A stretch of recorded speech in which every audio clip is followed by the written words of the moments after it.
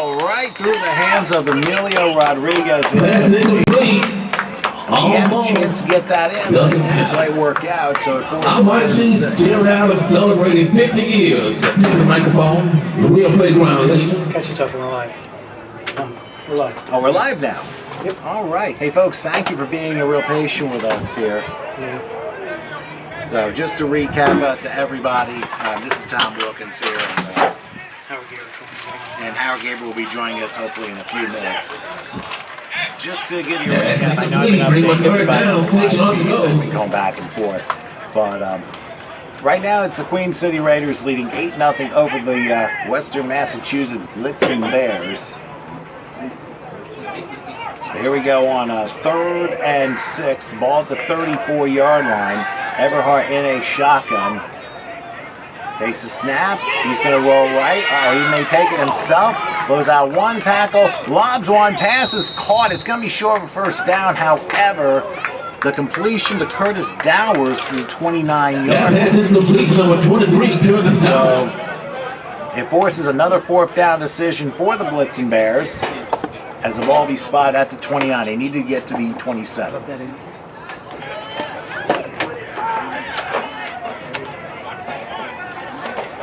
Just trying to get some plugs in, so bear with me once again.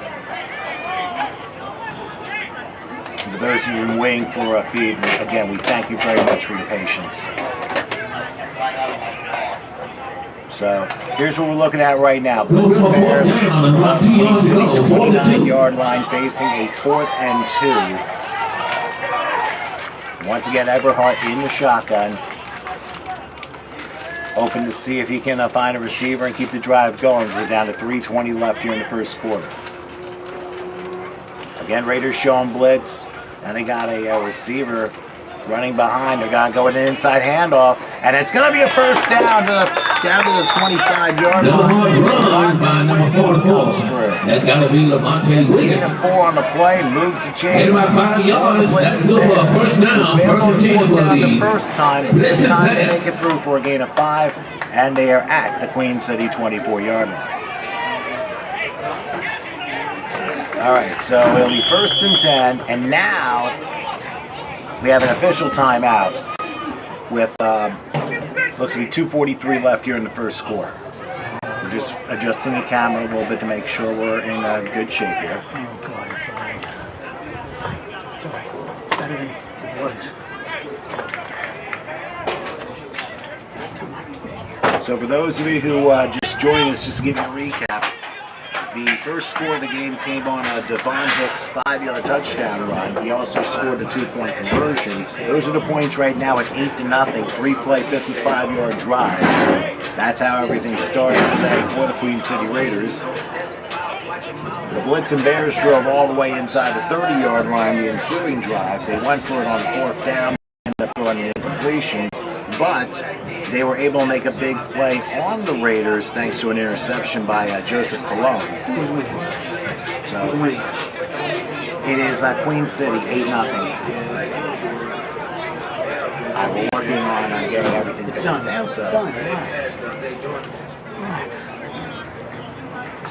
And we're playing with the Blitzing Bears as the first down, first and 10. Their purple uniforms. Once again, Queen City is the home team with the multicolored tops and the black numerals. Ball resting down the 24-yard line of the ball is spotted at Queen City Raiders. For Queen City as the Blitzing Bears are hoping to get themselves back in it here.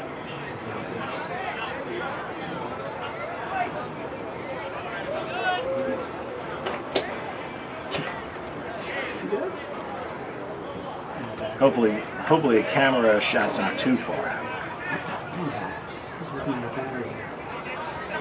55%. Maybe we'll get to the half. And then we'll plug in for the half. All right, so after an official timeout, they're bringing some more people in. And once again, give credit to Marquise Everhart. I mean, from what we've seen here in the first quarter, he's a pretty elusive quarterback. And I think the one thing you got to hope for if you're a Blitzing Bear fan, making sure he's accurate with his passes. There have been a couple of good ones, but there's also been a couple that have been way off target, especially the one that was on 4th down where the Bears turned the ball over on downs. Officials again discussing other things that we certainly don't know. But right now, I think they have everything almost figured out, so it should be 1st and 10 from the 24 of the Raiders in the moment. We started 10 minutes late because of an issue with the chain gang across the way. So you didn't miss too much. Any timeouts? Anybody take a timeout? Yeah, one timeout for the Bears.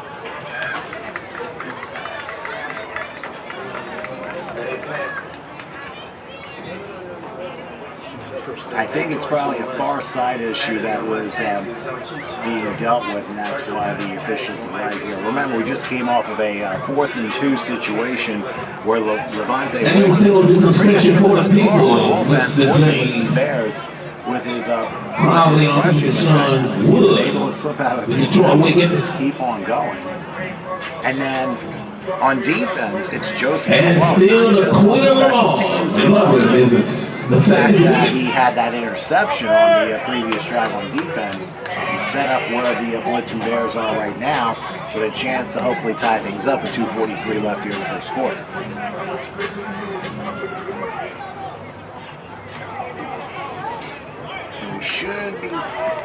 We should be back and ready for play at any moment, but officials are not ready yet for whatever the reason. We kicked off today, game time temperature 79 degrees. We're expecting 83 for the high. We should be okay for weather in this game. And afterwards, we'll see, like I said, one game at a time, and you never know. We've got different chapters, different elements, different everything.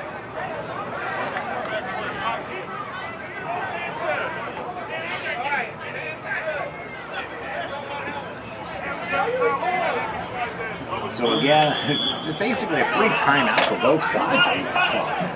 All right, now we can run the clock, and we're back underway. Blitz and Bears of Holyoke, Massachusetts. 1st and 10 at the Queen City 24-yard line. Eberhardt sends Wiggins to his left, man in motion behind him. They will hand it to Eberhardt. Oh, good tackle. Good tackle on the part of, I believe, that was Devin Kendrick. Walking on 4-4, Levante Wiggins. It was 15 or 16, one or the other. But nice tackle to take Wiggins off of his feet. Ends up no gain on the play, it looks like. So 2nd and 10. So key defensive play for the Raiders.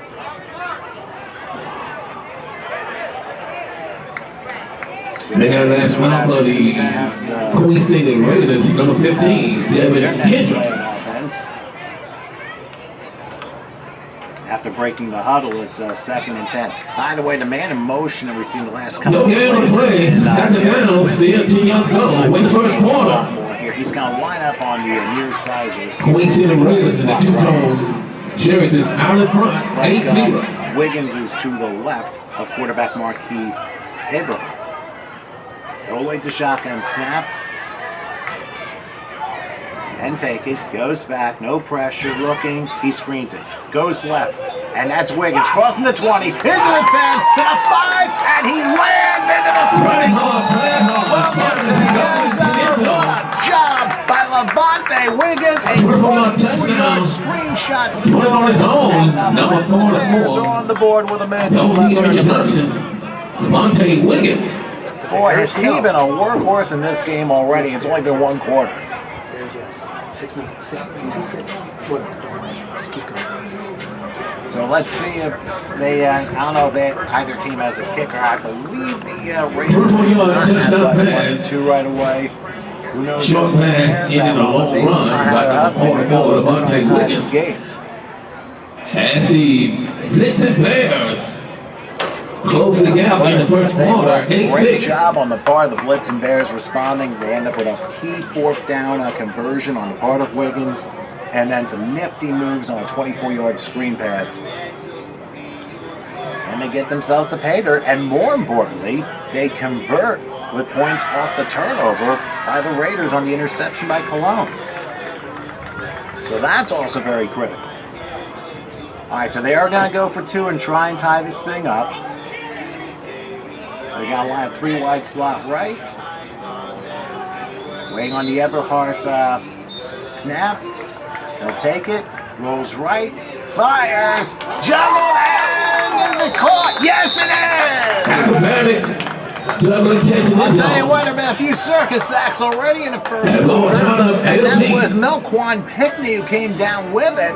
The 2-point conversion makes it 8 apiece. Now go figure that the Raiders on the opening drive got a tremendous juggling catch by Nico Simpson. Was on vacation. I'll tell you something. Couldn't quite make that 2-point conversion, but nevertheless, it's good. All time, 8 apiece. We've seen a lot of it already. This is what you get when you have 2 verified ball clubs. So the Queen here we City are, Raiders. 2 left in the first in an 8-8 game, and I can just And see the this being Western a pretty Mass. entertaining one. Listen fast.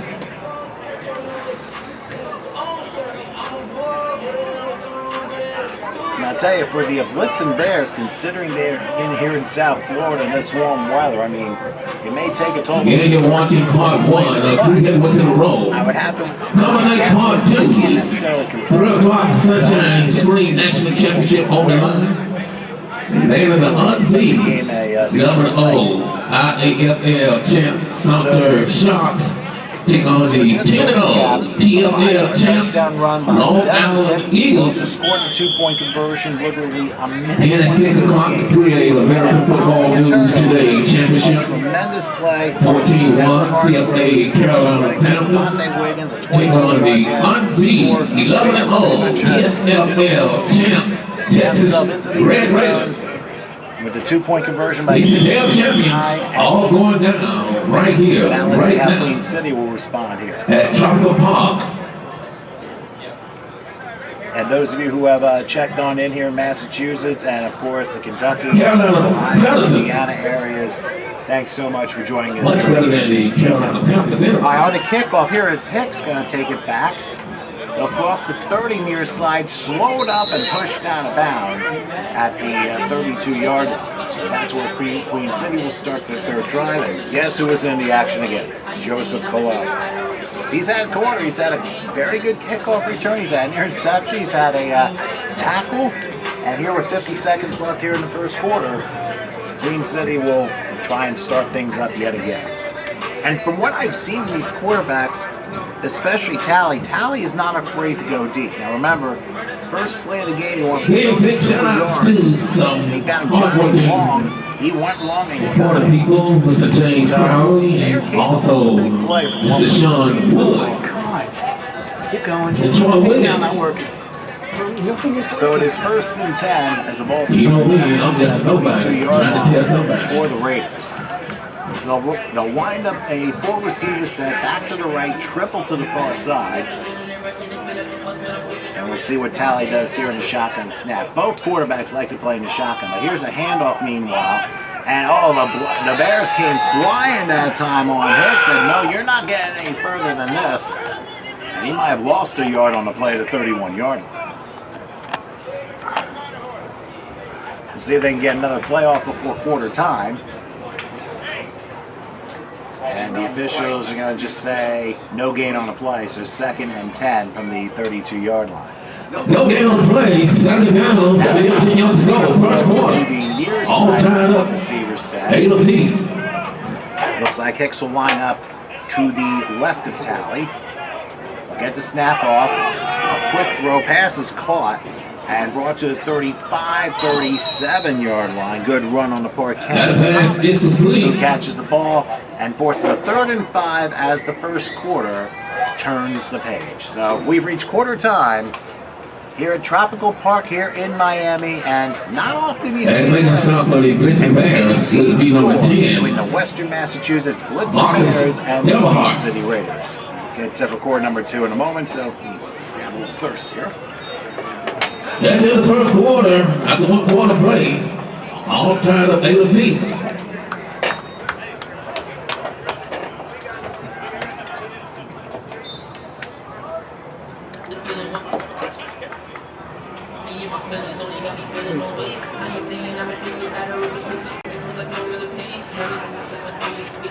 It's working. Hey, look at the 21st annual Sunshine Bowl Sports Extravaganza Super Weekend continues tomorrow. First game 12 noon, President Day National Bowl These Championship. people are The watching. 9-3 champs Monroe County Stallions take on the number 2 Carolina Thundering Herd. Then at 3 o'clock tomorrow, the 2A National Bowl Championship. The unbeaten 12-0 champs, Northern Michigan Wolves. They'll face also unbeaten 11-0 champs, PD Vikings. And at 6 o'clock tomorrow evening, the 2A American Football News 2A Championship. Hi, we're back here at Tropical. Land of unbeaten 12-0 MDFL champs, DC Tigers. We'll go head to head with the unbeaten 13-0 PGFL champs, Fort Wayne Wolverines. 2022 were basically fall championships. It's the weekend of champions. And tickets have been punched to games like this, and for these teams, they've waited a very, very long time to get back onto the field. Of the leader, the first annual Sunshine Bowl Sports Extravaganza. The Raiders are concerned. They played since Experience semi-pro football and it's best. more than half a year since they Now we're going to be able to get it stronger. now they're looking to take advantage of this opportunity. The Blitzen Bears, of course, in the purple.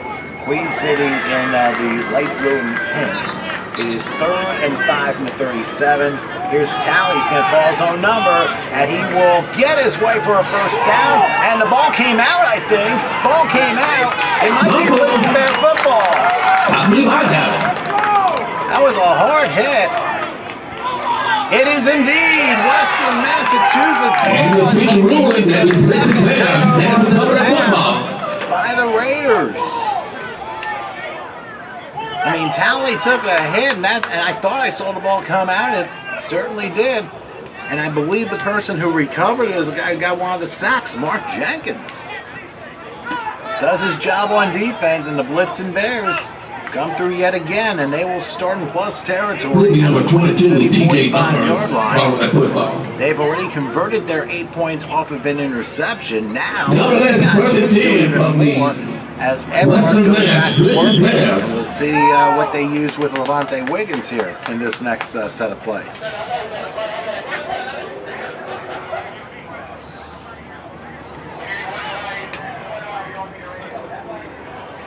And that's one thing you have to remember, that there's certainly like 3 different phases of the game. Basically, the line play, all First and 10 for the Blitzen Bears. The ball down to the 45-yard line of the Queen City Raiders. The Blitzen Bears have already forced 2 turnovers on Queen City here. Everhart back in the shotgun, 1st and 10 at the Raider 45. They're going to run this one. Wiggins will plow up the middle to about the 42, they'll say, a gain of 3, which forces a 2nd and 7. I think what we're seeing here a lot is, I mean, they're utilizing Wiggins in a lot of ways, but you don't want to overuse him too much in the first half, especially when you got warm weather and the fact that they're about 3 yards on that run by the Blitzen Bears, number 44, Levante Wiggins. The stamina issue, I think, could also be something to be desired, but we'll see. The Bears line up here, 2nd and 7 from the 42-yard line. Looks like a double slot here. Receiver on the far side, so a little heavier on the right. From the 42, Everhart the shotgun. He's going to roll right, lob right, pass caught, and hitting out of bounds about the, looks like the 39-yard line. I believe it was Curtis Downers who was able to catch the ball along the sideline. For a short gain, they're going to say out of bounds at the 40. That's completion number 23. And it forces a 3rd and 5 as the Curtis Downers looking to try and get some get about 2 yards, make it 3rd down, and about 5 yards to go. 35, 2nd quarter. I wouldn't be surprised if the Raiders decide to blitz here on this 3rd and 5. Knowing, I mean, they scored a minute and a half into the game and they haven't had anything since. This may be a time for the coaches to call, go after this guy. But we'll see what they do. 3rd and 5 from the 40-yard line. Shotgun formation. Eberhardt stands, pump fakes, lobs, and guess who? Wiggins. Another first down inside of 30 to the 29. That pass is complete to number That is 44. one elusive athlete. Wiggins, they're going to give him well to the 28-yard line. So once again, third down conversion works for the Blitzing Bears, and they have a 1st and 10.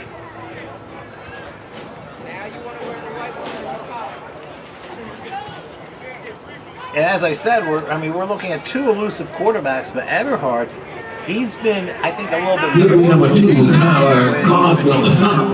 But not before first down by the Blitzing Bears. Absolutely has to. And now I believe we're going to have a timeout that's going to be called by Queen City. First. And that will be their first. Yeah, they just made it official. With the second quarter, timeout called by the Queen City Raiders. So, with exactly 12 minutes till halftime, it is 8-8. But once again, the Blitzing Bears looking to capitalize on the Queen City mistake. Want to thank Mr. Troy Wiggins and the 21st Annual Sunshine Bowl Sports Extravaganza for inviting those to our White Chiefs, Jerry Adams, celebrating 50 years. America's oldest teenager in 18 for 46 years.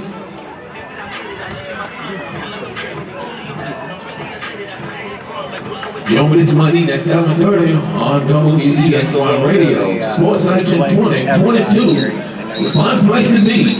Get our sports, not drugs. Mom and Dad is no longer a crayon shame. I hate to say it, it's a dying shame. Say no to drugs. Get our sports. All right, so right now, for the Blitzing Bears, they have 1st and 10. They're actually going to spot the ball at the 27. So after a 13-yard pass play to Wiggins, Eberhardt looks to try and get them closer and give the Blitzing Bears. Welcome back to live football. When play resumes, the Blitzing Bears have the footballs. Very, very well since then. 1st and 10, the ball is down to my They go a long way now. 27-yard line of the Queen City Raiders. Taking a little bit of time to call the next play. Now we're good. We're small, but we're good. And we're going to be back into action. All right, once again, shotgun formation.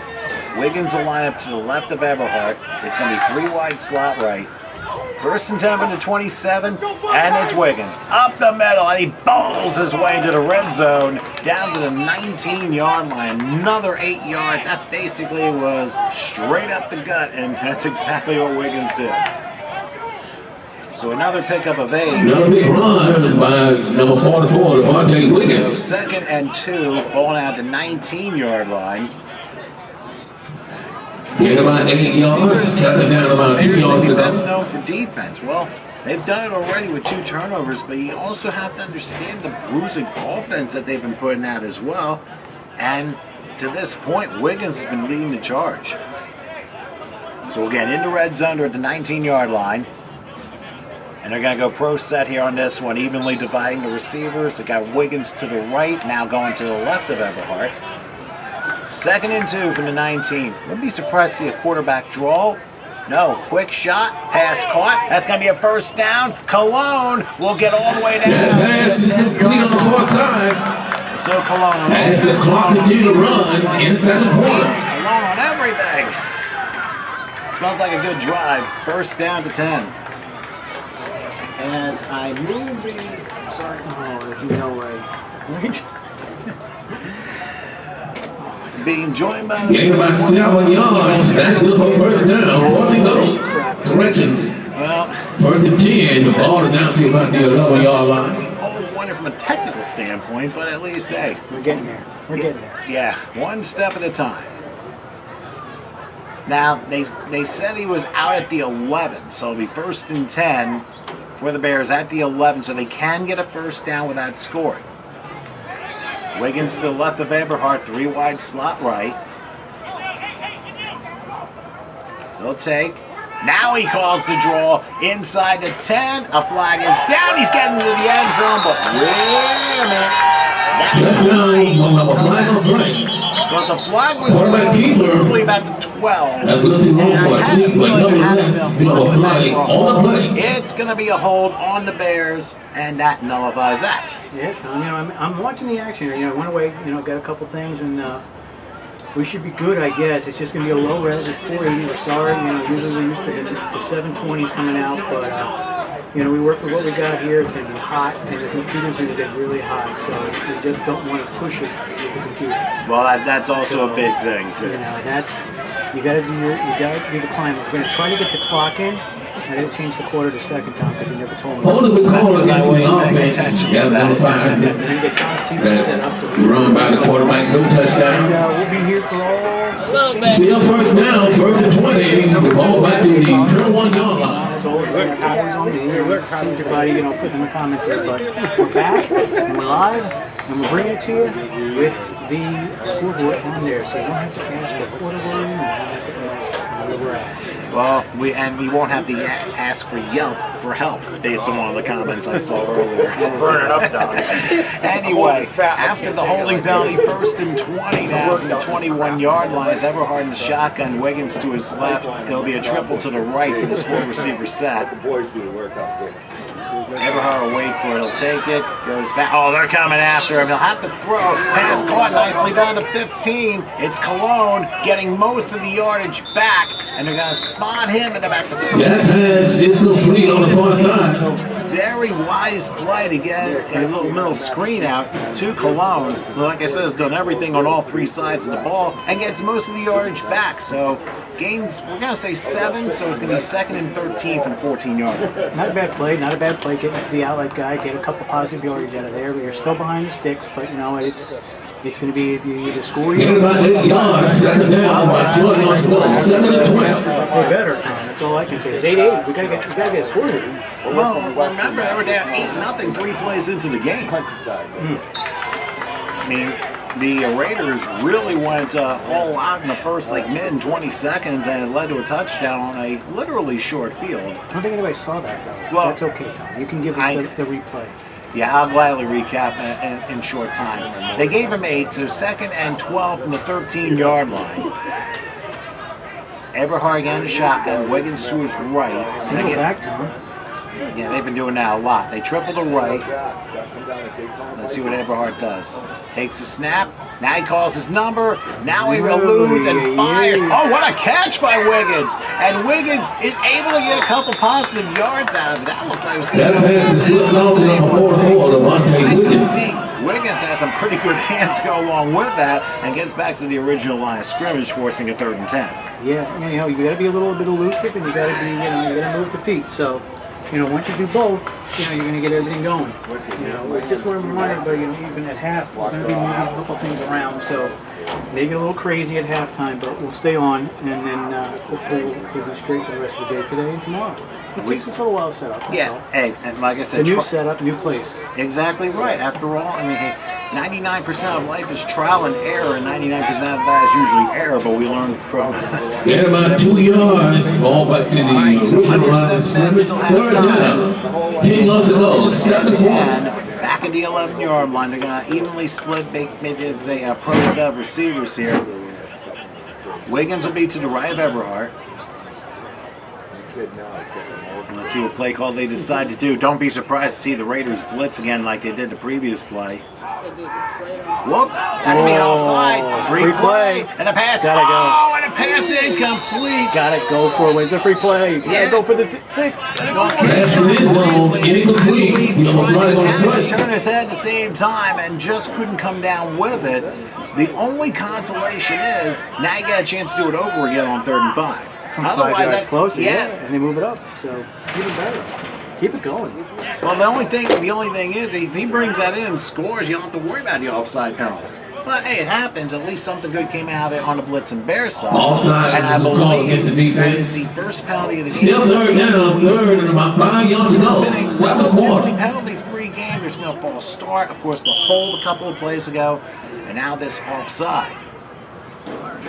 So 3rd and 5 from the 6 as the Blitzing Bears look to take their lead for the first time. Again, they pro set this.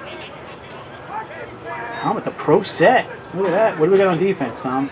A mess. Now it looks like cover two. Cover two. Well, let's see what covers here. Everhart. Because you're so tight. You He's really going to can't. call it, and he's going to run it, and then back up, and then fire across his body. It's caught. Look out! Running back is number 10, Marcus Everhart. Everhart, I mean, I couldn't believe how he was just dancing all around. He throws across his body and finds Cologne literally in the back of the end zone. And Blitzen As he Blitzen Bears come Blitzen Money. Once 12-18. Now grab the lead in the second quarter, 14. I'm sorry, that's me. I lost. Once he started dancing over there and he throws it all the way back across his body, it's very hard to get that in the shot. You know, and we're not the NFL here. We only have one view. We only have one cameraman, and he's half in the bag right now. Yeah, unfortunately. But like I said, hey, sometimes you got to work with what we got. So That's good to be at number 15. So the Blitzen Bears take the first lead of the game, and as I said, both teams do not have a place kicker. Tom, there's very few teams do in the semi-pro world. We've seen that. You know, we've done enough games. We know there's not a lot of kickers out there. And that's why usually the final score usually ends with even numbers on both sides. Yep. There. You know, once you find one though, let me tell you something. You never get rid of him. He's there for life, and you usually doesn't have to pay the league fee or your team fee. But the handoff though, Wiggins did not work, and the Raiders Raiders were calling That makes more it. sense. So he downs for a 1-yard loss on the conversion. So that Western fails. Mass. And with just a tick under Listen 6 minutes Bears. till halftime, In the Western second quarter, snatched the lead 14-8 over the Queen City Raiders. Raiders of Cincinnati. But keep in mind, now you got under 6 minutes left. Both teams have 2-time match. You would have to suspect that Queen City would find a way to try and drive down the field because they know the Bears are going to get the ball to start the second half. So at this point in time, this is probably going to be a very important possession for the Raiders. Keep talking, Tom. I'm adding a camera. So keep in mind, we have two more games today. Following this, Oh, now Mr. Troy around Williams, 3 o'clock or after that. James Crowley, and Sean The Wood. Long Island Eagles Working on take special on guests, the the Queen City Raiders, of Central South Carolina. and the Western Mass, Columbia and Blitzen Bears, and 95. the South Florida, also the to the triple header for day home one. of the Texas Red Raiders 21st out of Houston. Sunshine Bowl extravaganza. The Flower also Park. Texas Tech. Oh, Tom. Oh, Bill, that's There's big no on the relation, moment. Tom. It's semi-pro. You're watching the damn No, you champion. don't. We didn't No. say that for the Red Raiders in the MLF, so we don't have to say it here. Don't worry, keep going. But anyway, they're going to be playing the Carolina Predators in the final game of this triple header today. And we have 3 more games tomorrow, which we'll talk about later on. But meanwhile, for Queen City, I mean, their offense has not really been on the field very long. And keep in mind, their quarterback, CJ Talley, he's made some nice plays, but unfortunately, he's responsible for both the turnovers with an interception and trying to run. So here we go. All right, now we're good. So Queen On to City number 9. looking to once again take advantage of the short field. Now I don't know if they're going to go Oh, the Raiders, try and number get Johnny 85. Bond involved yet again. Yeah, He's going to be yes. lining up along the near side this time onto the right of the formation. Looks like they're going empty gun here. They go heavy on the go heavy on the right. So 1st and 10 from the 45. Two safeties. First and 10 for the Queen City Raiders, already on 45-yard line. Looks like Second they're bracketing the guy on the one side there, or they're bracketing the guy on this side. No, they got 3. They're lined up. Could be man, Tom. One safety. Sorry, one safety back. My bad. Keep going. Well, I don't think We can't see him on the screen. There he is. Well, if one team goes one way and the other goes another and they're not caught, it's a problem. Oh, a very difficult snap the handle, and the Blitzen Bears were ready for it. I think that's why they call him blitzing, Tom. I'm not sure, though. That could be the name. I think it's the second sack of the day, and Nate Shea was in on it, and I believe it was Mark Jenkins who was also in the play too. So ends up being a loss of 5, and it makes it 2nd and 15. So Hold on to that they may football, look at quarterback their number name 7, absolutely. C.J. Talent. Yeah, you got to come with the pressure. And again, when you have a single safety. 5-yard loss, second down, 15 yards to go, 2nd and 15. They got 5 wide, right, Tom? 3 on this side, 2 on that side. Yeah, they went empty gun on that one. They went. So that's what you want to put pressure.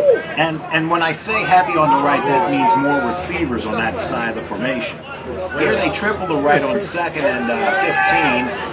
As Talley's going to throw a good ball, it's going to be caught inside the 35 to the 33. That pass is complete. Grab by Kenyon Thomas to move the chains in a first down. And boy, that was a play that the Raiders needed, a gain of 27. Great pass, great reception. Looked a little bit like That pass is complete to number 19. With little Wes Welker there going across the center. Catching the ball out of the slot. Sorry, gotta bring it in. I'm sure he did once a broadcast. Anyway, 1st and 10, a high snap this time to Tally. He's gonna run, he's gonna call his own number, and he slides like while the Aaron Rodgers slide. I think that was more of a Miami Marlins slide, but it's still a gain of 8 to the 25-yard line. Yeah, so you about 8 yards. Again, it's semi-pros. Everything, all bets are off when you slide. Well, if you slide and you get hit after that, and then obviously there's got to be a major penalty that goes in it. All right, same formation. So they've been doing this 3 plays in a row, going heavy on the right. On 2nd and 2, here's a handle. That's going to be a first down to about the 20 and bruising his way, but the forward progress was stopped. Devin Hicks, who scored the touchdown for Queen City, able to move the chains to the edge of the red zone right at the 20-yard line. So sounds like the Raiders are making a statement here towards the end of this first half. No one can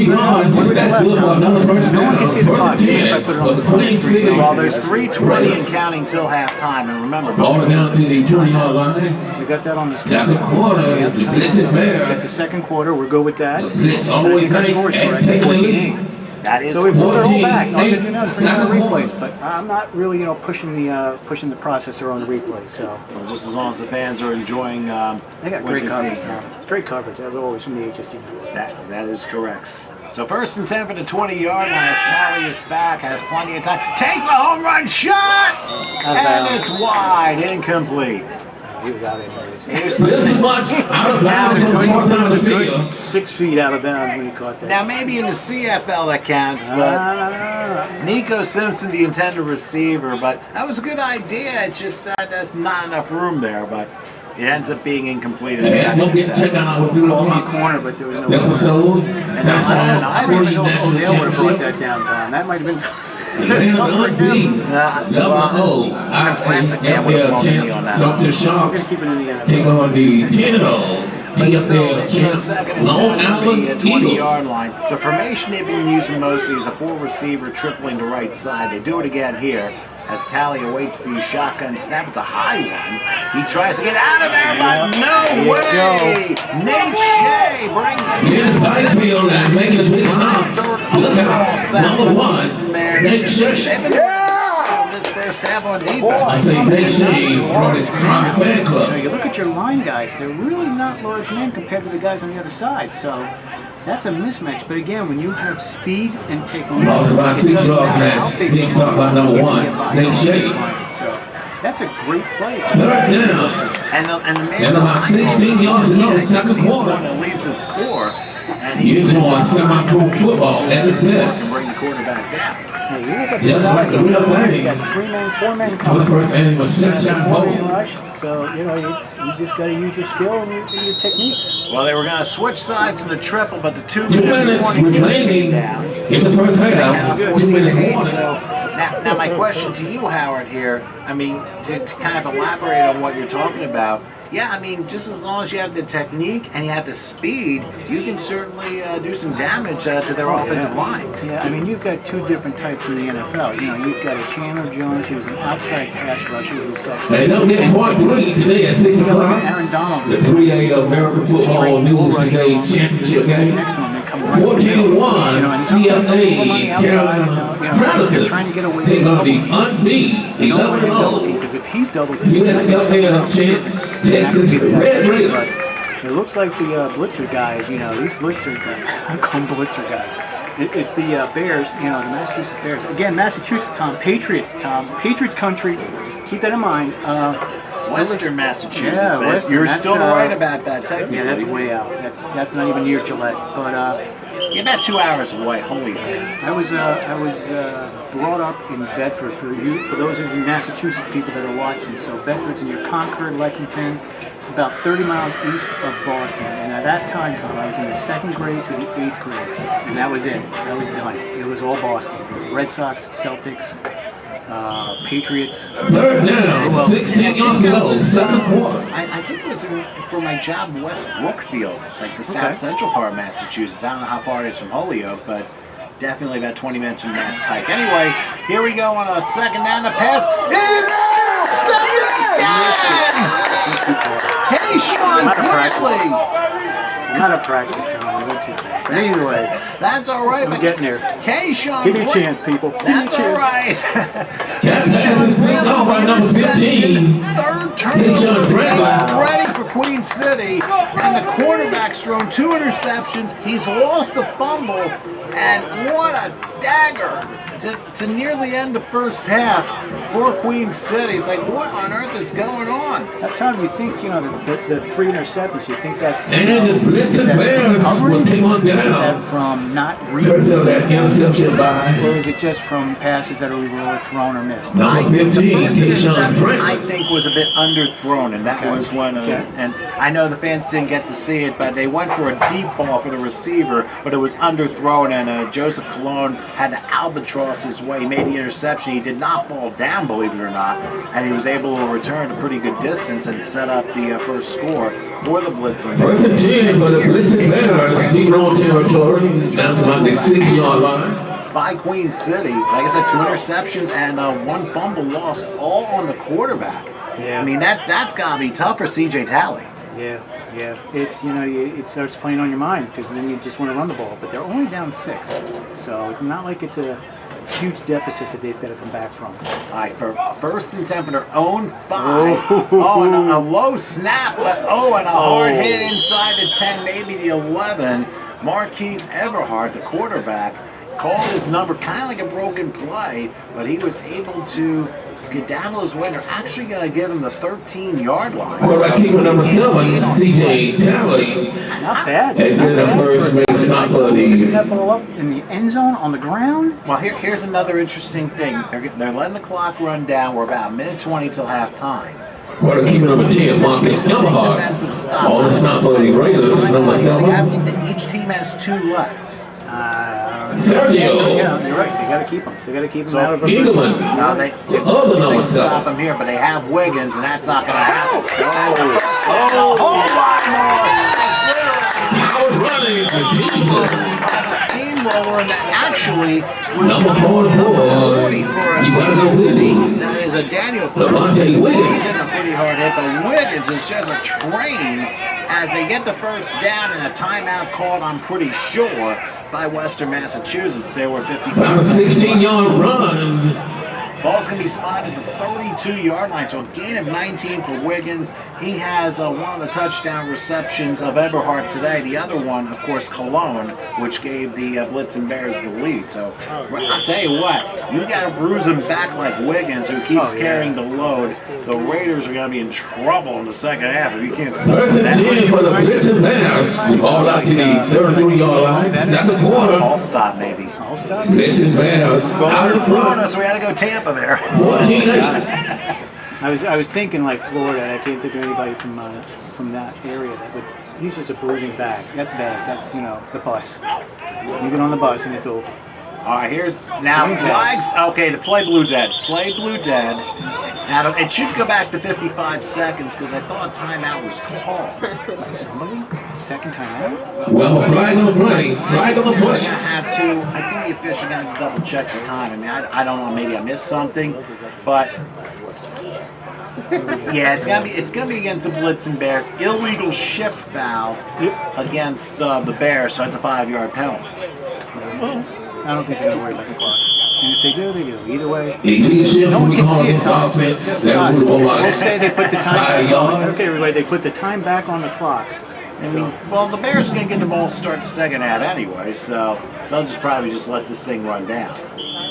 Now what? Oh, wait a minute. And then timeout called by the Bears. So maybe Come on, call by the Blitzen Bears in the second quarter. I'm sure they'll double check everything too, but in any event, I mean, from what I've seen here in this first half, like I said, great start by Queen City, especially the first 3-4 plays in the game. And don't forget to get ready for more exciting football tomorrow, this Sunday, taking over the game. as the 21st annual Sunshine Bowl Sports Extravaganza. Down here, what, to the 20? Super weekend of the national championships and bowl games. Experience continues. Positive out of that. First game tomorrow at 12 You noon. got to remember, it's only 14-8. President Day National Bowl Championship. So anything is still possible. 93 FA champs Broome County Stallions take on the 11-2 Given how Carolina Eberhard is Thunder sometimes Reserve. with his long passes, Followed by at 3 o'clock the 2A National Bowl Championship. doesn't quite get there. See, The undefeated 12-0 GMFL champs Northern Michigan Wolves will face the unbeaten 11-0 I hate to bring that up on you. CCFL champs PD Vikings. Miraculously noted. Gronk was playing D. He played great D. Just touched the guy. Not like the Jets. Marino. You know, that fake throw. Oh, either that or just try a couple of Jacksonville Jaguar crazy plays at the end. All right, well, they go empty gun. They go heavy on the right. Probably the final play of the half. Eberhard takes it and decides no. Oh, and now he's got to sidearm it. And the pass is incomplete. And there's still time left. They can do it one more time. He's behind the scoreboard. And he gets up jagging up there, you know. Yeah, Should have had it. Yeah, James Davis, the receiver. Sergio Engelman was the defensive back that was in coverage. Tennessee would be number 15, Kayshawn He does Brentley. have defense, but they are listed. Tally's the quarterback and Number 7, Engelman's the defensive Sergio. back. Oh my gosh, John. You just need to get away from it. I'm one of them bet in every corner of the country. Sometimes you have duplicates. I'm, you know what? Just to make mention of the uniforms, I am loving the uniform for Queen City. Second down, 15 yards to go, I second think they're quarter. interesting. They work if you're playing an opponent that is a complete contrast. Yep, well, they're playing purple. So, And they got black numerals too, so that definitely helps. All right, one more time to end the first half with 2 seconds left. Let's see what Eberhard does. They triple the right, by the way, in the 4 receiver set. Pulling to his left, and Eberhard just threw him down. And the pass is still caught, although it was taken away. It was intercepted. See, what do we got? And a flag is down, so hang on, everyone. So we got the interception. That pass is kicked off. Interception by Engelman. I told you watching semi-pro football at its best, just like the real thing. And it depends what team, your little team, sometimes it's better. Back there. That could be a face mask. And I'm not guessing. I don't guess on referees. I just watch. I mean, already the Blitzen Bears are heading to the locker room. Now, if it's on them, then it's understandable. But if it is not, then we get an untimed down. So, is Amara paying attention to the game? It's a it is a face mask on the offense. So it is refused, and the half is over. So, the first half, 6-game weekend here, the Sunshine Ball here. Got more football coming up. Some things Passing your football sneakers. the game is the Western Massachusetts Blitzen Bears 14, the Queen City Raiders 8. Hang with us a little bit. We'll come back and we'll get you for the second half. Do you want another water while you're doing that?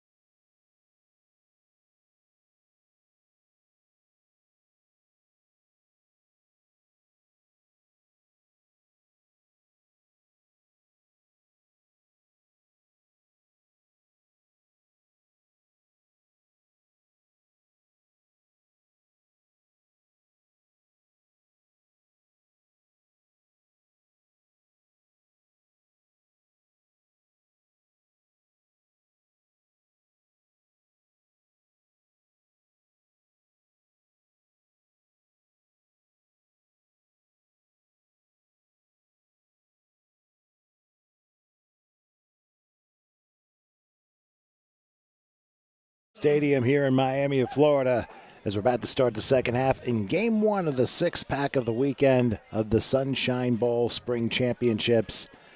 We're about to start the third quarter with the Western Massachusetts Blitzen Bears in purple with a 14-8 lead over the Queen City Raiders, who are in their two-tone pink and light blue uniforms and black numerals. It will be the Bears receiving the ball to start the second half. By the way, in case I didn't say, I'm Tom Wilkins along with Howard Gaber, taking care of the controls here. And again, we want to thank our audience for your patience throughout the first part of the game. Hopefully we got things set up for the second half and beyond for the other games that we'll be doing. And for now later people on. can hear us, Tom. Is that right? Anyway, kickoff is short and taking about the 20-yard line, and a good return to about the 40 and further, slipping through another tackle before being completely dived down at about the 49-yard line. That's Dominic Whitley with the return. Very nice return, and a short field for the Blitzen Bears, who Right back. yes, indeed, who are back in action. They lead 14-8, and they look to open it wider to start this second half. So the question now is, on the Queen City side, what adjustments do you think they're going to have to make? Tom, I think they're just going to have to run their offense. I think their offense has got to be a little less open and maybe use the run to get some yardage first, and then maybe mix in a pass or two. But I would not go deep. And I would not, utilize the pass to set up the run. I would use the run to set up the pass. That's what I would do. Well, we'll see what happens. Remember, Queen City turned the ball over 3 times in the first half, and 2 of those turnovers resulted in those 14 points by the Blitzen Bears. Let's see how things go to start the second half as Levante Wiggins is back at running back and Marquise Eberhardt, the quarterback, in the shotgun as it's 1st and 10 from the midfield stripe. And without taking a drop, the pass is caught by Cologne, and Cologne's going to get a first down in Raider territory to about the 36-yard line. Gain of 14 there. And once again, that quick decision by Eberhardt has been working positives for the Bears. Yep, it's absolutely what you want. Absolutely, Tom. Take it over, Tom. I gotta figure out things over here just to get us to YouTube. Well, not only that, we got things going up tempo on the side of the Blitzen Bears. They go pro set here. 1st and 10. But wait a minute. Wait a minute. I thought they blew a whistle. And maybe not. How about this? I thought I heard a whistle, and instead, Wiggins takes it home from 36 yards out. Welcome to the end zone. I swore I thought I heard a whistle, but I think a lot of people did, Tom. Wow. My ears, I guess, are failing me, but it's still a 36-yard touchdown run, 2 plays, 50 yards. What Queen City did to open the game, how about the Blitzen Bears doing it even better to start the second half and extend their lead? Not bad, Tom. Not bad coming out. That's these games can get away from you. That's the only thing you got to watch out is these championship games can really get away from you. Well, let's also consider this, Howard. Queen City has not, and I think their defense is wearing down, especially in the. Yeah. And not only just over 6 months ago. And even though played in 4 months, but rust. And now for the 2-point conversion. So the 2-point conversion on a quarterback draw by Eberhardt makes it a 22. That'd be something good for the purple and gray. You get a whistle that we heard that stopped, Tom. That's what I saw a couple people stop, but going. Well, usually too. Not only blowing the whistle, but the officials are going to move their arms and do jumping jacks. Say, wait a second, stop the play. Right. But that didn't happen. No. So and he just kept going. Yep.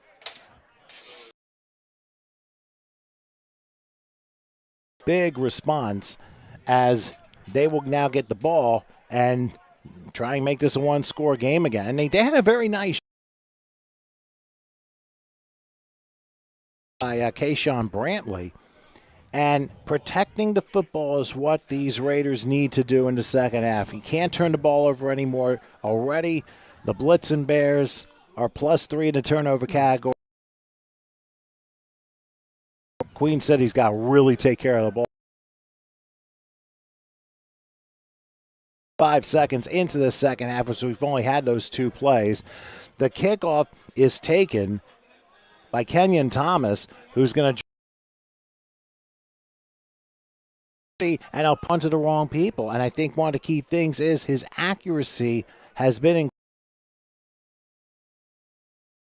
onward, and that's where the turnovers have been happening. So get them back in. We'll see if Devin Hicks gets some touches in the second. Really too much going on. So hopefully the halftime speech will fix some of that. But execution is going to be what does it. Receiver set with a 1-1 side, and that's what Queen City's doing here on 1st and 10. But they're going to go with an inside handoff. Like I said, this is Hicks. They might give him 12, but it's a first down. And as you called it, Howard, need to get the running game going, and that's not a bad start. Keep going, Tom. Tom, we're having connection issues. Above everything else, Tom.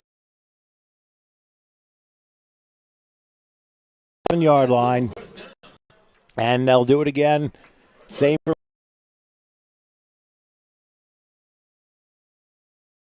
but it's going to be whatever works, and Tally's going to keep him 30 and get tackled at about the 20. He's able to catch him just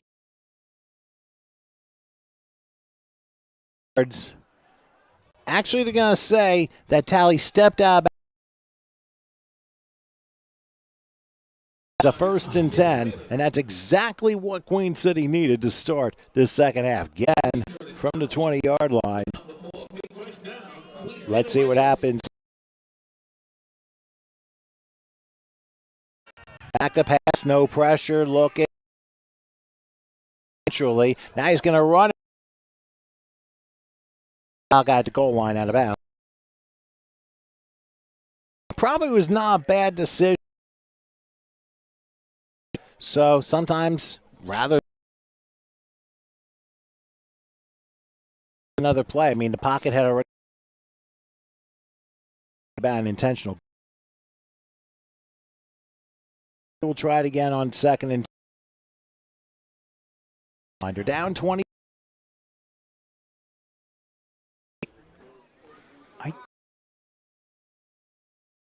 So 1st yard line. He's got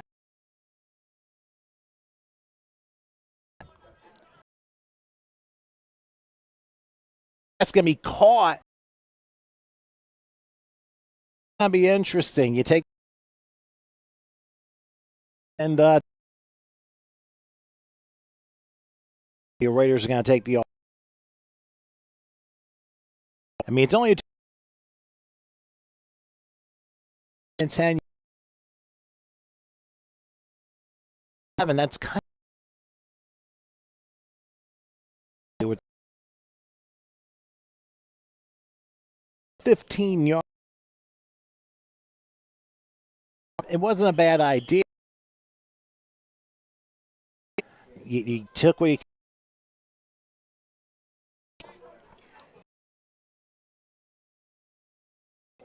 They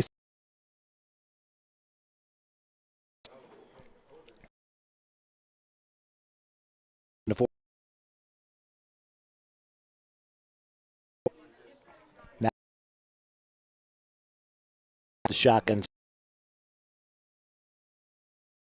It takes it, calls his own number.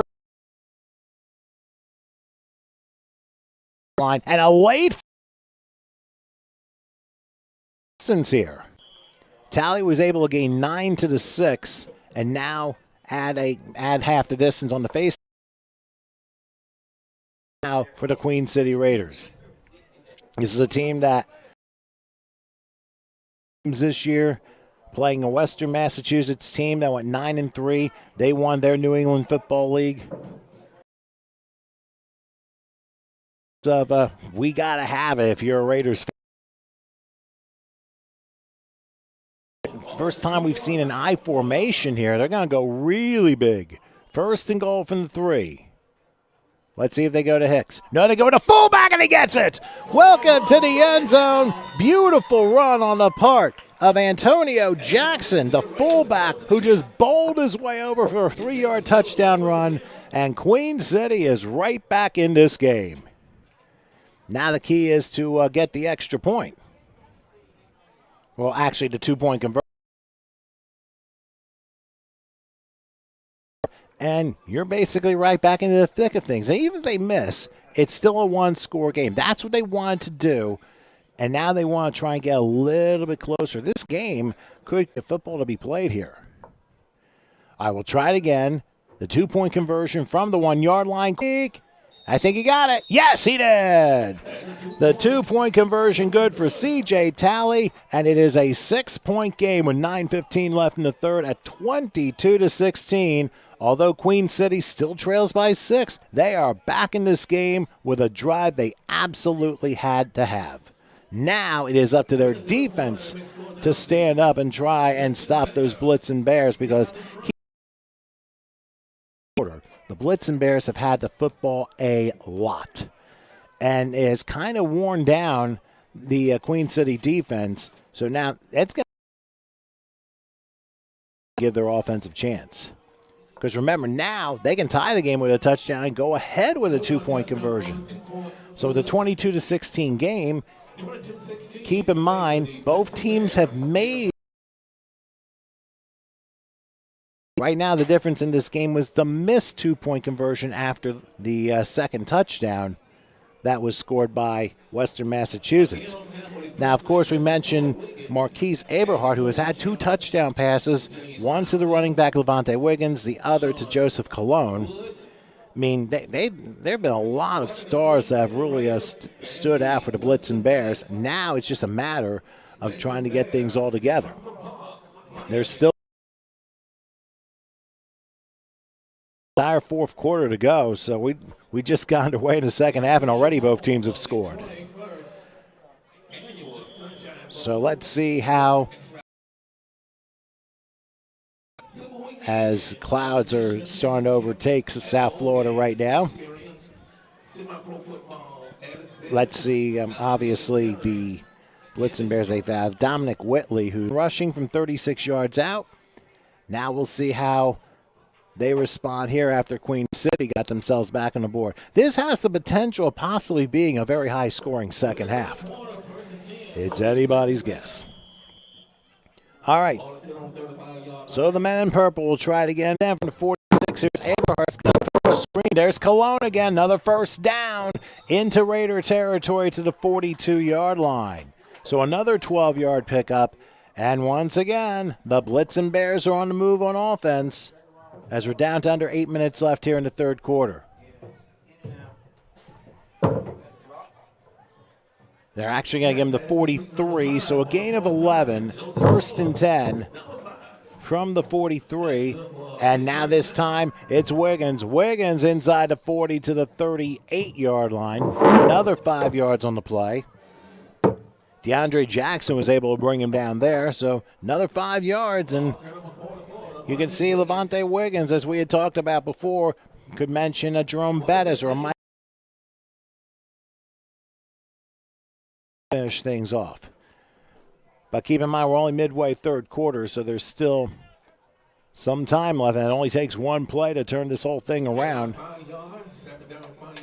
Queen City back in the game thanks to a touchdown run by the fullback Antonio Jackson. Bears. Second and 5 from the 38-yard line.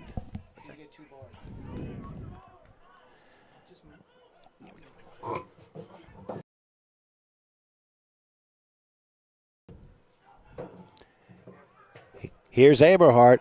He's going to take it himself. He's going to run it 35. Slams on the brakes at the 30. line. And that keeper's going to be good enough for a first down on 2nd and 5. So gain of 9 on the play for the quarterback. And they move the chains yet again.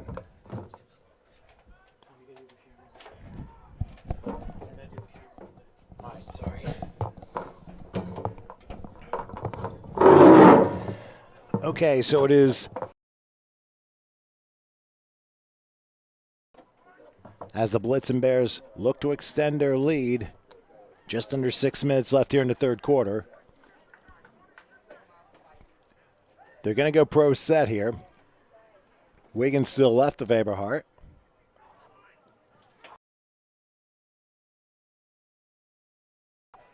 Wiggins crossing the 30, another tackle, and goes down to about the 26. They're going to give him 3 on the play. 3 for Wiggins, forcing a 2nd and 7. Whoops.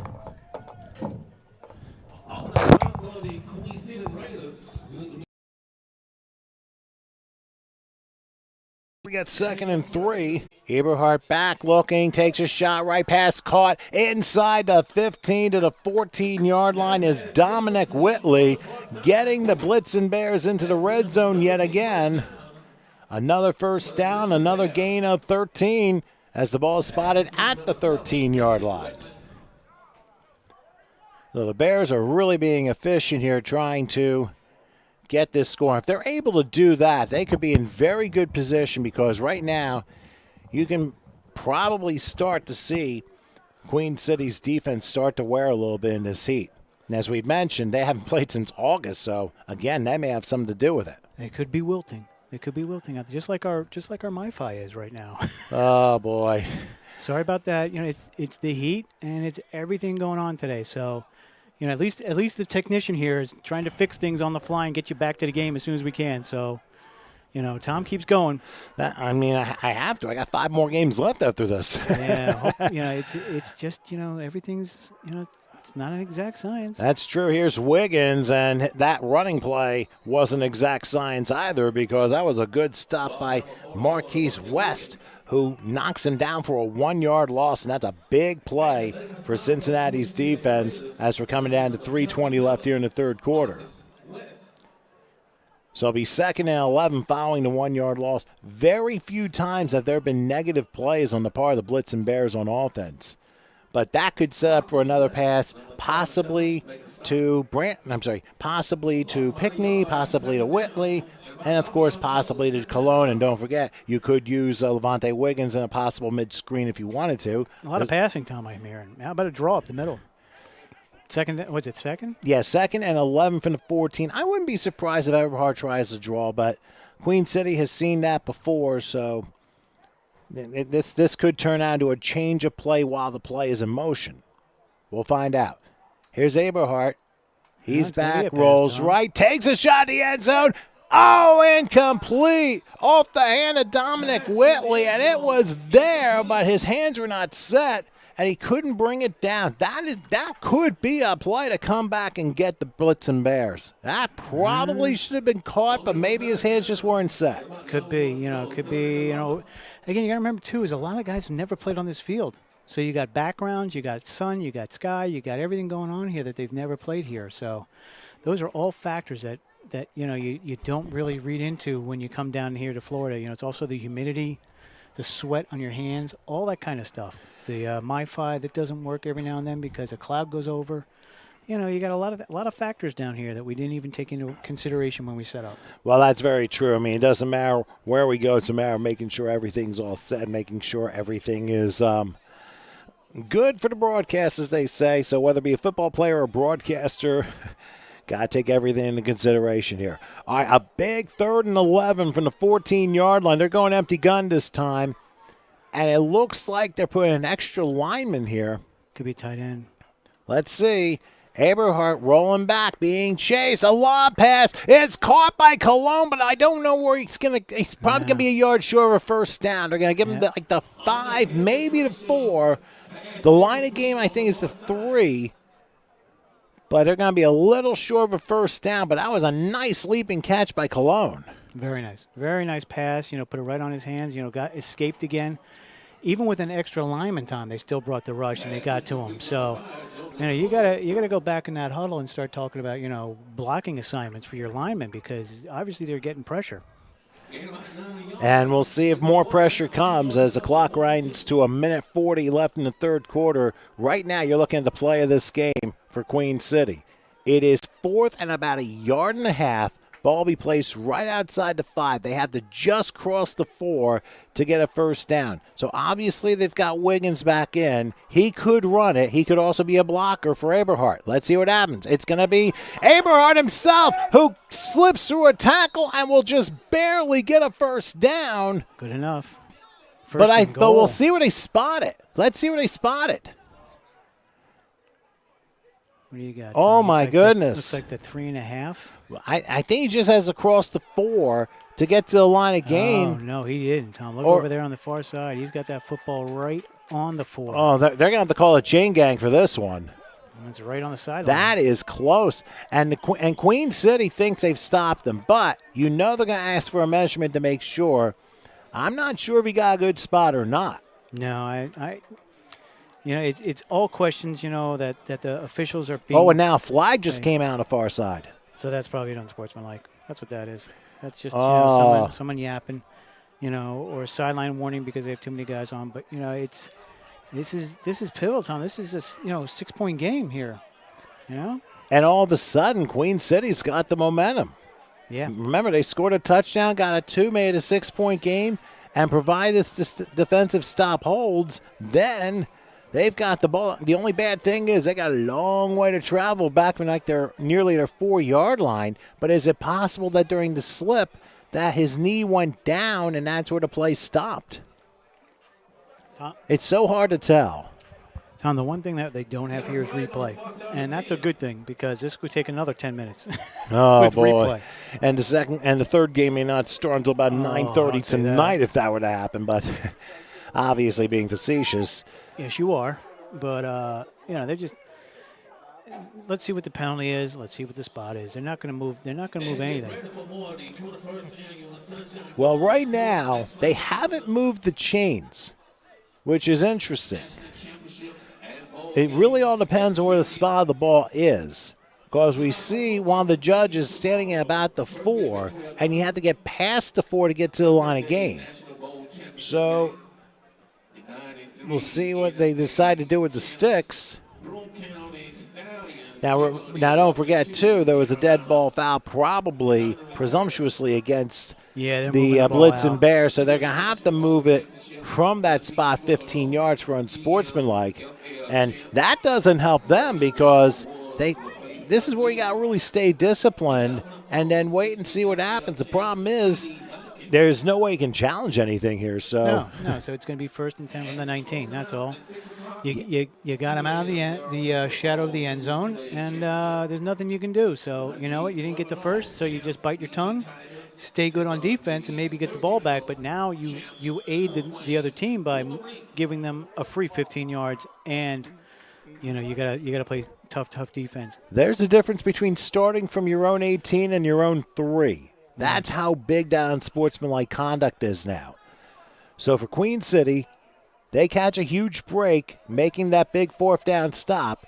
It is 1st and 10 from their 18, and we'll see what C.J. Talley will do to bring his troops. He goes back. He's going to take a shot right away. He's got a man, and just out of the reach, incomplete. He had the right idea, but it was just out of the reach of Nico Simpson. I mean, that could have easily been a still shot swan dive for the ball. Got to lay out. That's what they call it, Tom. Laying out. You got to lay out for the ball. If it's in your area and you can get a hand on it, you got to lay out for it. But if it's just a little too far from that, at least you give it the best effort.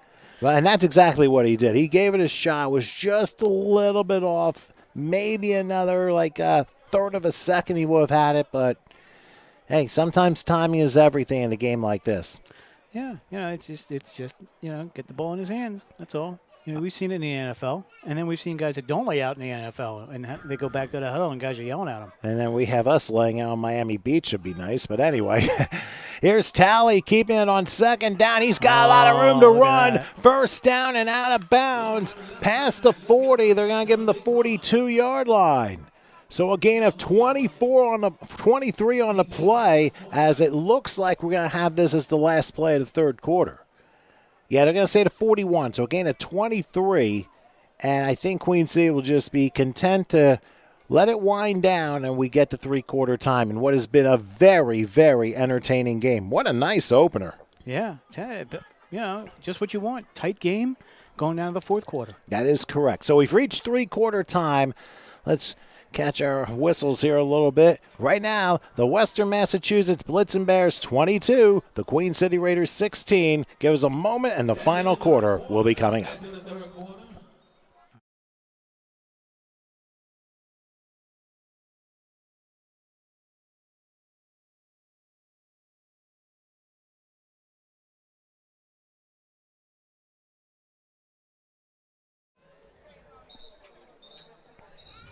Good. All right, we're back for the final quarter of this first game of 6 this weekend here at Tropical Park Stadium here in Miami. I'm Tom Wilkins along with Howard Gaber taking care of the controls. Been a pretty busy first game for both of us here, especially for Howard. But it's been an entertaining one. The Western Massachusetts Blitzen Bears right now a 22-16 lead over the Queen City Raiders. This is the Sunshine National Bowl Championship game. Now, there's 6 different titled games, and this is the one for the Sunshine National Bowl Championship. After this game, it will be the Long Island Eagles taking on the Sumter, South Carolina Sharks in the Sunshine Spring National Championship game. And I'll be following this one here on YouTube and the HSG Network. Please, those of you who are in South Carolina, in Kentucky, Indiana, Ohio, Massachusetts, Long Island, get the word out of the HSG Network and subscribe to us. Got a lot of good things going on in 2022, and your support we always do appreciate. So as we go back to the game, it is 1st and 10, the ball right at the 42-yard line for Queen City. As Talley in the shotgun step will take it, and a throw goes a little high and incomplete. Forward pass, though. It is definitely forward. It was intended for Johnny Long. He was the one who caught the first pass of the game. We haven't heard from him since. Well, they may have changed the coverage. It looks like they got number 7, who's one of their better receivers, covering him now. So maybe that was the change they made, hoping that he can stop him. Actually, it might have been Kenyon Thomas, the intended receiver there, because it looked like a 1. We just couldn't tell what it was. Oh, it was Long. I beg your pardon. There's a little bit of a difference. Tom. There's a lot of hair in the back there. Didn't know how to approach that one, but 2nd and 10 for the 42-yard line. 4 receivers set. Here's Talley now under some pressure. The pass is caught, and getting to about the 49-yard line is Dion Johnson. We haven't called his name out today, but he was able to gain about 7. And now we got a little pushing and shoving going on after the play. Oh, it's a guy that's not even dressed. Tom, we're not showing it, by the way. He doesn't want to let you know. Tom, it's like the streakers on the NFL games. We don't show the streakers, and we don't show the fights. Guys that are on the sideline, not even dressed. We're gonna get a quick shot of him, and there he is in his shorts and no shirt, and starting crap with the guys on the field. I'm just saying. Have we learned from what the Bengals did last week? Oh, boy. Meanwhile, on 3rd down, a good pass all the way down to the 40-yard line of the Blitzen Bears for a gain of 11, and that's going to be a 1st down. So a huge play on 3rd and 3. Tom, I think they're staying at our hotel, that whole group. I'm just kidding. I think we saw them for breakfast. I'm not sure. I think half the hotel went on a cruise or something. I don't know. Anyway, 1st and 10 for the Raiders at the Bear 40-yard line, tallying the shotgun. Again, tripling the left side. The flag coming by. Talley there. He's looking, throwing right. Pass call right to the line, and at the 28 of the Bears, that was Nico Simpson for a 1st down, a gain of 12. And now you can feel the momentum. It's already shifted in the direction of the Raiders, and now they got a chance to tie this thing up, and we're only 2 minutes into this final quarter. There's still a lot of football left. Oh, definitely, definitely. And we just brought the scoreboard back just to show people that we have one. Tom, we haven't had a timeout this half yet, have we? Not yet. Both just teams. checking. Yep, both That's all I'm teams doing. have all 3 timeouts, so there's still plenty of time. They say the 29, so it was an 11-yard pickup. 1st and 10. This time they bunched a triple to the near side, but never mind. Somebody jumped. And several Blitzen Bears are playing the role of referees, and they follow his lead for a false start. So a big 5-yard penalty against the Bears. I'm sorry, against the Raiders. So it moves it back to the 34-yard line. So even at this time of game, every penalty and every mistake becomes magnified. Yeah, it's just.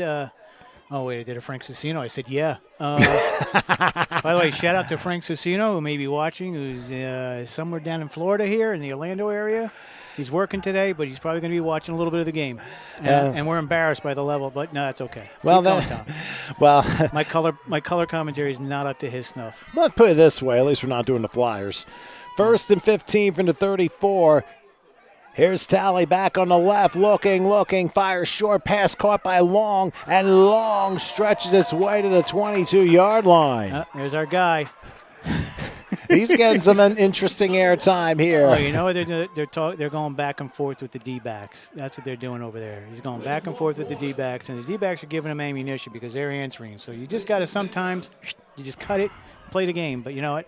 It's semi-pro. That's what they do. Unfortunately, now obviously this wouldn't be allowed in college or the pros, but no, neither would a flag in the middle of the sideline during the plays. But hey, you know what? They're Massachusetts guys, so they got to be good. They're Patriot fans. Got to be. Or they could be Buffalo, right? Could be Buffalo. Well, no, fans? it's Western Massachusetts. They're closer to Boston. All right. I mean, Boston's got to be maybe 2 hours from Holyoke. I mean, Buffalo's got to be another 4.5 west. But anyway, 2nd and 3 after that 12-yard pickup. They dropped the snap, but I think the back got it. Right back to him, Tom. Right back into Hicks's mitts, and he's able to lean over for about a yard. Oh, boy, that could have been disastrous. Yeah. Well, again, Tom, look where they're at. Just outside the red zone, and everything seems to go to hell here in a handbasket down here once you get inside that, once you get near the 20, because, the interceptions he threw, all that kind of stuff. It's just, you come unhinged. It's good that they got that one touchdown, though, in the third. Big team down there, Tom. Tom's scouting the competition for the next game. Well, not right yet. Got to be 80 guys on that field over there. Well, we have 3rd and 3 first from the 22-yard line. Talley waits the shotgun snap. Now he takes it. They're coming after, but look at this. He's going to take it himself, break a couple tackles, get a first down inside the 15. They're going to give him maybe the 12 or 11-yard line. Marking him out at the 11, Tom. An 11-yard pickup, and into the red zone goes Queen City, looking to tie this game with 10-10 left and counting in regulation. Or take the lead. Well, we'll get there when the conversion happens and see. But needless to say, this has been quite the entertaining game. And I'll tell you what, if the other 5 follow the lead of this one, this is going to be an incredible weekend for sure. I mean, we did this 5 years ago in Fort Lauderdale. Did we, Tom? Yes. 5 years, Tom? Yep. The Triad Outsiders and the Jersey Hawkeyes, I mean, that was probably one of the most entertaining games we ever did. Had a tremendous finish.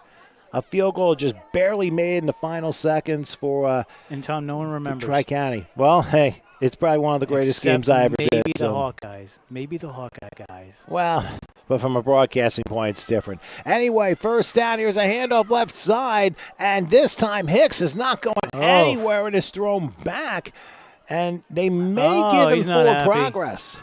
That's a 15. You're not gonna take the ball out and throw it at the defender and not get a 15. Now a flag comes out. You know what that was? You were being a soothsayer there, Howard. Yep. He threw it at the guy, and the guy chirped back at the ref. That's a penalty. You should have done it. And the guy said, fine, I'll give you a penalty. And he threw it on the other guy. Oh, my goodness. But see, what you had, though, in that play is you had the running back stopped forward progress, and you had the tackle guy from Massachusetts push him down. Like, after the play's over, push him on the ground. So, of course, he's going to get up and get pissed. So he gets up, he takes the ball, he throws it at him. And then he starts chirping at him, and now this guy's going to chirp at the referee like, hey, why didn't you call that? So, the referee was good enough to say, you know what, even up. And now you're going to add one, so guess what? We got one more on you. And you can see a couple of Blitzen Bears they're talking pleading to Mike, their case, but what turned out to be a 2-yard loss is now an automatic 1st and goal. And you know what the story they're saying is? We weren't talking to you. I was talking to my teammate. I wasn't talking to you. That's the excuse you usually get. I was talking to my teammate. I was not talking to you. So, anyways, keep going, Tom. Well, give us the play. What's this, Tom? Offset eye. No. Yeah, I think so. Remember, they brought the fullback Antonio Jackson in for the last score. Now, with exactly 9 minutes left in regulation, and I'm believing it should be, unless the rules are different, it should be 1st and goal. Because it was the end of the play, it should be an automatic 1st down. But then again, go half the distance. Yeah, I know it's half the distance. Is that where the sticks are? It should be at about the 7. The sticks still look like they set 1st and 10 from the 12, and it was a 2-yard loss. So at the end of the play, then you go half the distance. So it should be the 7. They want to make sure that they have everything right to decide this game. So it should be 1st and goal from the 7. Well, it's 1st down, but it's really not. They're saying not 1st and goal. They're saying you got to gain the line. So it's not a 1st and goal. They're not doing the goal. You never know, Tom. They may actually change it when they come over. All right. Let's see. So we got unsportsmanlike. Oh, wait a minute. Now we have offsetting penalties. We have offsetting on sportsmanlike. Like I said, Tom, I told you that was the original call. If I was out there for reffing, that would have been the original call. Right. Would be both guys, because both guys acted, enough to get an unsportsmanlike. But he didn't throw the flag on both guys. He only threw the flag on the Western Massachusetts guy. So, this is a makeup. That's what this is, Tom. It's a makeup. That might be. So the down now counts, and they're going to spot the ball. And believe it or not, they're still going to give them forward progress at the 11 for no gain. Doesn't matter. Yeah, that doesn't matter. That's that's minimal here. But we're talking inches and yards. This is inches. The other one's yards. Yeah, well, I think it was fair the officials did take the time to correct the call, because that's the difference between 1st and goal from the 7, and with this being dead ball and sportsmanlikes, the play counts. Right. And now you got 2nd and 10 from the 11-yard line. So we try it again. Let's run that clock. My gosh, we're here for 2.5 hours already. Well, and of course, like the Tonight Show would say, more to come. Here's a handoff, and there is Hicks. Hicks will get inside the 10-yard line. They might give him about the 4. Forward progress. Keep it going. Yeah, gain of 7, so it's now 3rd and 3 from right outside the 4-yard line. So the running is working. I mean, the last play it didn't, but that time they were really putting it down. But I would have to think running might be the way to go, because you're in 4-down territory no matter what. Yeah, a lot of these teams, it's going to be run first, pass second, but you got to surprise them, Tom. You could throw the screen here, Tom. What's our favorite pass? Oh, the middle screen, huh? You got the slant. Well, that also helps too. 3rd and 3 from the 4-yard line. They go handoff Inside, up the middle, fullback. and slipping in. Welcome to the end zone. DeAndre Jackson with the score to level this thing up, and a conversion could give Queen City the lead. Yeah, that was the fullback. That was Allstott, Tom, coming through. That's who that was. Oh, he ran right through, and the running game did its trick again. Yep. And here's the even crazier part. We have 7:56 left. We're in a tie game. Possibly Queen City takes the lead on a conversion. We have not seen a punt in this game yet. It's again kickers. Kickers are, a rare breed in semi-pro. Well, there hasn't really been a need for a punt, only because, remember, the score came 3 plays in, and then Western Massachusetts drove all the way inside the 30 of Queen City, but they turned the ball over on downs, and then the turnover party began. Yeah. So there hasn't been a punt, believe it or not. No, you just keep going. Keep going. Well, here's the conversion to give Queen City the lead. 2 backs. And they fumbled a snap, and they won't make it. No, they will not make it, and with 7:56 left, we have a 22-22 game. Wilkins. We are not having overtime, Wilkins. Well, that is not happening. You know what we're having? We are having Tuesday 3 days early. 22-22. And, of course, Tuesday is 2 22-22 on a Tuesday. My God, Wilkins, you and your stars. No, numerology, but anyway. But I think the problem was with the conversion, the snap was just bad. Yeah, it was a bad snap. It was a low snap. I could see it on the film. So now basically a championship, a game of 7 minutes and 56 seconds. That's what it comes down to. Yep. And right now it seems like a slight advantage to the Blitzen Bears because they've been able to drive down the field. And remember, they fell maybe a foot short. And remember, this was precipitated by the unsportsmanlike conduct right after the stop happened. Because if that did not take place, could have been a different outcome. Hey, Tom, you never know here. It's semi-pro, right? We always say these games go right to the end. All the time they go right to the end. You're either going to get a blowout or you're going to get a tight game. So. And we got a tight game to start. This has been beautiful. We apologize for all the technical difficulties with the start, but you know what? It's a new area. It's a new place we've never been in. So we're done apologizing. Hopefully we'll stay good. Hopefully we'll stay perfect streaming, and everybody gets to enjoy the other 5 games that we have. But catch us up, Tom. Yes, indeed, and we will after the kickoff. But for those of you watching, of course, in Western Massachusetts, in New England, in the Cincinnati area, Indiana, Kentucky, Ohio. It's hot down here. Yeah. Here's a short kickoff, taking about the 38-yard line, running about the 45, and out of bounds. That might be another 15. Yes. There it is. A late hit by Lyndon Aoki just put the Western Massachusetts Blitzen Bears in plus territory inside the 40-yard line. And Tom, you know what I'd say? They're almost 10 yards out of field goal range, but we don't know if there's a kicker.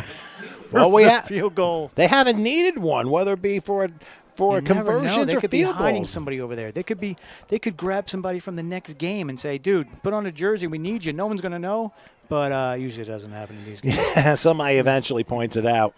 But yeah, who knows? You may have one stashed away because if you get down low, Tom, you kick that field goal. And think about this too. Remember when the Blitzen Bears were stopped a foot short and that unsportsmanlike happened to make a huge difference in field position? Well, they just canceled out thanks to that late hit out of bounds. Now the Blitzen Bears start at the Raider 40-yard line. They have 7:45 left in regulation. And keep in mind, both teams have all 3 timeouts. So this is going to be a dramatic finish to this one for sure. 1st and 10. Once again, their quarterback, Marquise Eberhardt, in the shotgun. He's got Wiggins lined up next to him. He'll take the handoff. Oh, he was completely annihilated that time for a 3-yard loss. And talk about a guy making a huge play. That was Devin Kendrick, the defensive end, who just bursted through, forces a 3-yard loss. And right now, Queen City, they're firing on defense now. Perfect play, Tom. You call again. You call that defense. And you get in there and you stack the line and you blitz maybe a linebacker and you make that first stop. So now it's not as easy. 2nd and 13. Your playbook is a little bit more closed. Do you go for half? Do you go for all of it? Do you go for a touchdown? The clock should not be affecting you yet. Right now it's 7 minutes and running, so they have plenty of time. 2nd and 13 from the 43-yard line. Again, shotgun formation for Eberhardt. Wiggins to his left. Pro set. Taking the snap. Oh, they're coming. Again. Rolling to his right. And down he goes, but he may have been taken down by a face mask. Yeah. He may have been taken down by a face mask. It was raining flags like it's raining storms in Florida. Personal foul. Yep, and face mask, and that's going to give him a new set of downs. Oh, my goodness. Another bad break for Queen City. It looked like a clean sack, but when you get the face mask, that basically destroys that. And they will spot it 15 yards, I believe, from the end of the play and reset the down markers. Or it's actually from the line of scrimmage, I beg your pardon. Oh, boy. That's even bigger. That's at the 28. Yes, and because the face mask happened, it's from the ball was spotted. That means all the way to the 25-yard line. Yeah, that was from wherever they figured it. They took it from the line of scrimmage. They didn't take it from the spot. Yeah. So it doesn't matter. It's rules. No one knows. Me neither, but So we just keep anyway, going. we'll see what the Bears do. I mean, they may have gotten a break there. 1st and 10, handoff, and that's Wiggins who spins out of 1 and gets to the 24-yard line. So as the clock runs down to 6:10 left in regulation, 2 devastating penalties for the Raiders, the face mask on the sack as well as the late hit out of bounds on the kickoff.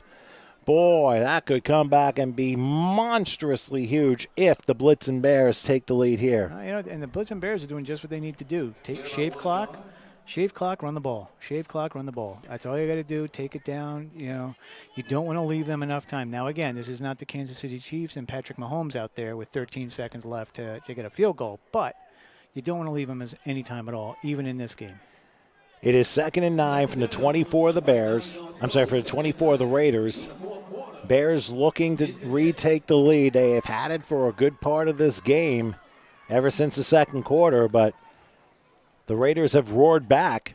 Let's see what the Bears can do. Here's Eberhardt taking the snap. Has some time, looking, dancing. Still looking. And getting tripped up. Down he goes. Can't do that. Oh, my goodness. A 10-yard loss. Tom, you can't do that. Yeah, DeAndre Jackson he had the touchdown and now a huge 11-yard sack. And all of a sudden, the Blitzing Bears are going the wrong way with under 5 minutes and counting. They're going to have a 3rd and 20 from the 35-yard line. That's a throwaway. That's what you do is you throw it away. You throw it out of bounds, you get out of the pocket, you throw it somewhere so no one can catch it. You don't take that sack at this point of the game. That just kills you. But again, you just got to rise back and hit the next play. That's all. And they've been doing it. They have elusive players. Like we told you about Wiggins. We told you about Eberhardt. Joseph Cologne has some tremendous skills. Let's not forget. We haven't heard much from him in the second half. But right now, you're looking 3rd and 20. What type of play do you call here? You try to get half. That's what you try to do. It's either going to be a draw, a screen, something small that's going to get you half. Or do you run the ball and then do a short punt and pin? No, you're not going to run the ball, Tom. You're not giving the ball up. You just, they're deep. They're covered too deep. Well, let's see what Eberhardt does. He takes the snap. He's going to run right. He may just run this thing. He does. 30, 25, down to the 20. He got 3/4 of it back. That's what you do. You get as much as you can back and makes the 4th down manageable. So they're on the edge of the red zone. It is 4th and 5. And now a huge decision here. And I would have now obviously with there being no kicker, they're going to try and go for it. Now think about this. On the upside for the Blitzing Bears, they forced 3 turnovers. On the downside, they have turned the ball over on downs twice inside the 25-yard line. Well, that's got to weigh heavy on that offense, and the offense coordinator has got to come up with a play. Tom, you know what I would do? I'd call timeout. I think that's exactly what the Bears are going to do because they're just letting the time run down and they're waiting for the signal. When do we call timeout? So a couple more seconds will go off, and he's in position. There we go. 2:58. There is just under 3 minutes till time, and the Blitzing Bears use their first timeout. And I will be very interested to see what the Bears decide to do. And considering both teams had all 3 timeouts up until now, this is the perfect time for one. Yeah, definitely the perfect time for one. Because you got to get the right play. You don't have to go crazy in there. You don't have to call like this magic play that's going to get you 5 yards. You just got to get the right play that is going to give you a chance to get the 5 yards, and that's what you want. You want a chance. You don't want your receiver curling at the 16 for the pass. You want him curling at 14 for the pass. I've seen that too many times with the Cowboys. You've seen it. Where you're 1 yard short, you're 2 yards short, and then you look at each other in the end zone, or they look at the other in the huddle. They're like, "What are you doing?" I thought I could break the tackle. Well, you know what? You didn't, and next thing you know, now you're turning it over. And there's no guarantee you can break the tackle. That's the whole thing. So you got to give yourself a chance, to get that first down. So we'll see. They got the one safety high back there. We'll see what happens. Well, we'll see how things are called. And I wouldn't be surprised if Queen City calls a timeout to counter what play's being run. Let them set up and then call it. I mean, this wouldn't be a bad time either to counter your timeout. So here we go. 4th and 5. I can't say it's the game because we're tied. A pro set, 2 receivers each side. Eberhard takes a snap, looking, under pressure. Now he evades one, evades another, looking, lobbing. Incomplete! He went in the direction of Cologne and didn't get it. And as far as Queen City is concerned, they have stopped the Blitz and Bears on downs for a 3rd time, which may have canceled out the 3 turnovers that they made in that first half. Hey, you know, Tommy, he had the distance. He had the yardage. He was there. He just missed him. That's all. He definitely had the yardage for a first. And good pressure by the Queen City defense. I mean, we didn't see much of that in the first half, but they really stepped it up in the second half, and they've been giving Eberhard fits. It's time. It's, you know, how much time do you have? You know, you're gonna go sprint left, nobody open, sprint back right, nobody open, and then try to lob the ball. That's a long time back there. So you got to expect the defenders to get in. And the Raiders absolutely bailed out after 2 devastating personal fouls in the last 10 minutes. And to be able to make a big stop, I mean, monkeys off their back. Now they control their own destiny. 2:45 left, all 3 of their timeouts, and the ball from the 20-yard line. They just cannot make a mistake. Keep in mind, all 3 of their turnovers happened in the first half. Here's a handoff to Hick. Nope. No, it's a keeper that time by Talley, and he loses 2. Yeah, that's not the way to come out. Nate Shea with the stop, and right now, I mean, and they also have the 2-minute warning left, and I think they may just let it run down to that. What are you going to do, play for overtime? I don't know, Tom. I don't know if I'd play for overtime. I think but again, you know, it's up to their coaches. We're second guessing. We're second guessing so many times. It's almost 3rd and 4th and 5th. Yeah, Saturday afternoon quarterback and Saturday evening defensive back. 2nd and 12. Let's see if they get the playoff before the 2-minute warning. They will. Talley is back, looking, takes a shot down the field, and it's caught by Johnny Long at the 39. They're going to give him the 40, and it is a 2-minute warning with 1:58 seconds left. A 22-yard pickup and a first down for Queen City as the 2-minute timeout hits. Not bad, not bad. Good play call. Got you the yardage, got you to the 40. So now, you know, you got to run your 2-minute offense. You can't dilly-dally back there. You can't throw it. You know, you want to throw it out of bounds. You want to throw it towards the signs, and you can't take a sack.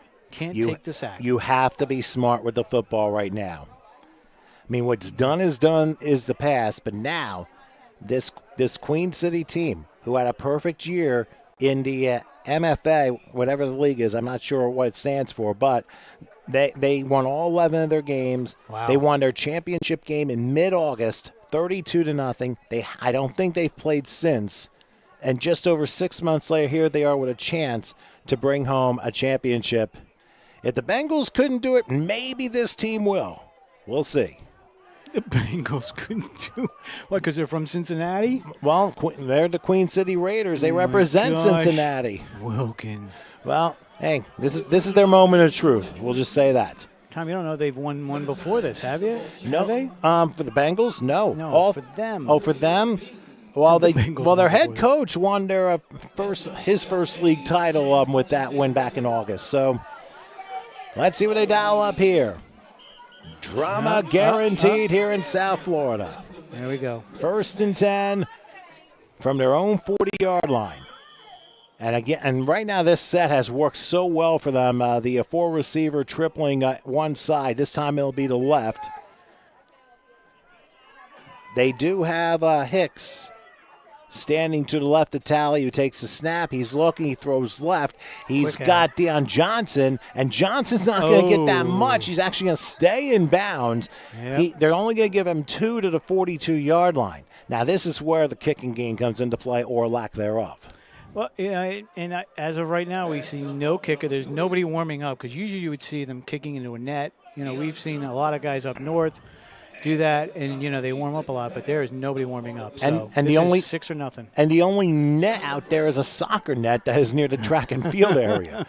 2nd and 8. Here's Tally going back. He evades one tackle. He's looking. Let's see what he does. He's going to lob it, and it is caught. And he's going to try and do the Miami Dolphin hook and ladder. Nope, and they there stop. for the hook. Yep, but he laddered his way for 40 to 46. And now I think a timeout's going to be called by Queen City there. So they're going to use their first timeout. Yep. And they're faced with a 3rd and 4. But I'll tell you what, the Blitzen Bears defense did a good job holding the line that time. And they were able to hold the forward progress until the whistle blew. So that's a nice job of them keeping disciplined. Yes, have to. You have to stay disciplined, and you have to keep everything in front of you because, you can't let somebody slip behind you because that's the one that gets it. That's an Odell Beckham that slips behind you. Next thing you know, he's wide open down the sideline because you don't see him. So you've got to keep everything in front, get your safeties there, and nobody gets deeper than your deepest guy. I mean, we remember, Minnesota in the playoff game where against the Saints. Diggs, Yeah, Diggs, yes. he went for the tackle instead of the stop or instead of the ball, and next thing you know, it's a touchdown. And life changes forever at that point. Yep. And they said it was pass interference. It doesn't matter. You can't let him get deep on you. So that's what these guys have to worry about. So you're talking, play a cover 3, cover 2, something where you're leaving your safeties back, and you're not, you're going man or you're bracketing their better receivers. So, you keep them in front of you. It looks like the D-backs and the safeties are talking to each other right now, trying to get everything straight so that there's no problem at all. And right now, as far as this is concerned, this is big for both teams.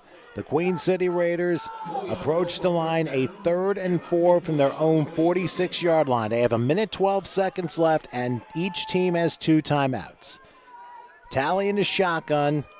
Hicks will line up to his right, again tripling the left side. That formation has worked very well here in the second half.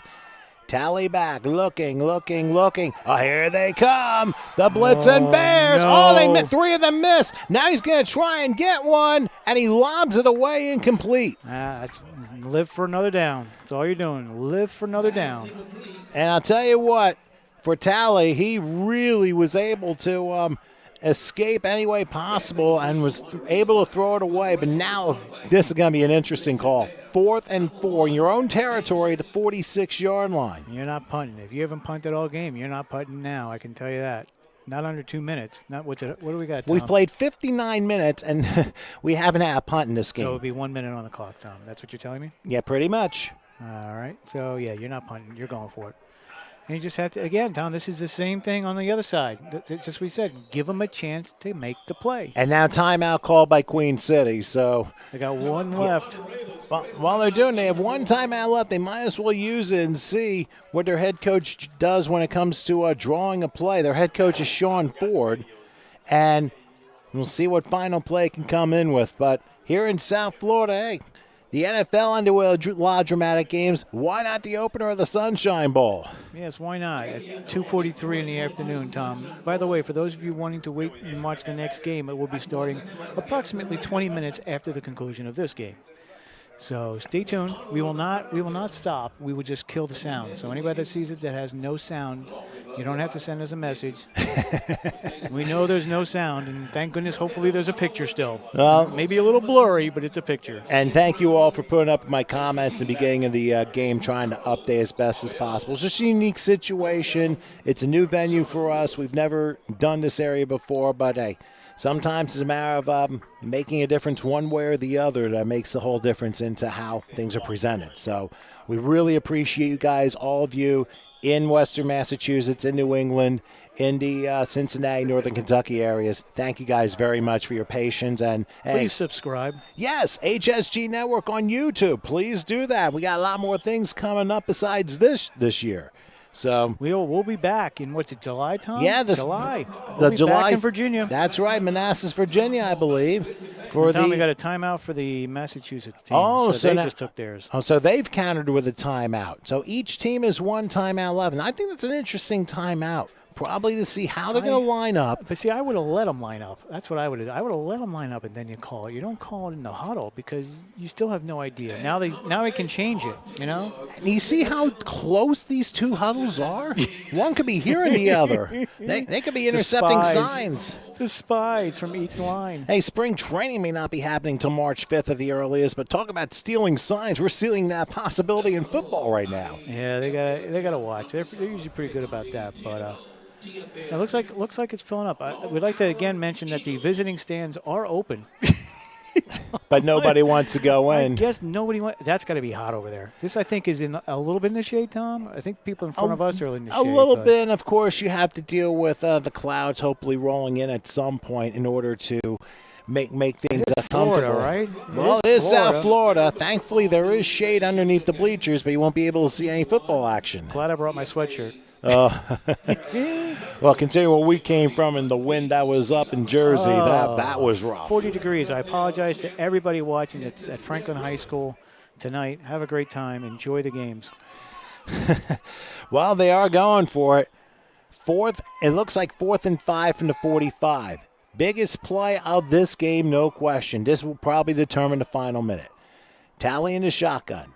Takes the snap. Looking. He's got time. Looking. Fires! And if it's a catch, it is a catch. It is a catch. It is caught by Queen City, and it looked like both had to handle the ball. Tie 19. goes to the offensive team. Number 19, Tom. Great catch by Kenyon Thomas, and now they go up tempo with under 40 seconds left. Here's Tally back looking. He's going to take a shot for the win, and to the left of Dion Johnson, incomplete with 31 seconds left. Look at the woman on the sideline had the same exact expression I had. Oh gosh. You look like, I won't say, look like, an outfielder, Mel Hall going back for a fly ball from the Yankees. That's what he looked like trying to catch that ball. But it was thrown out of bounds. So either way, even if he caught it, Tom, he was going to be out. The only deep ball that has gone well was the opening play of the game to Johnny Long, and I'll be interested to see if they try and go after him again, possibly on the opposite side of the field. They got to move him, Tom, because these guys know who he is. That's that defense. They know who he is. So they're going to double him. That's the guy you're going to bracket. If you're going to bracket somebody, he's the one. All right, so with 31 seconds Find him, left. Tom. Where is he? Single over here? With yeah, he's on the near side. Yep. 2nd and 10. Tally is back. He'll throw left, and he throws it away incomplete. Again, they went in the direction of Kenyon Thomas, but it's incomplete. Now 27 seconds left, and it forces a 3rd and 10 after back-to-back incompletions. Yeah, that looked like your guy over there. And he had 2 guys around him, so they definitely were bracketing him. Long. Is that Long with the long hair? Coincidentally, I believe so. Wilkins, coincidentally. Anyways, you could have just said yes. That would have worked. Well, I mean, you didn't have to expand it, but that's okay. But they definitely had him bracketed. So now they're taking him away. So now, as a good quarterback would look, such as Tom Brady, such as Dak Prescott. I wouldn't go that far. You got to look for your seconds, and you got to look for someone that's open, because if they're bracketing him, someone else has single coverage. I would go more Matthew Stafford at this point. Got it. 3rd and 10 from the 44. Let's see what happens as Tally takes a high snap, calls his own number. Big draw. Let's see what he does. He breaks one tackle, and he gets out of bounds at the 37. He's 3 yards shy of a first down, but more importantly, it stops the clock with 21 seconds left in regulation. Yeah. That's not enough for a kick, though. And, of course, if you don't have a kicker, it doesn't matter either way. But either way, he's got what? How many seconds, Tom? Well, 21 seconds left. Now, interesting story goes back to One shot. Yep, goes back to 5 years ago. Here we go. Before we actually went on that broadcast on Saturday night, the game prior to which had a guy who kicked a 54-yard field goal. I remember him. He was an ex-pro. I believe you might be right. And played in Europe. So he had both going for him. You're right. And he made it right through the upright. So if somehow a kicker were to be signed in the next 2 seconds and put on the roster, which it won't happen. 21 seconds. Yeah, that'll be a 55-yard field goal. But now you're looking at 4th and about 3.5. So first thing I do is get the first. Get the first, call a timeout. Get the first. Oh, don't call a timeout now, though. Well, who's calling that timeout? I think it's going to be the Blitz and Bears, and yes, they're calling to make sure the lineup is right. So, I don't know if I do that. This sweaty chess match continues on the football field. Jesus, I'm sweaty up here. I think I'm going to take my shirt off like our guy on the sideline. Well, well, thankfully we have a little bit of a breeze that goes in, and we're keeping as hydrated as we can. So, Tom, what do you do? What do you do on defense? Do you take away long, or do you just play back? You play back and make sure they're in front. Do you give up the first? Well, the thing is, they still have one timeout left, so you have to be very careful with it. So you have to understand, I mean, you don't want to play prevent because that's usually disaster. But what you want to do is Eagles try. play that all the time. Well, that's where I heard that. That's where I heard that from. Go ahead. But anyway, what I kind of figured is, I mean, you still got to play man-to-man, stay in your lane, know your assignment, and just prevent them from getting in the blue. All right, so you'll give up the first down. Yeah, give up the first down. Force them to use their last timeout. Okay. And now nobody has a timeout left in that case, and then you're in a little bit better shape. But you've just used your last timeout on defense, so like I said, this is an interesting chess match. So again, 4th and 3. They have to get to the 34 for a first down. The ball is right outside the 37. Hicks to the right of Tally. Await the shotgun snap. It's a pro set. They finally get a man in motion. That's interesting. Oh, and somebody jumped early. They don't call it. Tally back. Going to take a shot, and it is caught on the left side, missed tackle, and he steps out of bounds. He stepped out of bounds at a 2.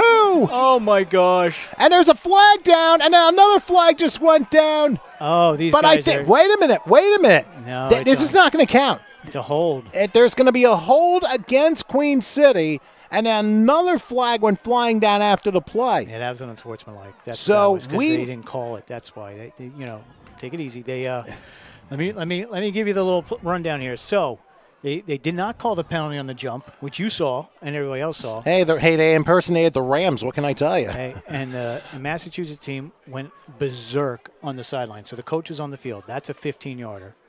However, during the play, there was a hold. So if they pick up the flag for the unsportsmanlike, which it looks like they're just going to do, they're not going to even give it to them because it's just frustration, and they know they missed it. They're just going to move it back to 10 yards, which they did. So, unless he's going to come back and go 15, it would have been offsetting, Tom. Yeah, it right? would have definitely been offsetting if that were the case, but they are going to nullify the unsportsmanlike no. Oh, now they're enforcing it, so they're going to move it 10 and 15. We've seen this. And if that's so, if they enforce both penalties, that means it's a first down for Queen City. Right, but there's no clock. You don't get the clock back. So well, no, you're down to 12 seconds. Yeah, but that was a dead ball in sportsmanlike. That's why it didn't offset. So the one happened during the play, which was the hold, and then the offset for the. So that means an automatic first down for Queen City, and they're going to spot the ball to 32. So in essence, this is the equivalent of the Blitzen Bears jumping offside, right? And there being an incompletion, not a catch. Because if it were an offside and that was a catch, that would have been declined a penalty. Right. So that was some catch. That was really a tremendous catch by Johnson. It's just too bad he stepped out of bounds, and I mean, and unfortunately they end up enforcing the foul. Well, you got to. If it's a hold, it's a hold. You can't. Yeah, well, the unsportsmanlike to follow. I mean, Yeah, well, that was dead ball, and they were on the field. Coaches were on the field. You can't be on the field screaming at the refs. Go for it, Tom. All right, so here we go. 12 seconds left, 1st and 10 from the 32-yard line. Here's Tally back looking under a rush. He's going to throw it the middle. Pass is caught at the 20. Missed tackle, 15. Breaks through to about the 10. Go down. No, they stopped it, and did they call timeout before it went to 0? Yeah, they got it. Hang on. Did they call timeout before the clock hit 0? What's it at right now? Well, the clock is at 0. Okay, so now we got to see if they're going to put time back on.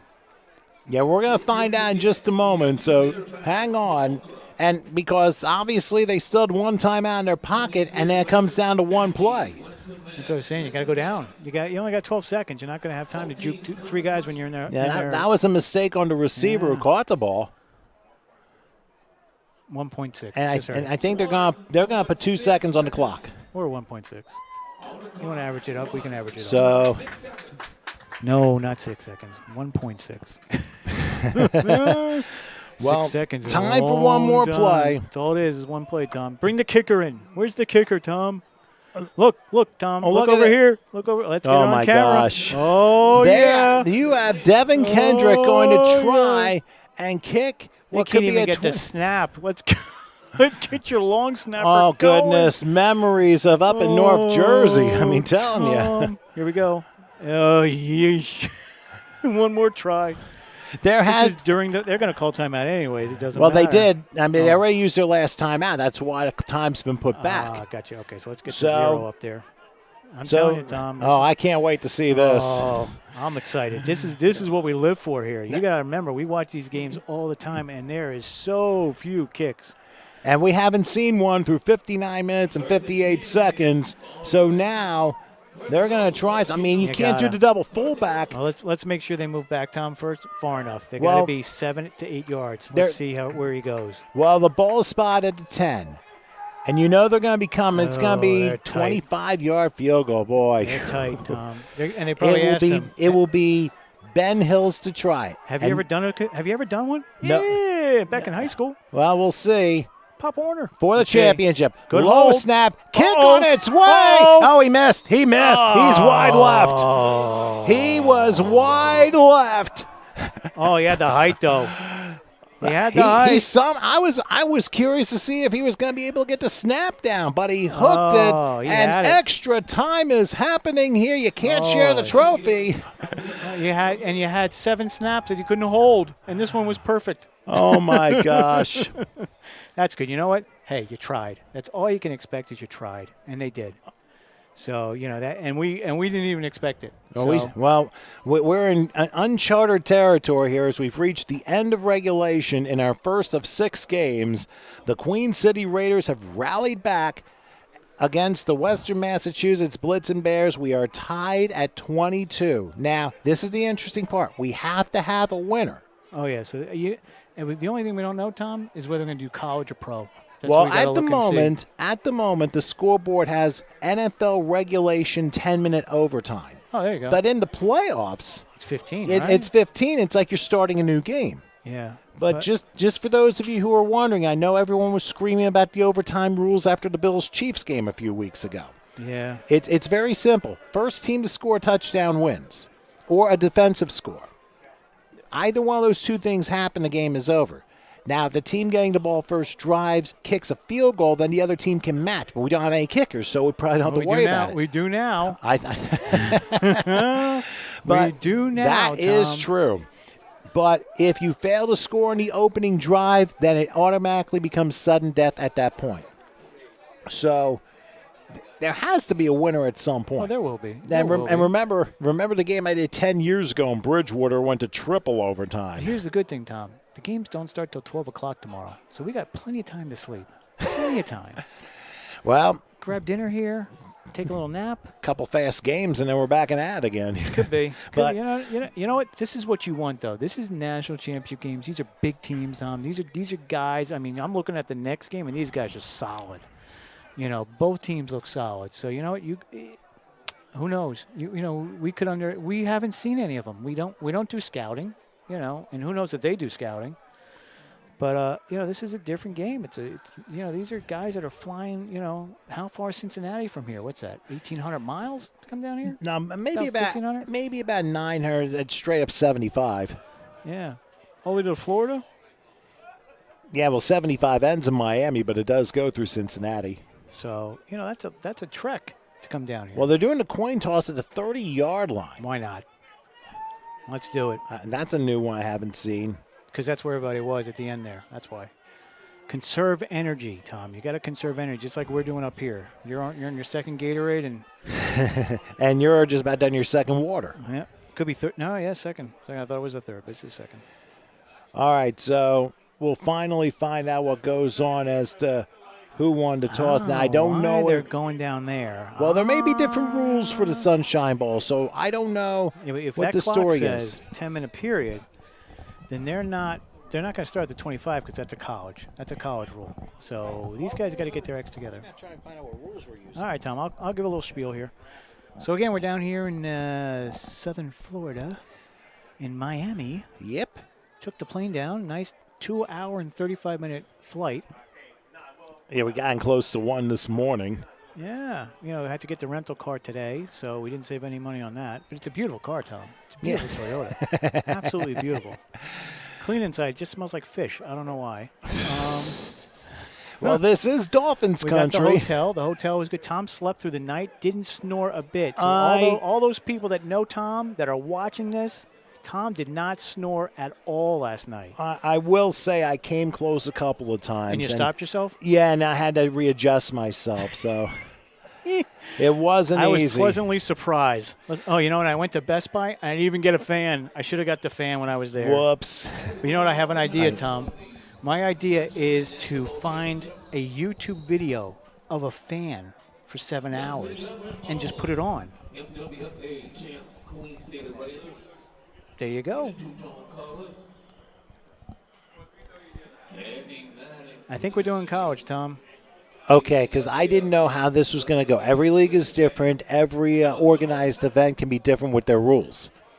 So you explained all those rules about the NFL for nothing. So give us the college rules. Well, the college rules are pretty simple. Now, of course, they were modified this year. Yep. You begin from the 25-yard line for your first possession. Each team will get an opportunity.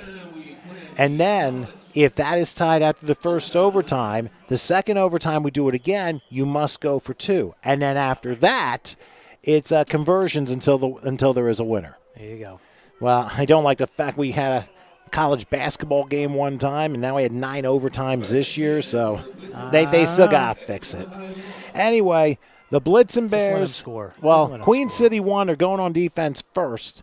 So 1st and 10 for the Bears. Remember, there's no clock now. This is college rules for the Sunshine Bowl, and it's already off to a bad start because somebody jumped on the side of the Blitzen Bears, so a false start makes it 1st and 15 from the 30-yard line. Tom, it's got to be hot out there. We haven't remarked yet on the temperatures and the humidity and everything. It's got to be hot out there. I mean, they're in the sun. We're in the shade in our lovely press box with walls behind us. And a little bit of a breeze, too. And a little bit of breeze, but it's got to be hot out there. That's why game time temperature was 79. It's 83 right now, and the real feel is 88. Yeah. So, and they're expecting isolated showers later in game 2. And we'll be inside during that time. Well, hopefully the rain won't blow in either. So 1st and 15 from the 30. And a handoff, oh, goodness gracious, sliding down and out at home plate was Levante Wiggins. He lost his footing and loses 2 yards. This is not what the Blitzen Bears wanted to do here. So they're faced with a 2nd and 17, but they got 2 against Georgia. You know what happened there, so.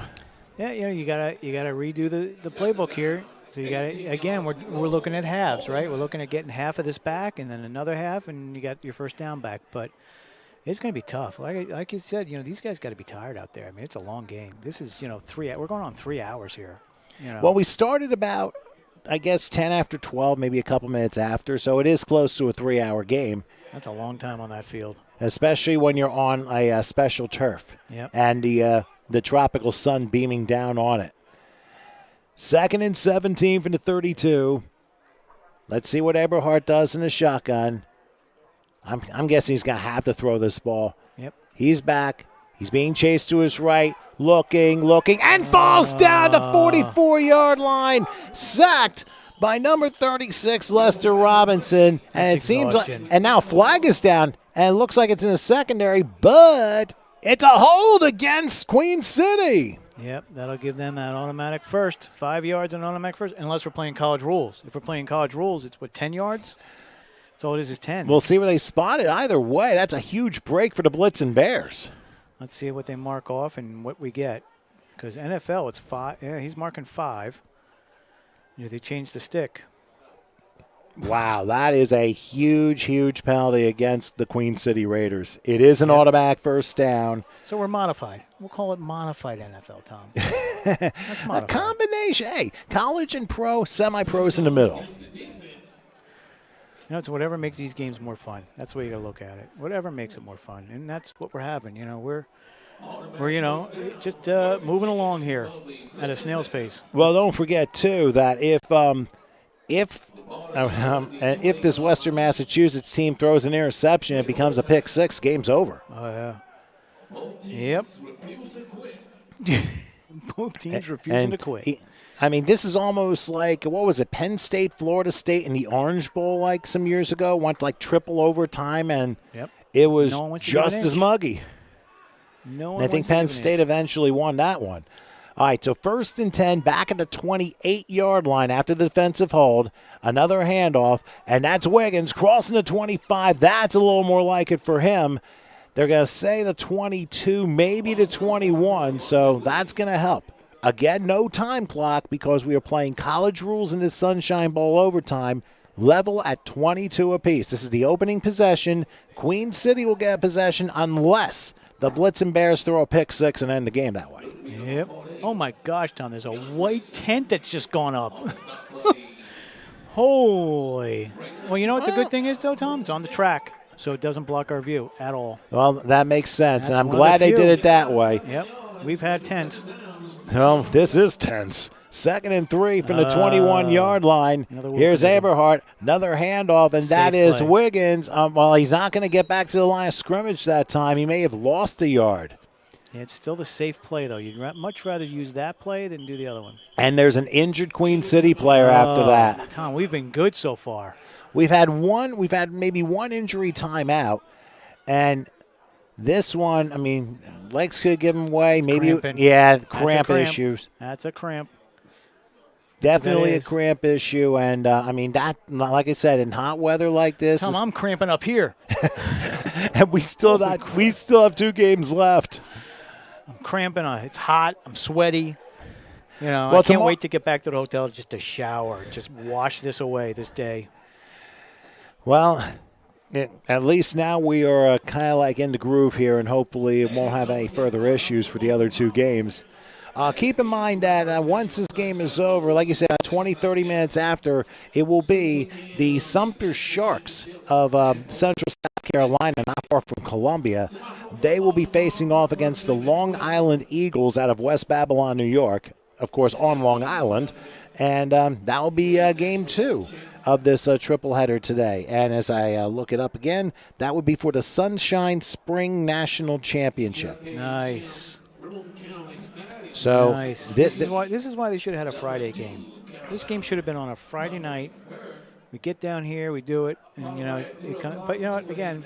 Well, didn't this happen like a few years ago? They had a couple Friday games, or is that different? He used to have the 7, and now he has the 6 on the weekend. But, you know, I guess I shouldn't really argue because I like the 6. I like the noon start because that gives us time to get all the crap done in the morning that we needed to. And even then, I was still late 20 minutes. But Josh Mumberland, by the way, was the injured Queen City Raider, and clear the cramp is pretty bad. He had to be helped by a couple of his teammates. Yeah, they're bad, Tom. When you're in the fourth quarter, when you're in overtime, and you start cramping, that means you're not drinking anything on the sideline, and you know it just the water pours out of you here. It's not the humidity. It's not the heat. It's the humidity. That's what I'm trying to say. And that's where you have to keep yourself hydrated. I mean, whether you water, Gatorade, pickle juice, anything like that. Pickle juice. Let's get some of that up here. When's lunch? Jeez. 3 o'clock. Thank God we had a good breakfast. Even the referees are getting a tent together. Let's take a look at that, Tom, down the other end here. I see that. Yeah, here we go. They're running for cover too. Look at that. Undercover. Getting it together. Let's see. Let's see. We don't get the white tent yet. We'll show you that in a little bit because a lot of things going on right now at the game. Well, this is the important one right now. 3rd and 4 from the 22-yard line. Again, the shotgun. They're going to line up 2 receivers on the right this time. Wiggins to the right of Eberhardt. And they'll wait to snap. Whenever it comes, there it is. Play fake, rolling right, now being chased, and it's clotheslined at the 31-yard line. Wow. And that was close to a face mask. Yeah, it was. He just tackled him high. You know, as long as he didn't get the helmet, he just tackled him high. That's all that is. And now it's, take it back more. Oh, Tom. Now you got to try and find a play to get you 15 yards. On 4th. That's correct. Ugh. Yeah, that's a game changer right there. But that's, hey, they've been doing it all game, right? Unless there's another defensive holding call, which could happen. Yeah. Or pass interference. Get that. We haven't had any passing in town. We've had a very few, here and there, a couple in sportsmanlikes, but not a lot of penalties in this game. Not too many in-play penalties. a lot of post-possession, post-crap where they just, Yeah, but we see that all the Boarded. time in semi-pro. All is. right, well, let's see what happens. Last shot for the Western Massachusetts Blitzen Bears. 4th and 13 from the 31-yard line. If they don't get it, then Queen City will have a chance to win with their first possession of overtime. and if they, kick the field goal, they still win, right? Even if they kick it, because these guys have zeros on the board right now. All right, here we go. In the shotgun is Everhart. Oh, God. And now flags down. Yeah, everybody saw that. That was just wrong snap count. That's all that was. Oh, was a wrong my snap goodness. count. Now, Yeah. keep in mind, per overtime period, each team is one timeout. I haven't put it up on the board yet, but I'll put that up. Just because you mentioned it, Tom. I'll put up that one timeout so people know. But that penalty is against Queen City for neutral zone infraction. They didn't call a motion? Oh, my. So evidently somebody forced the entire Blitzen Bears to move, and that the running back to go left prior Jet, to the snap. I think Jet Williams is probably the guilty party, saying, "Wait a minute, how can that be on me?" Can't be. But he's got to be careful here, because now that changes things a bit. You go from 4th and 13 to 4th and 8, and the ball's spotted at the 26. So they got one chance from there. If they make it, they continue this drive. And already got bailed out on a defensive holding call. So this has been a long possession, and this field is getting a little worse for wear here. Sorry about that. That's okay. We're focused. Wonder how I felt in 2012. Let's see. 4th and 8. Usually you can tell by the quarterback, Tom, the way he stands. If you look at him there, he's flat-footed. Now he steps back. So that's usually the pass when he has that back foot back there. All right, here we go on 4th and 8. Here is Eberhard back. Gonna take a shot down the field. It is. Is it? What is it? Where's the Is official? it a catch? Where's the It's a official? catch! It's a catch! Oh my goodness! Welcome to the end zone for Dominic Whitley! Oh my goodness!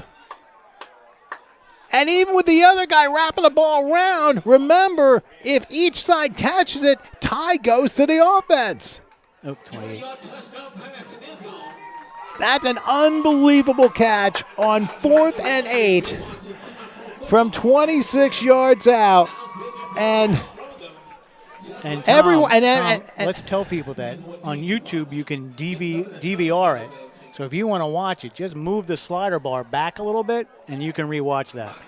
I don't know if they do slow motion on that No. or close-ups, but get a full screen close-up on this. We zoomed in. I zoomed in on that one, so you'll see it.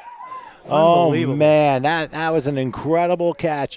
And everyone in Cincinnati was like, not again. So the conversion coming up. Now, if they make this conversion, Queen City's got the match both to force a second overtime period. And considering there's no kicking except for the end of the game one, which went wide left, this You is gotta the get 6. You're gonna have to get 6. So well, they got 6. Now, if they get 2 more, then Queen City's back is truly going to be against the wall. Here's Eberhard for the conversion, looking. He's going to try and run. He options it, and it's going to be a score for Joseph Cologne for 2 points to make it 30-22. And now all the pressure is on Queen City. They could score a 25-yard touchdown, but now they know a touchdown isn't going to be enough. right, they gotta get both. So you reset. It's only 25 yards. That's the one good thing. It's only 25 yards. But he's been a little shaky back there today. So they just gotta refine the offense, kill half the playbook, and then go for that way. Because you're only 25 yards out. So you're gonna shorten up the playbook now a little bit. Well, and not only that, let's not forget, too, obviously both teams have gone back and forth, and this has been as even as a championship game as we have seen, or as it's turned out to be. Yeah, by far. But I think the turning point of this game was when it was 22-8, when Queen City, on their opening drive in the second half, were able to match and get a touchdown at 2. And they gained some momentum, they gained some confidence, and now it's up to Massachusetts. And now, okay, so Western Massachusetts is going to call their timeout now. Now, I believe if it happens where Queen City ties it with a touchdown and a 2, I think we go goal to go next. Okay. We'll see. I just thought of that. All right. Well, we can Google that later. Yeah, well. We'll be prepared. Well, and the crazy thing, too, is, I mean, you go from one extreme to the other, like I told you before, a 76-74 7-overtime game, which is not football, to a, 21-19 game in 9 overtimes. Like, how'd you do that? But so what they do is what they do, and we just keep on going. Remember, coming up after this game, the Long Island Eagles taking on the Sumter, South Carolina Sharks, which is going to be another fun game. Of course, game 2 of this triple header. And then the nightcap, the Texas Red Raiders taking on the Carolina Predators. And we got 3 more games. We saw the Predators, Tom, didn't we, in the spring? We may have. I don't remember for sure. But I think we did. All right, anyways. All right, well, they're out of Charlotte, and then we have another team tomorrow from Kannapolis. All right, here we go. Queen City's turn, 1st and 10. Talley will take it himself. He runs to the 20 and bowls his way over. We'll see with his knees down. Looked like it was at the 15-yard line. In the first. So it that should was be easy, huh? Yeah, easy 10 yards. I mean, that was quick. Yeah. I mean, the last drive was basically slowly peeling off a Band-Aid. This one's like you're ripping it right off. But remember, one mistake here by Queen City, it's over. Or one stop. Got to get that stop. You got to get the 4 stops and get them out of there. And that's the thing. Even if they scored a touchdown, the 2 is what matters more to keep it going. But they have to get one foot in front of the other first. So, 1st and 10 from the 15-yard line. Hicks to the left of C.J. Talley, the quarterback. 3 receivers. They bunch to the right. He's not throwing it. Yeah, he's going to take it Wildcat himself, and he dives his way. No swimming pool there. He'll get to the 11-yard line, and he gains 4. So you think he's going to be running Wildcat this whole time to try and get to the end zone. Actually, it would be called just a quarterback sneak, Tom, because he's the quarterback. he's not sneak, a running draw. back. He's not the running back in there. That would be the Wildcat. But either way, they're just draws. They're just quarterback draws, and you've got to trust your line. That's the big thing. He's got some big guys up there, and he's got to trust them to move them. Now it's Massachusetts' turn to put some pressure, so you fill the gaps and you stop them. But so far, so good. Well, they're going to bunch a triple to the right here. 2nd and 6 from the 11. Talley awaits the snap. Back. Oh, he's in trouble. He's got thrown. It's intercepted. The game's over. The game is over. And it'll be taken on the part of Joseph Colon, who steps out of bounds. Western Massachusetts wins. An unbelievable football game. The Sunshine National Bowl Championship to the Western Massachusetts Blitzen Bears in extra time. 30-22 over the Queen City Raiders here at the Sunshine Bowl at Tropical Park. That was a thriller of a finish. Gotta be that's a great play, and he came in there and read the play. That's all you had to do is read the play. And can you complain, Tom? He was in the grasp. Can you say that he was actually in the grasp, but he really wasn't because he threw the ball out of it. It wasn't long enough. So, but we're glad to see the cooler heads have prevailed after a little taunting after the game. And good to see that cooler heads have prevailed. Everybody shakes hands. They're not very large teams, Tom, out there, but they sure battled. May not be large in numbers, but large in heart for both of them. Oh, my gosh, yes. Again, heartbreak for the Cincinnati area, but I'll tell you this much. This was one of the best games I've seen in a long time. So lots of credit to both programs, the Queen City Raiders, the Western Massachusetts Blitzen Bears. That was a phenomenal opener to Tropical Park's Sunshine Bowl 2022. Can't be better than that. Well, we'll see. The next 2 games might be, but we'll get ourselves a chance to reset ourselves. Final score again in Game 1. The Western Massachusetts Blitzen Bears 30 and the Queen City Raiders 22. Western Massachusetts, the winners of the Sunshine National Bowl Championship. Stay tuned. We're going to kill the audio for a little bit. We'll come back with Game 2, the Long Island Eagles and the Sumter, South Carolina Sharks. That'll be in a few minutes, so come back with us. We'll be right back.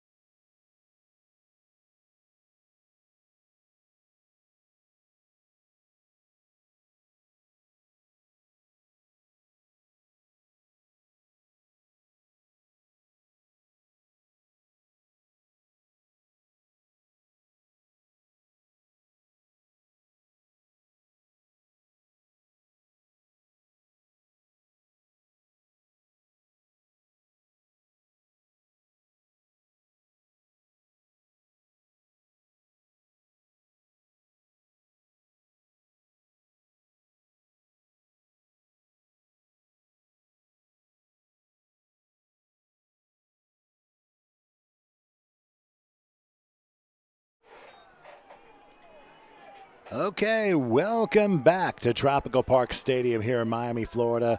Getting ready for Game 2 of this triple header in Day 1 of our weekend Sunshine Bowl. This one a battle between the Long Island Eagles out of West Babylon, New York, and the Sumter, South Carolina Sharks. The Eagles are part of the Triborough Football League. They won the 2021 championship. We know these guys, Tom. We know these guys are up near us. That's true, but I don't think we've ever done a game with them. If I'm Coach not. Black. Coach Black is their coach, or That would coaches be- in that league. That would be the Gennaro Maduro's the head coach. Yes. Anthony Biondo's Yes. the GM. And, of course, the Sumter, South Carolina Sharks. They were 11-0, and they won in July, beating the Chattanooga Eagles 30-16. Their head coach is Jerome Kennedy. And battle the unbeatens, and only one's going to come out. That way when we are all finished here with this triple header. This is this is your guys. Some of these guys you'll recognize from the Long Island Eagles when they play. I know you will. I think the receiver Gettins is playing for them. I'm not sure. We'll see who they have. But either way, it's just a difference of leagues now. So now we're going to see what 10-0 Long Island up against an 11-0 team from Chattanooga? No. Central South Carolina. They're Central not South far Carolina. from Columbia. Gotcha. Sumter is, I believe, kind of like halfway up 95 in South Carolina, like the Santee area. So they're pretty close. We're 95-20. US 76 is around there. Keep in mind, I lived in Florence for a year, like 25 years ago when I was. Did you now, Tom? Yes, I did. I taught middle and high school in another life. In Florence County, one of the school districts there. I don't think any of them will remember me, but that's okay. I wonder if anybody's alive still. No, just well, kidding. don't start here. Anyway, I'm Tom Wilkins. He's Howard Gaber. We're behind the mics again, and he's got the controls and stuff. Hey, if this is going to be like Game 1 was, I think we're in for a treat. No, it's not. It can't be, Tom. It can't be 3 hours and 20 minutes. That's What about almost from impossible. competition standpoint? Yes, that we hope. We hope it's a tight game, and we hope both teams play well out there. Well, Long Island won the toss. They deferred to the second half, so Sumter gets it first, and we are underway in game number 2. Taking it about the 16-yard line and making a right turn to the 30, and a helmet goes flying over the 34-yard line. One of the Long Island players just lost his helmet. I believe that was, Jamal Mims took a bit of a shot.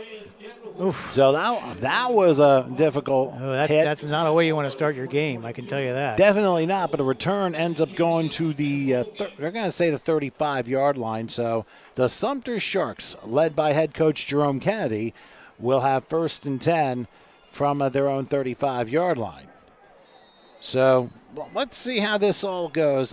Tony Hubbard's the offensive coordinator, Larry Green's offensive coordinator, and assistants Anthony Rembrandt and Domico Peoples. So let's see what Sumter does as we begin action in Game 2. 1st and 10 from the 35-yard line. Looks like Long Island jumped offside. They didn't call it, but running the ball and crossing the 40, still going all the way down to the 48, is quarterback Dalvin Bracey, I think they'll refuse, Tom. Well, they would anyway because it was a 13-yard pickup. I think they're going to just refuse the penalty if it happens. Well, no, they didn't throw a flag, so it's irrelevant it was anyway. Wilkins offside. That's what it was.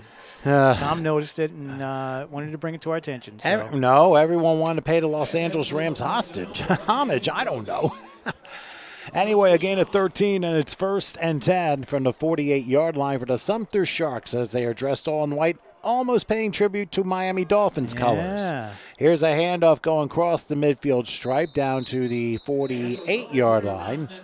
So they might give them two very safe plays, Tom. Inside handoffs, inside runs, off center. Getting some type of yardage out of it. A very safe place to come out with, and it's a good way to feel out the defense on the other side.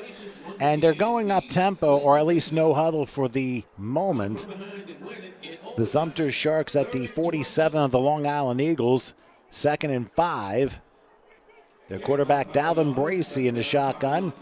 They go 3. It looks like a triple to the right for this one. And whoops, somebody from the left side jumps, so they'll swim backwards 5 yards to make it 2nd and 10. So and like I said, this is the opening the opening drive of the game. So let's go back here in regards to what they've done. I mean, this is a team that, again, they're part of the Independent American Football League, and they've been able to, let's put it this way, they're the first team in league history to ever go undefeated and be a championship, and that's a big thing for them. Oh, somebody's head popped up a little. Well, anyway, on second and 10, either, Tom. I'm just bringing that to everybody's attention as well.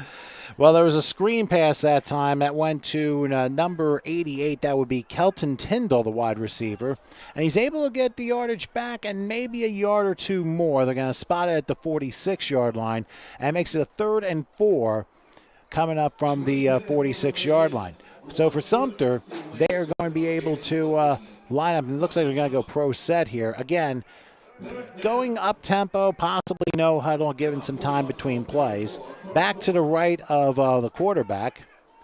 Bracey will take the snap, and this is going to be an inside handoff, but the Eagles are right there waiting for him for maybe a yard, and it ends up being a 1-yard pickup, forcing a 4th and, I believe, 3 coming up. That would be Ernest Cooper, the running back for Sumter, but a good stop by the Long Island Eagles. Of course, they went undefeated in their league, the Triborough Football League, and ended up winning their championship. That's why they're here.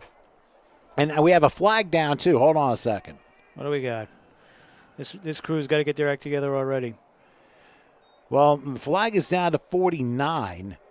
And what made it a little distinct is the fact that it landed right on the yellow of the soccer circle near the midfield stripe. So they're discussing what that is. If that's on the Eagles, that's going to be a big break for Sumter, and they're going to get a first down out of it. I'm just looking through the roster to see who we know. Obviously, we know John Morrison, former running back from the Seminoles. That's correct. We know Jamar Gittens. I think you actually gave him a post-game interview. I may after one of the games against the Sharks. That might have been. It's been a while, to be quite honest. I mean, sometimes you don't even remember all the things you do, especially in the past. So, yeah, and of course, Michael Fantroy, we know, wide receiver, quarterback, STs, whatever that is. So we know a few of them. That'll be special teams, I would guess. And they do have 221s, Tom, so be prepared. Well, we have multiple we have duplicate numbers already for both teams here. All right. I know why, because they love their numbers. That's why. So, you want it. Rather duplicate numbers than fractions. Or decimals. All right, now we have an official timeout. What do we have, Tom? Well, we have a little bit of a delay, about 3 minutes and 16 seconds into game number 2. Oh, just make the calls. Now, remember, this is a different officiating crew than the previous one. I think when we did the games in Virginia, we had the same officiating crew like the whole day. Yeah, they camped out. They camped out the whole weekend, not just the day. Oh, my gosh. But they had Gatorade. They had everything. I think these guys will probably do both games. But it's, they get paid well, just like everybody else out there, that's in the heat. So, they're and again, they move these games along. That's what you want. You want a ref crew that's going to move it along. You don't want it to delay like this. So hopefully they'll get their act together, Tom. Well, you got to keep everything moving. And we were expecting, at least for this game, we started at 83 degrees. There is a chance of showers toward the end of the game. But with Florida, they could say chance of showers and nothing happens. In New Jersey, you could say maybe an inch of snow and we get 10. That's how Mother Nature works. All right, so they say disregard the flag. And it's going to be 4th and 3, and just like the first game, there's no punting. How about that? You're in plus territory. You're going to go for it. All right, so Dalvin Bracey in the shotgun. Back to his left. They go pro set here. So you take them snack. Yeah, they are coming. A play fake. Is he going to escape? No. A flag is down. He's going to get the first down pending the penalty. He'll get to about the 31-yard line. But with it being in the offensive backfield, I think it's coming back, and it will for holding. It's going to be a hold. Yeah, he got out of it, but he got out of it because they were holding. So it shows that the Triborough team, the Triborough League, can compete. They're in the game. This is their first test, against a team that's from another division, that you just don't have a chance to watch film. There's no film at all, Tom. And another style of football too. Yeah. Let's not forget.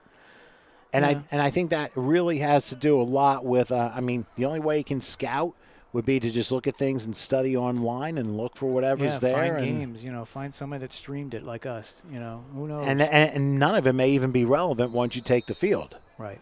Because you're adding players. A lot of teams add players when they come down here because their guys can't make it. So. Well, even on 4th and 13, they are going for it. Oof.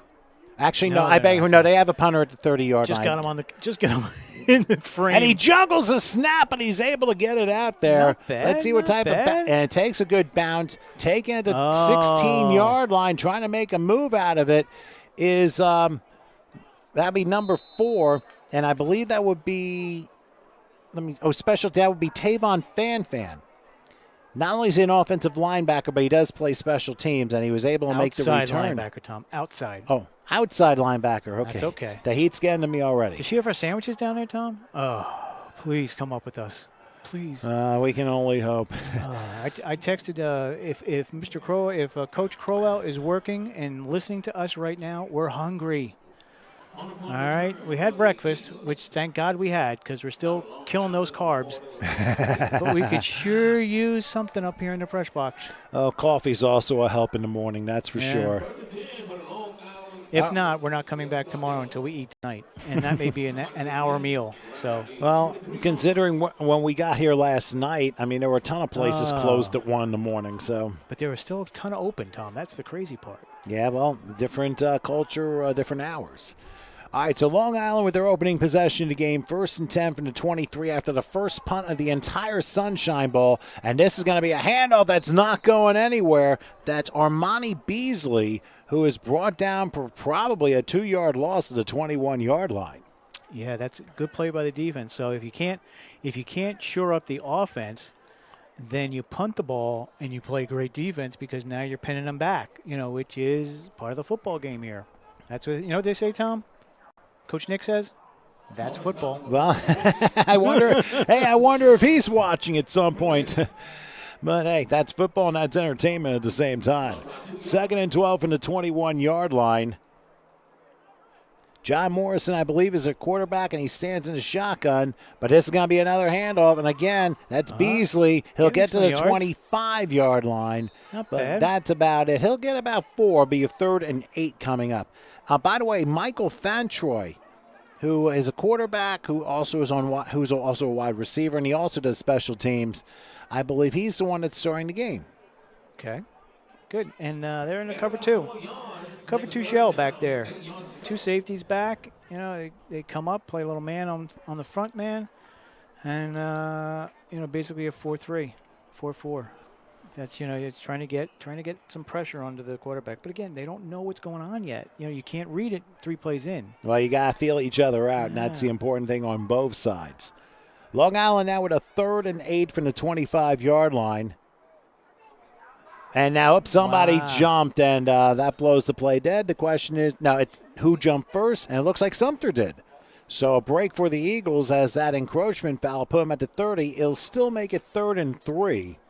And those pre-snap penalties potentially could be a big difference maker in this one, the way things are looking early. Yeah, we've seen a few of those. We really didn't see too much last game, but we saw some pivotal ones. But it usually was on the offense. It was the false start. So, you don't want to start giving away free yards early, especially when you got everything going for you. Well, Long Island lines back up. They have a 3rd and 3 from their own 30. Their opening drive in the game. Sumter failed on their first possession. We'll see what Long Island does here on 3rd and 3. They're going to line up in a pro set here. Fantroy looking to call the shotgun snap. He does. He goes back looking. Fires left too high and incomplete. And a flag because I think he got hit late. Because Fantroy took a shove after he was throwing toward the intended receiver. Personal foul, roughing the passer. And that roughing the passer foul against Sumter is going to be costly. That's going to be an automatic first down for the Eagles. I'll move them to the 45. And I tell you, those penalties, if scores come out of them, they end up being really critical. Yeah, you just got to sit back and play your defense. And who knows? Who knows who's here from Sumter? You always expect the team to come down. It's not as far as we flew, but it's still a ride. So you may have some of your guys, you may have another team's guys, you may have recruited a couple people, you know, because all teams do that to fill out their roster. But, you know, now you got to start gelling. You got to start playing together because now you have a guy that maybe is playing left, you know, on the defensive side that is not, you know, your normal guy next to you. So you're not going to know what he does. And they haven't played since, I believe, both teams I don't think have played since July. Yeah, from what I've seen. So a lot of rust to wear off here in a game like this.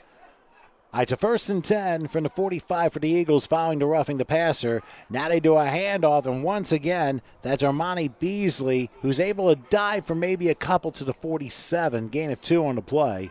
But right now that interior for Sumter, they seem to have it together. Yeah, you know, they're stopping the run. They're stopping the, you know, the off-center runs, you know, looking for gap, A gap, B gaps. Try and run the ball as the Hawks circle us. They may be looking for our food. But, you know, they're stopping that type of run gap. But, you know, it's the penalties that are killing them. They just gave up 20 yards in penalties. Well, penalties and turnovers, those are the two biggest difference makers outside of line play. 2nd and 8 from the 47-yard line, and now flags are down, or is there a timeout? Timeout called by the Long Island Eagles, so that'll be their first of the half with 7:11 left in the first. So right now we're looking at a team, I mean, it looks like we have Armani Beasley who has some speed, but it looks like Sumter has matched it pretty well. They're solid. They look like they're solid guys out there. Both teams look very solid. You know, I would say that the Sharks probably have a little more players than the Eagles, but you know what? Heart doesn't. You don't measure heart in the number of guys you have. You measure heart in who's in the game and how they play too. You know, I mean, you look at the previous game. I mean, that was quite the example of true heart. Both teams. I mean, that was a wonderful first game we had. And now we're just hoping this will be just as good. Yeah. You know. And we can't say no. Don't say it because then you promote a blowout. We don't want that. Right. A small difference here. The Tri-Borough team is in the sun, direct sun in their face, and the Sharks have a white tent that will be blowing down the field as the wind picks up, which we're all right with. Well, the wind. All right with that. Well, the wind is really starting to pick up. I mean, it really wasn't much of an issue in the first game, but now things are starting to whip around a little bit, and let's see if that becomes a factor. I can hear it in my microphone. Yeah, me too. I mean, that doesn't happen. It's just not me breathing, Tom. Well, the good news is it's not back in North Jersey where it's still gale warning until tonight. And a snow squall up there. Oh, boy. Anyway, 2nd and now. And as somebody else gets knocked off. And Tom, this is reminding me of the Triad Offsiders. Well, oh, that was 5 years ago. That I don't know if I can call one of my most infamous humoristic calls of I had to walk out before you from the press box because I thought we were going to get shot on the way out. Well, no, I'll always remember everyone in the press box cracking up. That I'll never forget. But the encroachment foul against Sumter makes it 2nd and 3, and this is a handoff now to Beasley, and Beasley is going to be a little short of a first down, almost at the Sumter 45-yard line. Not bad running. You know, moving the ball down the field. Are they going to give him the first? Well, he's got to be. I would think he's about a yard short. That is my guess. Yeah, wind's really starting to. This is a typical Florida day, Tom. Start off foggy at 6 in the morning when I woke up today, and then burn that off. Get some nice sunlight during the day, get a little hot, and then at night, you know, towards the afternoon, late afternoon, have a little sprinkle come in, little wind, and then you go back to the same thing the next day. Yeah, well, it's 81 degrees right now, but what's the Doppler, Tom? Anything on the Doppler? There is stuff out to the west, I can tell you that. Here we have on 3rd down and a faulty snap, and missing it is the quarterback, and it looks like Sumter's recovered at about the 35-yard line. What a horrible break. Yeah, tried to pick it up and do something with it instead of just falling on it, and that's all Sumter did was fall on it. And they absolutely did, and I believe that was Tremar Williams that fell on it for the Sumter Sharks, and you talk about going right after it. Oh, that tent's going somewhere. Let me get the tent on there so you can see the flaps going. There it is pulling up. Look at that. Yeah, it's 81 degrees now. And Tom, that looks a bit like you walking backwards. No, jeez. Well, if anything. Or me. Could also be me walking forwards. Go ahead. Yeah, but right now the wind is picked up, but it looks like probably in the, I would have to say between 5 and 8 would be the best chance of rain. Tom Hurricane Wilkins on the job everywhere we go. Well, can't help that, and you can't help the weather. You can paint a pretty picture, but you can't predict the weather. Famous Outcast line. 1st and 10 from the 34 for Sumter in Long Island territory. Oh, it's following an official. The turnover. Oh, Mr. Official, you need to stay on the field and not talk to their coaches. Can't do that. Just stay on the field. Their coach doesn't need you to talk to them. Well, we just had the first turnover of the game on the Eagles side as Van Troy just could not handle the center snap. And a very critical play, considering it was also 3rd and 1 when that also happened. That made it even more tumultuous. Yeah, they were close to that touch. Yeah, close to getting the first. Let's see if Bracey and the Sumter Sharks can take advantage of this. He play fakes, and the play was very, very slow developing. And by the time it developed, the picture was already taken, and Bracey loses a yard to the 35-yard line. That was a horrible RPO. That was a miss RPO. That was like an RP0. That was. It just wasn't. It wasn't smooth. That was RPHO, run, pass, hold option. You know, it's got to be smooth. It's got to be, you know, either you run or you hand it off, and he was in between. So. That's what it looks like. So it's 2nd and 11 after the 1-yard loss. Sumter at the Long Island 35-yard line. It's good to see them changing plays and doing different things and seeing what's going to work. So that's what you're doing now. And against your opponent, you got to take advantage of the opportunity when you can. What do we got here? Long play fake. Now a lateral play. It is taken on the left side, maybe getting back to the line of scrimmage is Kelton Tyndall. That will count as a run because it was a backward pass. And it looks like they didn't really get anything out of it. In fact, they may have lost 2 yards. Yeah, you know, it was funny because you saw him come in the huddle. He, came in back to the quarterback and said something to him like, hey, dude, they're not covering me, or, hey, give me the pitch. I think I can get on the outside. And it didn't happen. I think what they've underestimated is the speed of the Long Island defense that we've seen a little bit in the early going. Let's see if that keeps up as it ends up being a 2-yard loss, and it's 3rd and 13 following the turnover. Sumter at the Long Island 37-yard line. They go pro set here. Low snap this time. Bracey is going to escape. And he has to brace himself for a hard hit, too. Ends up getting sacked down to 40-yard line. Loses 3 yards, and it looks like Sumter may have to punt. That was 92, Tom, coming in on that. That was Maurice Jones, the defensive lineman, and he just came out and just totally disheveled the offensive line of Sumter Sharks. Now what do you do? Now do you punt after that? You kind of have to, deep? But also you got a crosswind going on. We have our windows open. The reason why you're hearing all this wind in the background is because it's blowing right through the windows and into our microphone. But believe it or not, looks like they might be going for it. They go empty gun heavy on the right on 4th and long, looking, play faking. Oh, and he telegraphs it. It's intercepted. Long Island bringing it back to the 40 and inside the 30 to the 27. Eric Borgsteed. Boy, did he telegraph that one.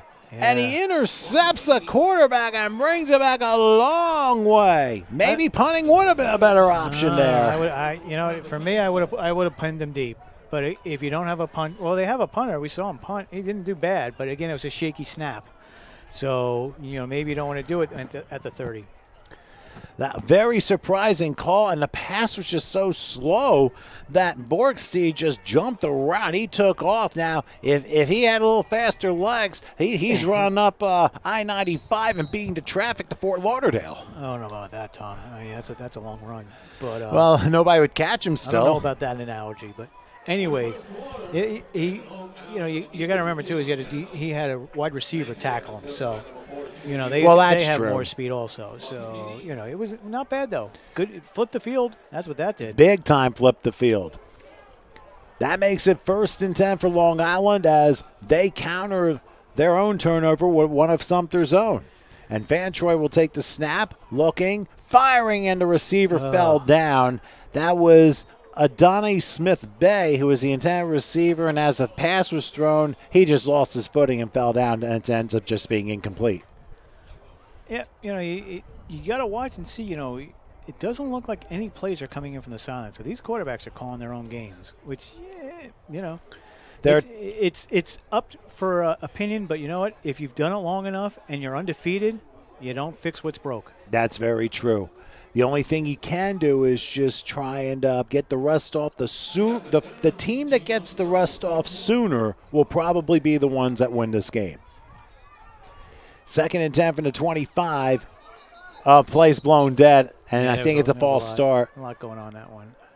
And you're right. It's a big thing about us. We do the spring championships in July, so these guys must have finished just after us. Or around the same time. Right. So you couldn't get into that tournament because you weren't done yet. So you got to wait for this one. So I don't know, Tom. I think maybe HSG Network should do a tournament, sometime in September somewhere. In Seattle? No, not Seattle. Not Seattle. But I think New Jersey in September probably isn't bad. It wouldn't be a bad idea either, whether it be up in Edison or Atlantic City or somewhere. I'm thinking it's got to be, you got to have at least one more. You got to have one more set of games because you're eliminating a lot of teams, and and you're giving teams, these guys have just a huge break. Another flag is down as the handoff to Beasley goes absolutely nowhere, but it's possible Sumter might have jumped offside. Could be. This is just dragging, Tom, right now. They gotta clean it up a little bit. No, it's offside, Tom. Yeah, that's what I was saying, that Sumter jumped, so that cancels off the false start, and we're back to 2nd and 10 from the 25-yard line. So lots of penalties. And, again, it's the rust, it's the synchronicity that's missing between the two teams.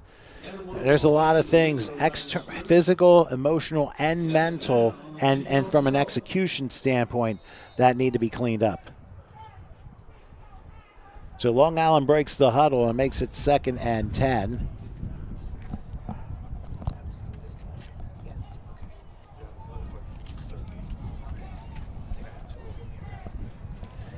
All right, so 2nd and 10. Sorry about that. From the 25, as Fan Troy into shotgun takes the snap. He's looking under a big rush. He's going to fire one across his body and incomplete. And boy, he's lucky it was not intercepted because C.J. Mack was right there, but he slipped as the ball was coming towards him, causing it to be just short. And lucky for the quarterback, it ends up being an incompletion. We've had a turnover on each side, and there almost would be a third there. Yeah. Again, your wind. You may have that wind affecting it. With the ball, with the spiral. And these teams aren't used to Florida weather, so by having them be in this humidity and be in the sun and in the weather, it may be affecting the way they're passing the ball down there with the weather and the as I was saying, Tom, the weather and the humidity down there. It may be a different ball they're throwing. It's very possible, and with the weather suddenly changing, I mean, this is going to be a challenging game for these two teams, in my opinion. On 3rd and 10, looking to throw a pass, and it is caught. It's not going to be for much, though, as trying to fight for yards is Darren Jefferson, and he doesn't get much. Maybe a yard if he's lucky. Yeah, just a little side screen. Try to get a couple yards back. Try to get a couple yards and make something out of it. And he didn't have it. He didn't have any two. Nobody was pulling to get to him. So that loses your blocking, and now you're just single guy out there with 3 guys waiting to demolish you. And they have some speed to close that gap very quickly. Yeah. Their D-backs are definitely fast, and their receivers are definitely fast. So that's definitely. I'll say definitely one more time. That is definitely an advantage, but you got to get them the ball, Tom. Well, you're saying definitely. I'm saying basically a little bit too much. Anyway. Here we go, Tom. There's a kicker out there. Yes, we're going to see an attempted field goal, a 43-yarder. Oh, boy. This is going to be a right bomb. hash mark, and this is Anthony Nunez to try it. Let's go. It's a high snap, and a kick never even reaches out to do it as it's partially blocked. And it's going to be returned. And it can be returned. Sumter's going to play it easy and run it out of bounds at the 20-yard line. Now the question is, are they going to get it at the 20, or will they get it from the point of the block? No, they get it from the 20 because they chose the option to return it. If it went in the end zone, they would still get it at the 20 because that would be a touchback. Right. Unless they chose to return it. If they chose to return it, then all bets are off and you get the yards that you get for the return. So it would have been better to have just let it sit there because I think they would be in better shape, Tom. What do you think? I would say so because, I mean, after all, the block happened. But then again, if they downed it, it would have been at like the 15-yard line anyway because it went forward. Yeah. So the ball is going to be placed at the 21-yard line. 35 seconds left in the first quarter. And Sumter and Long Island feeling each other out. Each team with a turnover, but each team has not been able to reach the end zone yet as we have no score in the game. Special shout out to Ed Gladney, Tom. Making his football day. That's what he told us. Well, that's awesome. Hopefully Ed's doing well back home. So shout out to my wife, Tom. Sorry. Well, yeah, that too. An empty again. gun here as the pass is caught to about the 25. Couple missed tackles thrown down to 28. And Nothing. they'll leave it. Talik Page Smith was the one who made the catch. And unless they quickly get another play off, that's likely going to be the final play of the first quarter. Tom, give a shout out to the wife. Of Go ahead. course. You've only texted her every 5 minutes. I know. Crazy shouts to the wife, Donna. Of course, my son, Dan, who are listening back home in Jersey. And, of course, many thanks to them for all the support they've given me and for making this opportunity possible. And all of your 2,500 Facebook friends. They're not going to be watching all of them. Anyway, we've reached quarter time here in Game 2 as the Long Island Eagles and Sumter Sharks are no score. Let's take a quick pause and get a drink, and we'll come back with quarter number 2 in just a moment.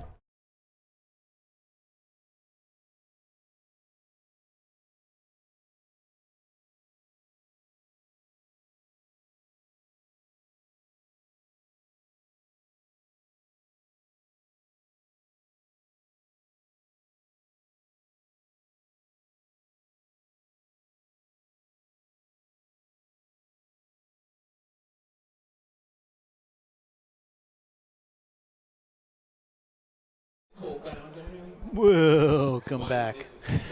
You're stealing my line for the Adams family. Well, we save that for the second half, don't we? We just used it. Go ahead. Anyway. Give us the lowdown. The lowdown is we're in quarter number 2 and no score in Game 2. The Sumter Sharks in their white uniforms against the Long Island Eagles in their navy blue and gold uniforms. Not a bad crowd, Tom. I'm looking around. We haven't really showed the crowd yet because all you get to see is the empty stands for the visitors, but not a bad crowd. Well, here's the handoff, and they'll go to about the 36-yard line. Good run there, and that's a first down. And finally. Sumter will move the chains. That was number 32, Alexander Warren, with that carry. Tom has the roster for the Sharks in 48-point type. Which is 9 pages long. Well, but then again, they only lose like what, 3 numbers, so you're all right. Well, the only thing is, I mean, everyone presents their rosters differently, so you just go by what you got and just try and improvise. All right, calling his number and being disconnected was Dalvin Bracey, the quarterback, who goes down for a loss maybe of 3. Back at about the 34-yard line. We'll see what they spotted, but I'll tell you, the Eagles, they knew what Sumter was running there, and they got there quick. They have speed on the edge, so you may want to outflank them instead of trying to go around them. You may want to pull a guard, or pull 2 guards, get them moving, and get some type of wagon train going down the sideline there. But one-on-one, it's not going to happen because they've just got too much speed to close the gaps if you choose to run. So, you got everybody up. That's what we're looking at. Everybody's up except one safety deep. They got bracket cover. No, they don't. They have single man over here. So, you got one safety that's got to decide which side he's gonna help on. It'll be 2nd and 13. They're going to lateral. This is going to be a halfback option. They got beat in one guy, and it's caught down the left sideline to the 30, the 20, the 10, the house, the apartment, the place of they're going to live is the end zone. Kelton Tyndall on the halfback option. I believe Quan Brown was in the game, number 12, and he was able to get the lateral and throw the pass in. Sumter with the surprise. They get the opening points of this game. Hey, great call, great play. Caught him off guard. when you're that wide open, like as I had just said, they only had one safety back. So they were bringing everybody up in man. And when you do that and you lose your guy because you see the handoff, guess what? He just walks down. He just, jogged down into the end zone. So. And he had no problem No. just being through. I mean, that was a 65-yard touchdown pass. A tremendous, Kelton Tyndall. I mean, he was wide open. He just took off and brought it home. Tom, looks like both teams have kickers here. Hey, you just don't know what type of game you're going to have. You have one game where one kick happened at the end of regulation, and there wasn't even a punt. Would you do this, Tom, in the wind? I don't know what the wind's like down there. I don't see anything blowing on top of the goalpost. So. Well, here's the extra point. Snap, kick on its way, and it is no good. No good. It took a long time for the officials to make the thing, but it ends up being 6-0. Sumter leading Long Island. Great halfback option play, one quarterback to another. And it reminds me of playing high school that they put two quarterbacks on the field. They put the more talented guy as a receiver. He ends up getting the option play, and he tries to throw a touchdown pass, and I think the only time it worked was during homecoming. Yeah, I'm just scanning the crowd here for us, Tom. Just show people, hey, if you're in the area, come on down. Yes, indeed. Sunshine Bowl down Tropical Field. Yes, And Tropical Park Stadium, a beautiful place. A beautiful place to broadcast the game from Miami-Dade County. I wonder if Pitbull is watching. He's probably working on his XM channel. Well, could be. Well, the 305 getting represented by the 856 and the 732. Only Wilkins. Hey, listen. Sometimes numerology has to play some fun in this. We're a minute 45 through the second quarter. Sumter just took a 6-0 lead on the Long Island Eagles thanks to that 65-yard touchdown pass from Quan Brown on the option, throwing the touchdown to a wide-open Kelton Tyndall, whom we knew he was going to be an effective weapon, but I tell you, in that trick play, that worked to absolute perfection. So good job on the part of the Sumter Sharks. Now we'll see how Long Island responds to it. See which way the wind's blowing. Let's see. Might be the Bohemian Rhapsody game. It'll be bad, taken at about the 10-yard line. Kick. Running over to about the 25, and he bounced off one tackle and another, and then finally gets tripped watch up. Watch out for that block. What was that? Close to a blindside block? It was almost from the behind. It was almost from behind. That was really close, but it didn't affect the play because he still made the tackle at the same point. So it didn't really affect the play, but that was close. That was real close to a blindside block. Yeah, sometimes you gotta be real careful with that. Not good. But either way, it didn't affect the play, so we move on. So on to return, they bring it to about the 26, and that's where Long Island will start 1st and 10. They had a field goal blocked, trying to get the opening points of the game, and thanks to that, Sumter was able to drive down. Of course, the biggest play we've had so far in the two games so far, the 65-yard touchdown. Halfback option. Yeah, the double quarterback option, actually. Actually, it's Dom. You're right. You could call it a halfback option. If he lines up as the halfback, then but either way. Yeah, Bracey was the quarterback, and Quan Brown was in as the halfback at the point, so quarterback to quarterback. So halfback option. Anyways, keep moving. Hey, it still resulted in 6 anyway. 1st and 10 from the 26-yard line as once again Michael Fantroy will try and bring his troops back here. Pro set here back to the left. This is going to be a pass. Looking under some pressure. He'll sneak out one, tackle another, and away he goes to the 30, to the 40, and he slides out of bounds. We'll see where they spot it on the far side of the field. Might give him the 41. He's walking. Yeah, he's at the 40. It's a first down anyway. Yep, at the 40. Yeah, they'll give him 14 yards on that one. So Van Troy using his elusiveness to get Long Island back in offensive play. Good play, good call. Come out fast, get on the outside, use your speed, and turn it upfield. And this is where you can probably experiment on some plays, and especially when you have a crosswind, you might be able to knife it through and get some deep throws in if they choose to. Van Troy in a shotgun on 1st and 10. Has a throw off his back foot. He threw it to the wrong team. Wait a minute. Did they signal interception or no? Nobody signaled anything. I think he was out of bounds. It didn't matter anyway because Sumter was offside. That's what. Yeah. So who cares? We could see him jump. You could see it on the film. He jumped. Yeah, Cordell Presley would have had the interception if it stood, but because of the offside, we'll take 1st and 5 instead. And Long Island moves up. Lots of penalties.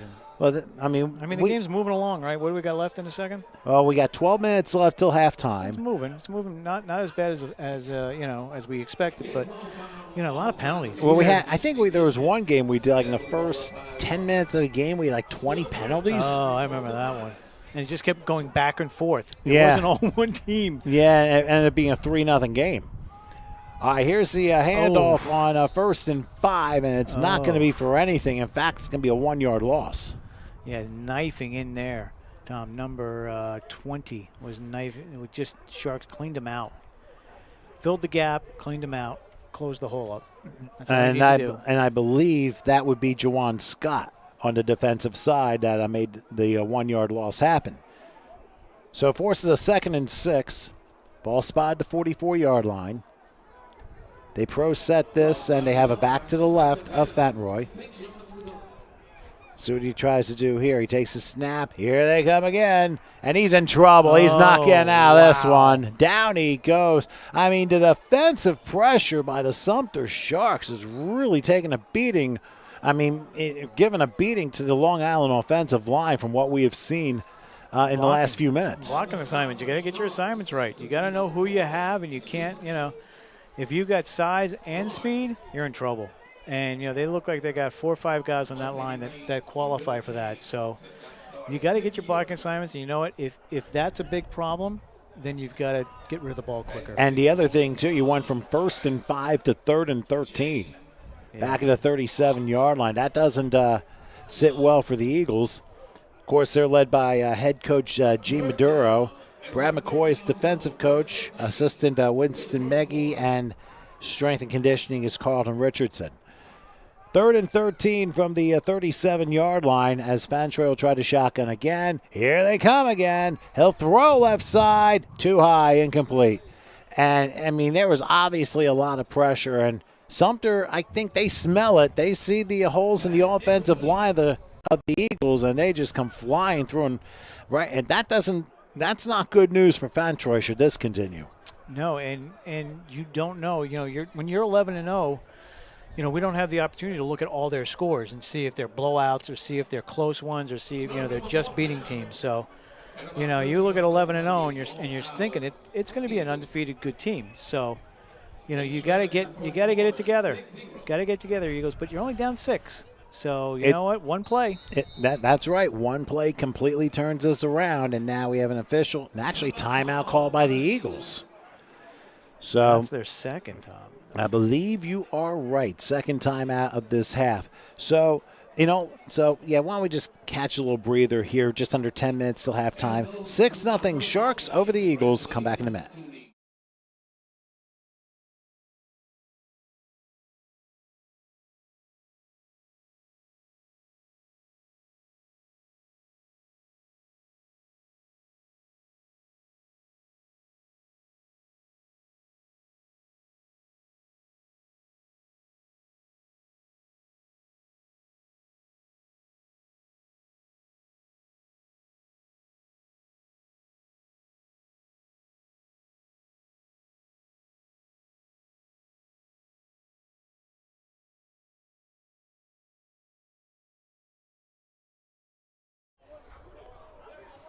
All right, following the timeout, Long Island will be punting and making sure that everybody is where they need to be. Nunez, of course, he'll be the one punting. He's the still counting kicker as well. Still counting. Got to make sure you got the 11 out there. Yep, Tom. magic number is 11. And we'll see how they do with the punt. Wind is calmed down a little bit for right now. One hop snap, but it still worked. But it's a very short punt, and it ends up going out of bounds. But I still think it went out of bounds at they're saying the 47-yard line. 47. So Sumter, very good field position as they start in their own territory, already up 6-0, and we're at 1st and 10. And you don't want them to start feeling it. That's the one thing you don't want. You don't want Sumter to start feeling it, that, it's going to turn. We're going to get these guys. They can't stop us. and just start piling on. So this is going to be a good answer for the Eagles. Let's see the Eagles come back here and put up a good defensive stand and stop them. Well, they had a very nice first play in that last drive, and then after that just completely stalled out, even with the offside. 1st and 10 for the 47-yard line. And we'll see what happens with Dalvin Bracey as he's in the shotgun. They send a man motion, and they pull out a jet sweep this time. Oh, Tom. Crossing midfield and out of bounds. That would be Colin Washington with the carry that time, and probably for a gain of 4 to the 49-yard line. Actually, they might give him the 48, it looks like. Not bad. These are just sweeps. You're gauging the outside speed. That's all you're doing, and so they got 5 out of it. So that means, if we get in a pinch, it's like a 3rd and 3, a 3rd and 2, we can come back to this. And with that, I mean, you get a nice 5 yards. At least you set up. You could do either or for second and mid play. So with the ball at the Long Island 48-yard line, they're going to send 2 receivers to the right for this one. Bracey sends a man in motion, but a false start on Sumter, and that takes away that 5 yards, and now that completely changes the scope of the second down play. And that had all the makings of a jet sweep to the other side with 88. He was looking to get it when he got out there, or some type of screen or a pitch out or something. So, go back to the drawing board again. That's true. Kelton Tyndall has been involved a lot with the Sumter offense, and remember, he was the recipient of that halfback option touchdown of 65 yards on the last drive. Now it's a matter of how to proceed forward and get some more points on the board. They have 2nd and 10 back at their own 47 following the false start. Bracey making sure everyone's set. Looks like a pro set in this case. Receivers on each side. Bracey takes, back, looking. Oh, he lobs on somebody, missed an assignment. The pass is caught at 30-yard line. Going to the 20. They spun another guy around, and it's good night. Welcome to the end zone on a 53-yard touchdown, Dyshawn Randolph. And once again, Long Island got caught with their backs turned, and Dyshawn knew exactly what to do, and 2 long touchdown passes later, Sumter extends their lead. Yeah, you got to change it up a little bit. Got to change up that defense a little bit. I don't think man's going to work. I don't think single safety is going to work. You may want to throw something else out there. You may want to put a little more pressure on the quarterback. But again, you're starting to sink a little bit here, Eagles. Let's go. Well, Long Island right now in a tough spot, as they say.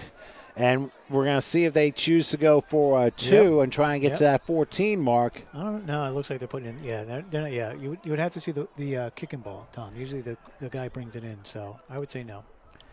Plus, they're moving into the 3. It's the dead giveaway. or the 2 in this case, for the yeah. semi-pro using professional rules mostly. Try and get substitutions at the last moment, and now Bracey will line everybody up. I got to get 7 on the line. So the 2-point conversion here as Bracey awaits the shotgun snap. He takes, play fakes, lobs left too high.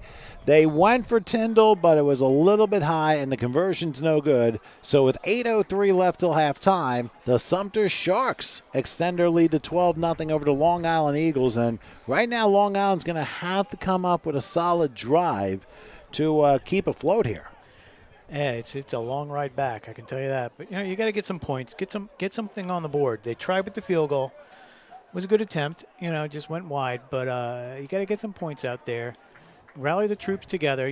We've seen this team. We know they're fast. We know they have skill. So they just got to call the right plays. That's all. And Sumter's not helping them. They're not turning the ball over, and they're not giving them great field position. So. And remember, they're on the northeast end of the SEC territory when it comes to football. Because remember, you got South Carolina that is involved there too. So obviously, they understand football is mostly king down there. In Florida, of course, football is king 24/7. Here, California and Texas. Yep. And we'll be seeing a Texas team in our final game, the Texas Red Raiders, taking no relation to the Philadelphia Red Raiders.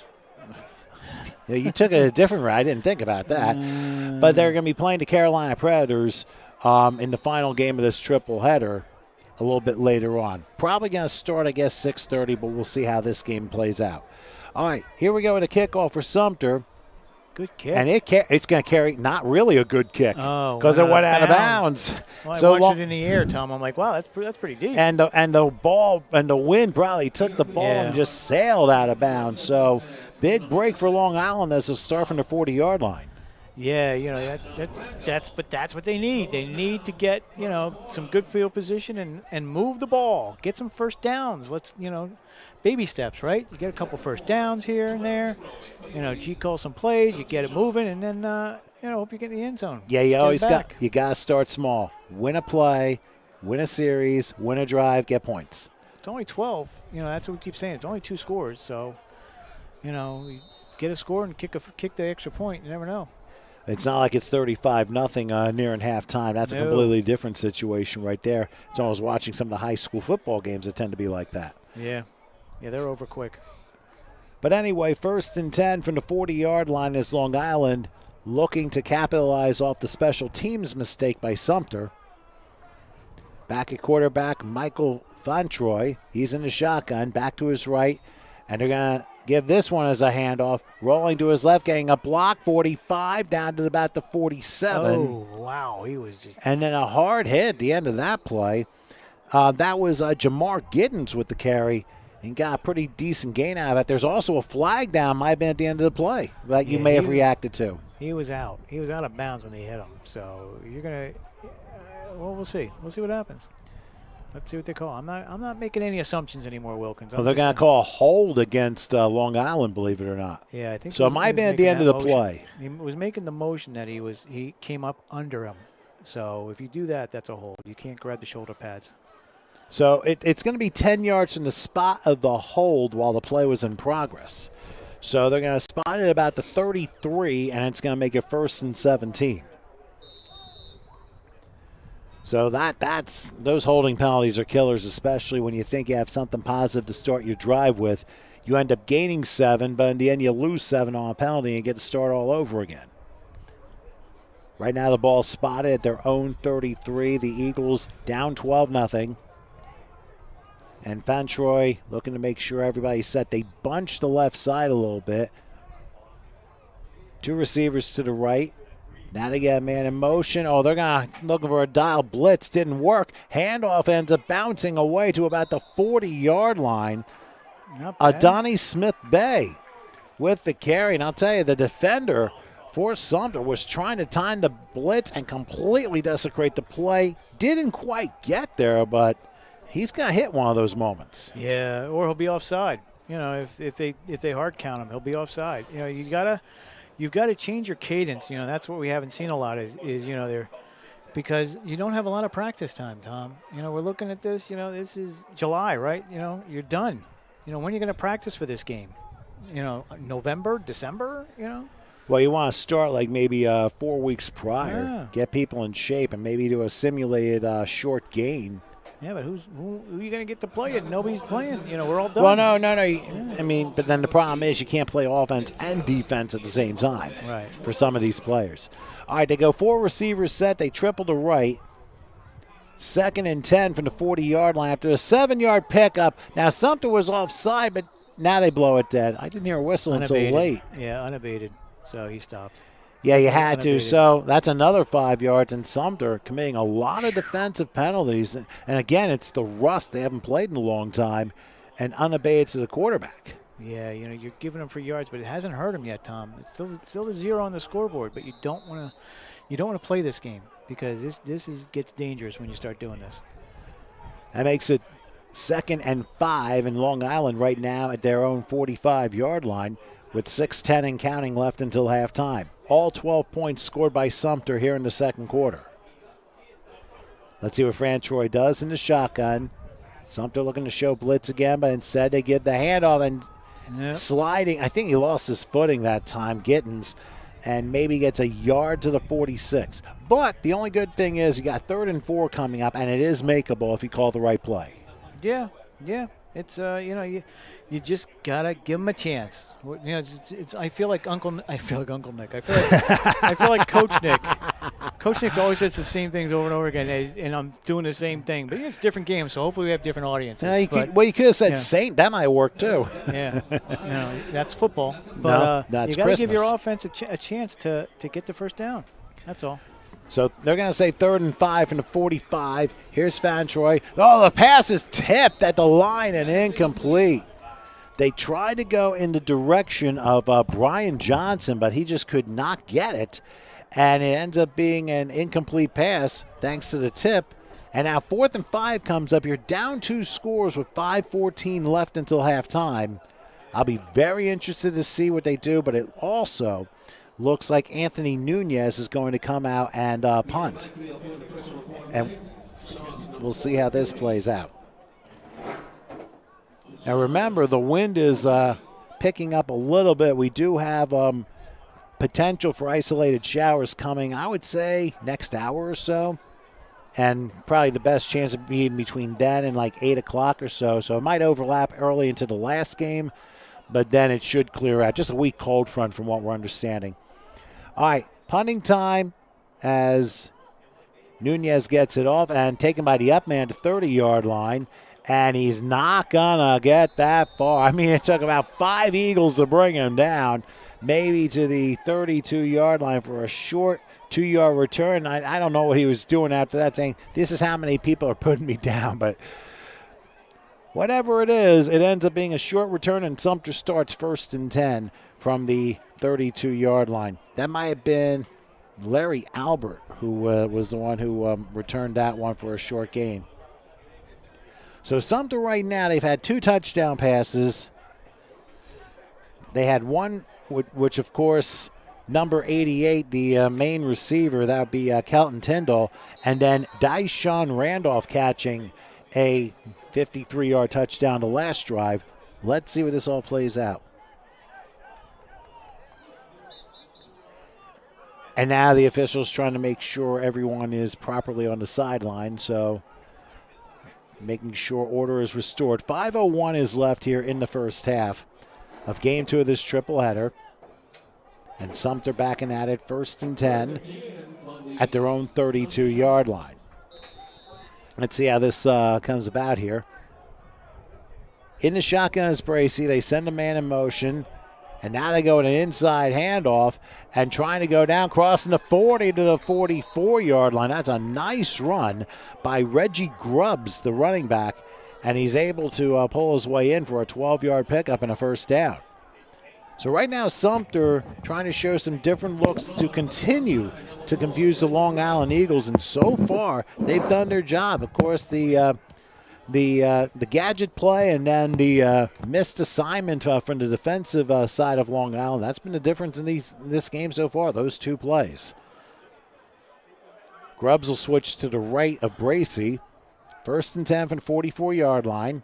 Taking the snap, play fake, throw up the middle, tapped in the air, and it's intercepted. There you go. It is intercepted by Dwayne Evans on the Eagles tap. needed. The Eagles needed that interception in the worst way, and they got it. Ends up getting the 2nd turnover of the game against Sumter. I mean, Pretty athletic play there, Tom. Very good play. Getting somebody, I don't know who tipped the ball, but nice to see Evans stretch out and get the interception. And for the Long Island Eagles, that was something they absolutely needed with 4:05 left till halftime. Yes, Tom, I'd just like to mention right now, I'd like to thank whoever's smoking weed in front of us. It smells really good in here, and both Tom and I will be high by the end of this game, I'm predicting. Because it's pretty strong, Tom. Super Bowl Sunday, everyone predicted Snoop Dogg would be high before the halftime show, and they were all right. That's the only bet anyone got right. Anyway, still, Long Island with a 1st and 10, and it looks like the sun is hiding behind the clouds. I thought for a second we were getting a little bit of rain. Tom Doppler Wilkins will give you updates on weather the entire game. Tom, there's birds circling. What's that mean? What's that mean to weather? I have no idea. It's cold up there. That's what that means. They're coming down. Only nature knows. And now we know the officials know another flag has come down. Oh, and even the officials like, now what? You can tell by his body language. It's like, He you know, was like, are you he kidding? said the line just like gave him the wave, like, dude, just stay back there, dude. I got it. It's a false start. Just stay back there. Oh, my goodness. Well, that Do I penalty. even have to show it? That's yeah. Here you go. Well, they saw the signal anyway. It's different, Tom. It's an illegal sub. Oh, We haven't had one of those yet today. This is the first illegal sub of the day. All right. Well, obviously they put Tabasco sauce on the ham and cheese. So Could have been 12 in the huddle. Could have been they broke the huddle and someone came off the sideline to join the play. Those are all type of illegal sub penalties. all right. So because and it's a mental penalty too. These are all mental penalties. First and 15 rather. From the 40-yard line as Fantroy is in the shotgun again, and he's going to throw one that was behind. Now, it's a forward pass. Brian Johnson was intended. He had to throw kind of his back foot, but it went forward enough to make it just an incompletion. He tried, and let me tell you something. If he caught it, he was not gonna get too much yardage out of it because they were all over that. I think there was one play I saw where guy tried to throw a pass like that. It actually went 10 yards further backward. The forward pass became a lateral and was a scoop and score. Happens, especially with the wind blowing down there. Yeah, wind is definitely picking up, especially with the passage of the cold front coming in the next couple of hours. Oh, Tommy Doppler, right on the job. 2nd and 15. I don't think Jim Kosick of AccuWeather would give me anything like that, but on 2nd and 15, here's a handoff sweeping left and trying to get through the line. There goes a helmet again, down to about the 42-yard line. That handoff was to Armani Beasley, who's getting back into the action. One? That's the same one, I think. So that's why they're going to throw a flag now. Oh, okay. Or it could have been Tom. I'm not going to say anything. Let's wait to see. Wait to see what the call is because we've had plenty. And unsportsmanlike conduct against Long Island, probably because of the equipment violation. Yeah, you can't have it keep coming off. That means you don't have a chin strap, or your chin strap is not on. It's not fastened. And guys do that. It's semi-pro. They just put the bucket on and say, oh, it's going to stay on. And it's the same guy who lost his helmet in the opening kickoff of the game. Yeah, so it's just you got to get a chin strap on there. And because of that, the down counts also. Oh, so that forces now a 3rd and a long way, and there goes another flag. That's on the sideline. I can feel that. Nope. Number of players. Here we go. Oh my gosh! This is a substitution again. No, it's unsportsmanlike. Wow, and that's back to backers back and belly to belly. Oh goodness gracious! That's not exactly the type you want, but all of a sudden, Long Island is going the wrong way. Well, it's bad penalties. They're killing them. Killing them. Those illegal substitution. That's again, that's not guys not knowing when to be in and not knowing their teammates because they're new and it's July and we're in whatever month we're in, February, March. What are we in, Tom? Well, we're in mid-February. Mid-February. Thank you, Tom. Lost train of thought because I haven't had any food in like 6 hours. So well, hopefully soon we will. And there was another penalty. Oh, so they're just piling on now. I'll tell you what. Now they want him gone. That's the next, is they want the coach gone. This is crazy because you're looking at this and the weather girls are loving it. It's like, it's raining flags. It's getting a little nutty here. So all of a sudden it's come to it's going to be 3rd and a long shot. We'll just say that. The ball be spotted. That was our lunch order, Tom. That was anything but ham. Oh, I don't mind the ham. I'm not a big ham fan, Tom. What? Oh. Now no smoking. I told you. That wheat smell. Guys up about another 10 feet, but But anyway, it's going to be 3rd and who knows how long at this point. Could be past Key West at this point. Just you just keep taking these penalties and you're killing yourself. And you're playing against a good Shark team that's solid out there. All right. Well, I guess the only thing Long Island can hope for is a defensive holding penalty, because they're right now at 3rd and 51. Yeah. Well, we'll see what they do. You never know. We've seen some crazy things happen. Ball is out spotted about the Tom. 4. First time we've heard some rumbling in the stands. All right, well, here is Fontroy running left. He's going to fire, and it's a short hop incomplete. That saved the safety. That's what that did. Well, it definitely did. The only problem is now it's 4th down, and do you plan on I would have to hope you plan on punting on 4th down. Oh, yeah. On the 3? Tom, please. I mean, what are you going to run, Tom, on 4th and 51? Well, it is the Academy Awards coming soon. You could fake a roughing the kicker maybe, but we'll see. We'll see what kind of pressure they get. He didn't do a bad job punting so far. Yeah, but the whole thing changed when the equipment violation happened, and as much as Long Island didn't like the call, I mean, it's the rules. I mean, it's a safety thing you got to remember. I mean, you go back 15 years ago, Jason Witten, the Headless Horseman against the Eagles, when that came up, they changed the rule automatically for safety. Yeah, you got to have a strap. That's just not having the strap on it. That's all. You just, you take it off. All right, Nunez standing pretty much on the back of the end zone. You got to have a perfect step. It's a one-hopper, and it's a pop-up. That's not going to go that far. Only goes to the 15, 20-yard line and rolls. The way. Oh, my gosh, get out of the way. And finally drops about the 28. I think they blew it dead. Yeah, they blew it dead at the 19, Tom. Yeah, the 19-yard line was almost downed. It must have hit a player. Yeah, once it hits the player, then you can't have it as a live ball. Yeah, so it must probably hit an eagle at that point. So it ends up being a 16-yard punt. Tom, are you setting these guys up for another score here? So you're going to go down 3 scores at the half? Well, 2:47 left till halftime. And keep in mind, Long Island only has 1 timeout left. Yeah, they're not going to stop the clock. It all depends on whether they get close.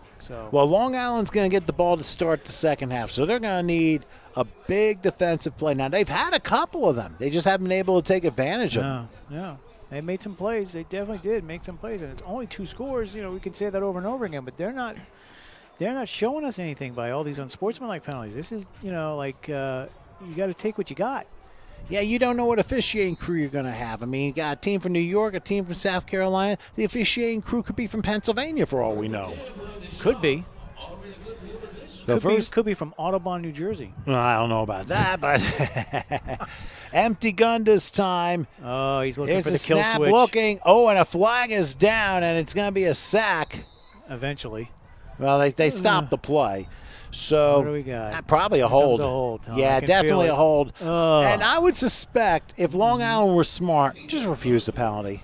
No, why would you refuse it? Well, the reason being that was a 6-yard loss. Or they just, or if they're going to give him just. You're right, Tom. You're right. Wait a minute. They're only going to give him the 22. I'm a little surprised by that. So that's where you take the 10-yard penalty. Yeah, you got to back them up. Oh no, that looks like they're actually going to refuse. Tom, I think I saw the ref throw his hands up. Tom, you know what? I'm running out of feet to shoot here up in the booth because it just seems like there's a lot of that going on in this game. Well, sometimes you just have a lot of like the ebbs and flows of the game, and sometimes you have a smooth road like 95 in Florida, and other times you have a bumpy road like 95 in Westchester County. 896 or well, I don't know about 926 or 976 or 876. Oh Here we go with the numerology again. Every road in Florida has an 8 or a 9 in front of it, and then a 6. Or at least the southern part is. Yes. All right, so it is. It's going to be 2nd and 14. They do decline the penalty. Again, empty gun.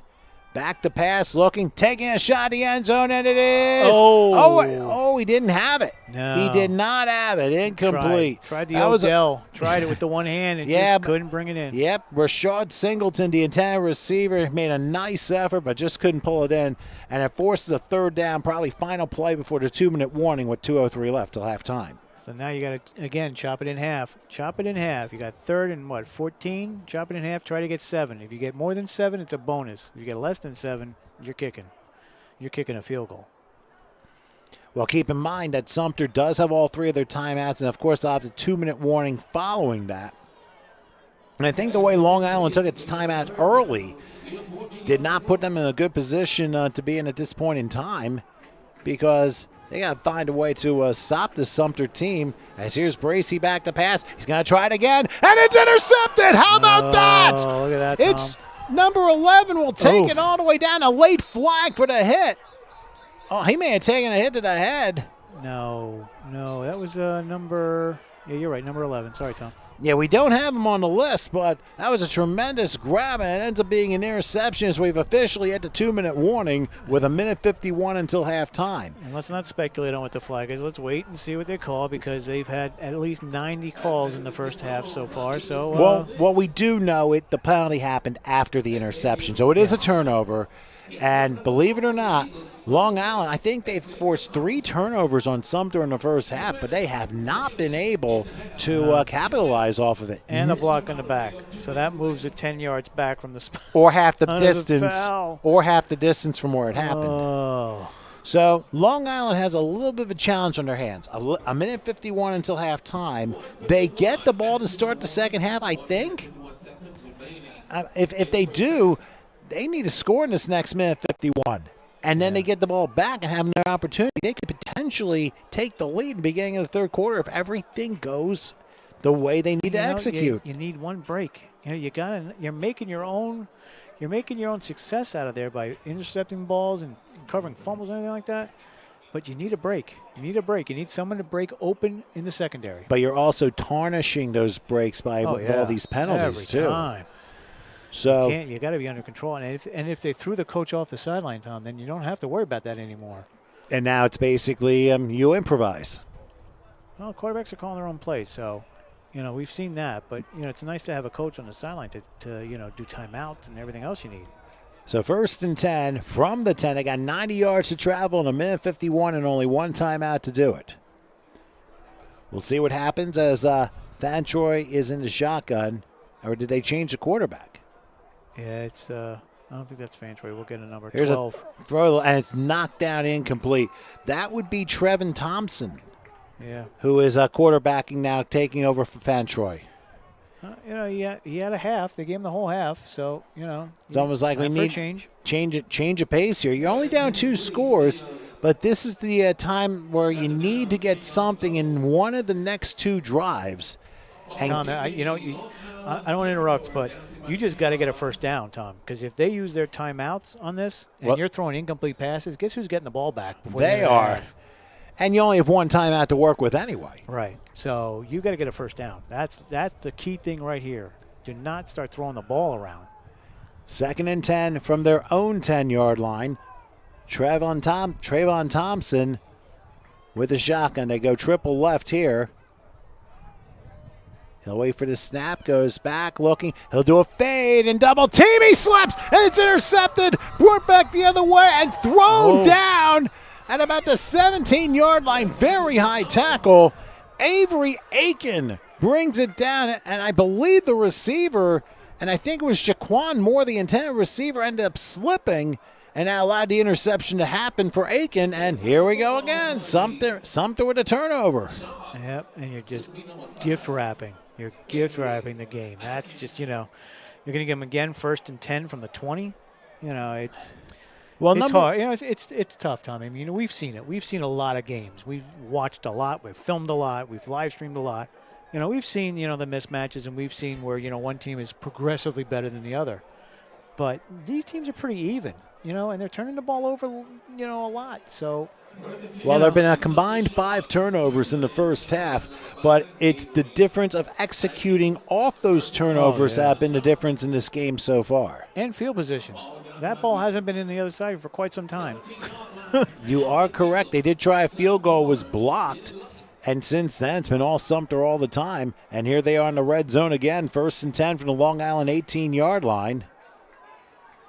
And we'll see what Bracey does this time. A 4-receiver set, tripling to right, low snap. They hand it off, bouncing left side to about the 15. Turns the corner to the 10 and steps out of bounds inside the 10-yard line. And that would be Alexander Warren with the carry. And they're going to say he stepped out of the 11. And is there a flag down too? I don't see one. I think that's yellow shoes. Or a red shoe or something. I can't tell. No, nothing's down. Nothing's down. That's the guy's shoes walking. Number 3. He's got yellow. Okay. Well, why anyone would be permitted to wear yellow shoes in a football game? But hey, matches the colors on the jersey. That's why. That is true. Looks good. Anyway, same formation on 2nd, and they're going to say 5. He stepped out of bounds to the 13-yard line. Play fake this time. Oh, and keeper. Bracy bounces off one, but not another. He'll get to about the 10, maybe the 9-yard line. Oh, tackling each other. That's a wide receiver coming in, Tom, on the far up top there. And now a timeout called by Sumter.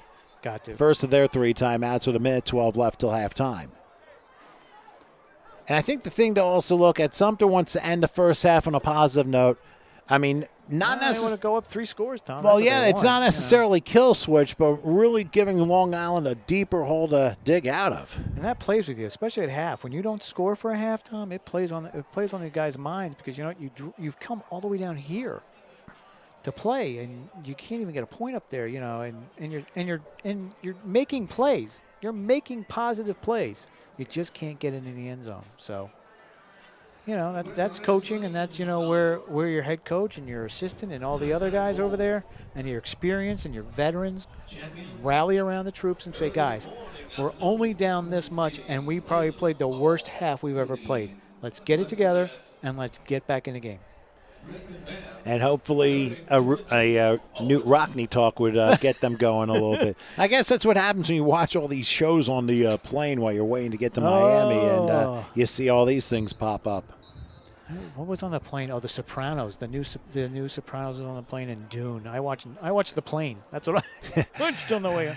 I don't want to say what you watched because people may take offense to. Well, put it this way, fact that you Howard watched it. trying to tell me to cut down my cartoon references, but you can't cut them out of me when it comes to watching them. But anyway, saying that, it is 3rd and about 2 from the 10-yard line. Again, Bracy under shotgun between split backs, and somebody jumped. Boy, let's Question see is what we who? get. It's a false start. That's a big break for Long Island because now that 3rd and 2 is now 3rd and 7 from the 15-yard line. Yeah, right now I'm on my 5th foot right now that we've shot into because this is gift wrapped. If you don't take advantage of this gift wrapping, you have two opportunities to go up 3 scores, and neither one right now you're using. Well, at this point in time, it's like violence against octopuses at this point. I mean, you said your 5th foot. We got 3 more legs to go.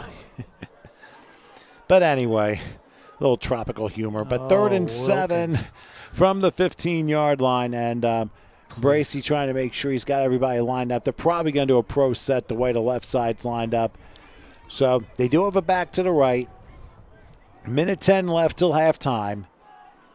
We'll see what Bracy does here on 3rd and 7 from the 15. He awaits a snap. Takes it, looking, firing, pass caught, and a missed tackle to the 5, and he's going to get first down. He also gets out of bounds, too. He tried to put the ball over the cone, and he was already out of bounds. Yeah, he was already out of bounds at the 3, and they're going to though. give him a gain of 12, so 1st and goal from the 3-yard line, and a minute 1 till halftime. So what are you bringing in, Tom? You're bringing in the jumbo package, right? You get the jumbo package in there. Get your offensive lineman. What do you mean, a meal package? As a lead blocker, and that's who you're going to run the ball behind. You're going to get your biggest guy out there that's an athlete and get behind him and get the ball in. That's the jumbo package. Well, with a minute 1 till halftime, and remember, Long Island still has 1 timeout left to use. And they're going Sumter is 2. Offset eye, Tom. That's what they're using. With the Look little guy like a up there. full in the middle of a full house too. Yeah. Here's a handle and a fumble picked boy. up by the quarterback, and Bracy's going to go down the 11-yard line. Now in the final 2 minutes, you cannot advance a fumble, but luckily for Bracy, he was able to fall in at the 11, and Sumter will call a timeout with 54 seconds till halftime. That's my 9th foot, Tom, that they've actually just shot into now. I guess It's not even that. It's that you're given these opportunities, and it's just like, you see it in the NFL. I mean, look at my Patriots this year. You know, they drafted all these guys. They got all these free agents in, and you still can't make the Super Bowl, and you can't get out of Buffalo's way. Couldn't stop Buffalo. How do you play that game? You can't stop Buffalo on 1 series. Well, let's not forget too. The first time they had Mother Nature on their side, and then after that, but then the last Buffalo 2 adjusted. Holy! And then you realize how far away you were from Buffalo when it came to levels, and especially in a playoff game where you couldn't stop them on 1 drive. Yeah, the whole game. All right, what do we got now? We got timeout somewhere else? Yeah, each team has 1 timeout left. I'm just wondering what we're discussing on the field.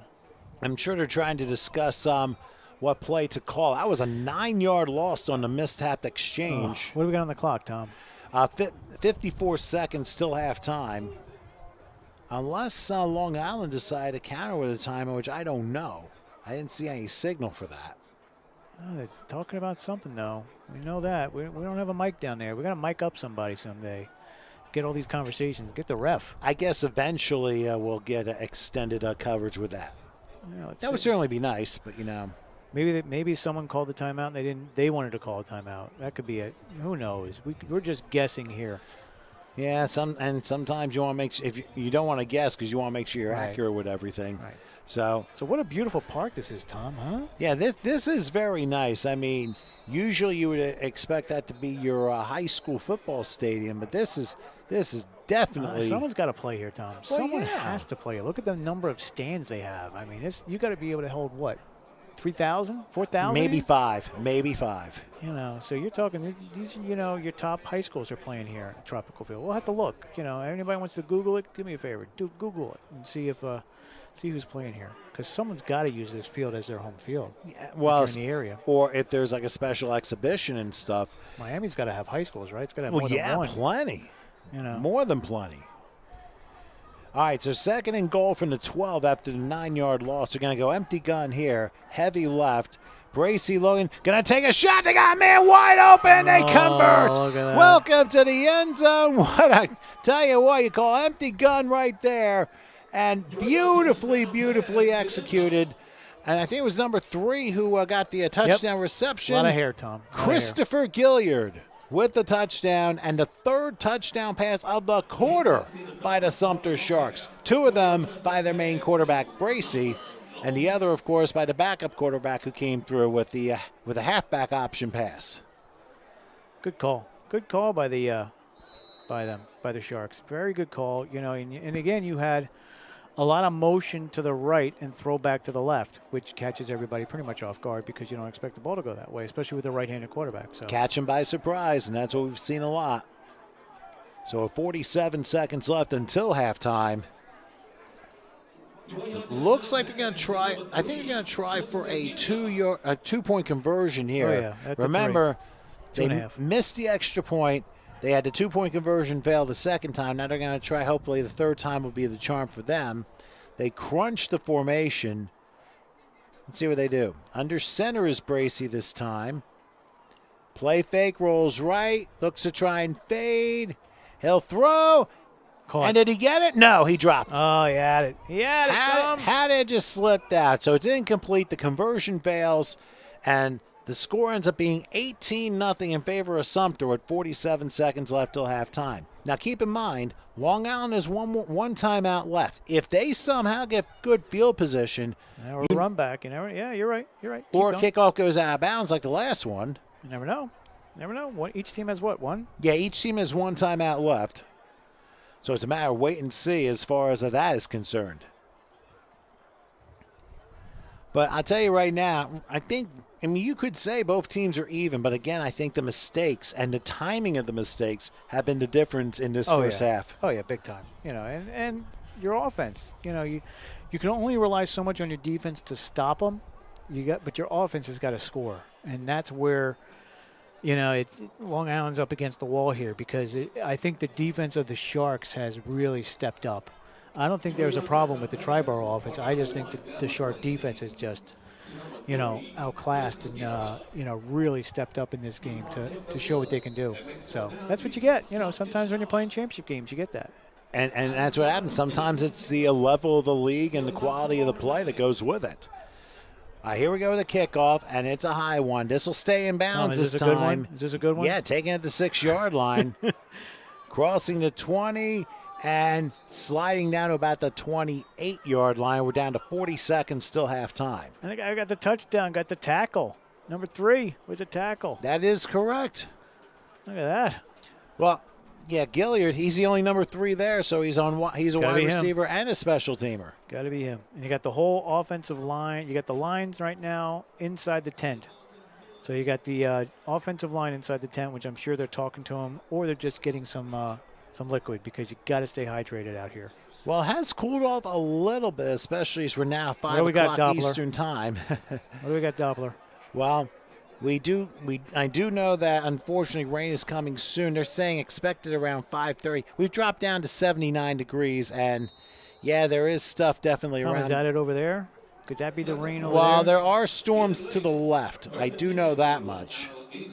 We may miss it. We may just miss it. It's possible, but we'll definitely see. I mean, there is a cell to the west of us, but again, these are Florida-type storms. Right. So they shouldn't last no more than 15, 20 minutes. And even if somehow lightning causes a delay, then you just wait a little bit, and then we resume from where we are. All right, so Right. 1st and 10, and a handle. That's not going anywhere. Down for Just a hold big loss. on to the ball. That's all you got to do now is hold on. They got one timeout. You're gonna run I don't the think ball. either team's going to use it. No, that's what I I'm just think- saying. You don't want to give it up, but it's not going to happen unless you pass. You know. Ends up being a 4-yard loss, and Long Island is showing no gumption at all. They're like, you know Yeah. what? Let's go back and regroup. It's the final 10 seconds run off here in this first half. I'll tell you, Sumter really brought their A game in the second quarter, and they capitalized on 3 touchdown passes as the horn sounds, or the silent horn sounds, I heard to it, Tom. end the first half. So the Sumter Sharks lead the Long Island Eagles by a score of 18-0. Well, it was all Sumter in the second quarter, but Long Island, I believe, gets the ball to start the second half, so we'll see how they respond. So let's pause for a few. We'll come back with the second half in just a little bit.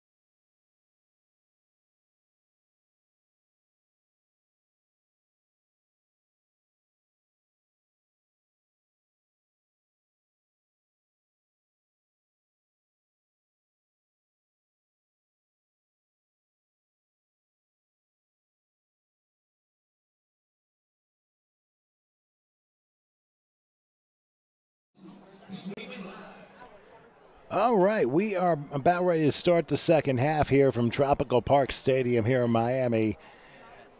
It is the Sumter Sharks leading 18-0 over the Long Island Eagles as we will be starting the third quarter. I'm Tom Wilkins. Howard Gaber's with me, but I'm being joined by Coach Kroll, who has been helping out with this entire event. Coach, first game and a half, we had an instant. I mean, first of all, what do you do before we get on to the event here? Well, thank you for coming down to sunny Miami. First things Well, first. I don't know about sunny right now, but It's Miami. How about that? What do I do? So I'm one of the chairmen of the Sunshine Bowl. They brought us on in about, I want to say, 2015, 2016, and kind of been ramping us up over the last few years. And, as our great founder, Jesse Wiggins, got a little bit more sick. He passed a little bit more on to us. So now his son, Troy Wiggins, is the chairman, and then the two co-chairs are myself and Coach Sean Wood. So, just putting together this great event. Got some great teams. The first game was bananas. well, the first game is an instant classic, I'll tell you that. I mean, both teams from Cincinnati and Western Massachusetts, I think it's Holyoke, they both did a tremendous job. That is definitely a Sunshine Bowl classic. Yes, overtime. The catch in the at the pylon for the touchdown to the game winner, it would have turned out to be, and to end it on a pick was, you can't ask for no better on the first game. We got the kickoff here. All right, and Long Island is bringing it back up to start the second half. Missing a tackle, but not missing like three of them. He's still going to take off to the 30 and get out of bounds close to the 40-yard line. A nice run to start the second half by Darren Jefferson. And Long Island looks to try and score. They're down 18-0 as we begin the third quarter. Now, how long have you been involved with this Sunshine Bowl project? So we came down, my team came down, the Capital City Seahawks came down in 2015, and Mr. Wiggins and was like, we need some young folks like yourself to kind of help spearhead this in the future. And I thought he was playing, and he wouldn't let up on me. Or me or Sean, and kept bringing us in on more and more stuff. So since about 2015, and I think we took it over, Troy, myself, and Sean took it over fully, I want to say 2019. Okay. Well, of course, we were down in Fort Lauderdale in 2017. We actually did a couple of games, and Yep. one of them, I think one of the classics during that weekend was the Triad Outsiders and the Jersey Hawkeyes, a Yep. game that the final 2 minutes could not have been more amazing, especially with a field goal, but just barely made it in the final few seconds. I mean, you can't forget things like that. But the important thing is what the benefits to you guys playing it and the benefit to all the teams involved. What does this actually mean to you? Well, hold on, let's get this play first. All right, that's fine. As the handoff will sneak through to only about the 41-yard line, to maybe a yard or two to play.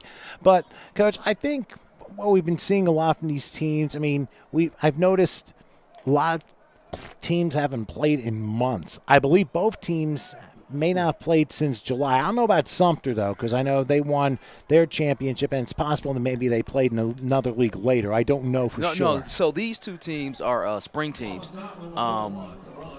These two teams are spring teams. What we've done over the last couple years is actually we split the tournaments, and so we have a spring tournament and a summer tournament. So we split the tournament. So usually we don't have spring teams playing down here in Miami, but they couldn't make it in July because of their leagues ended so late.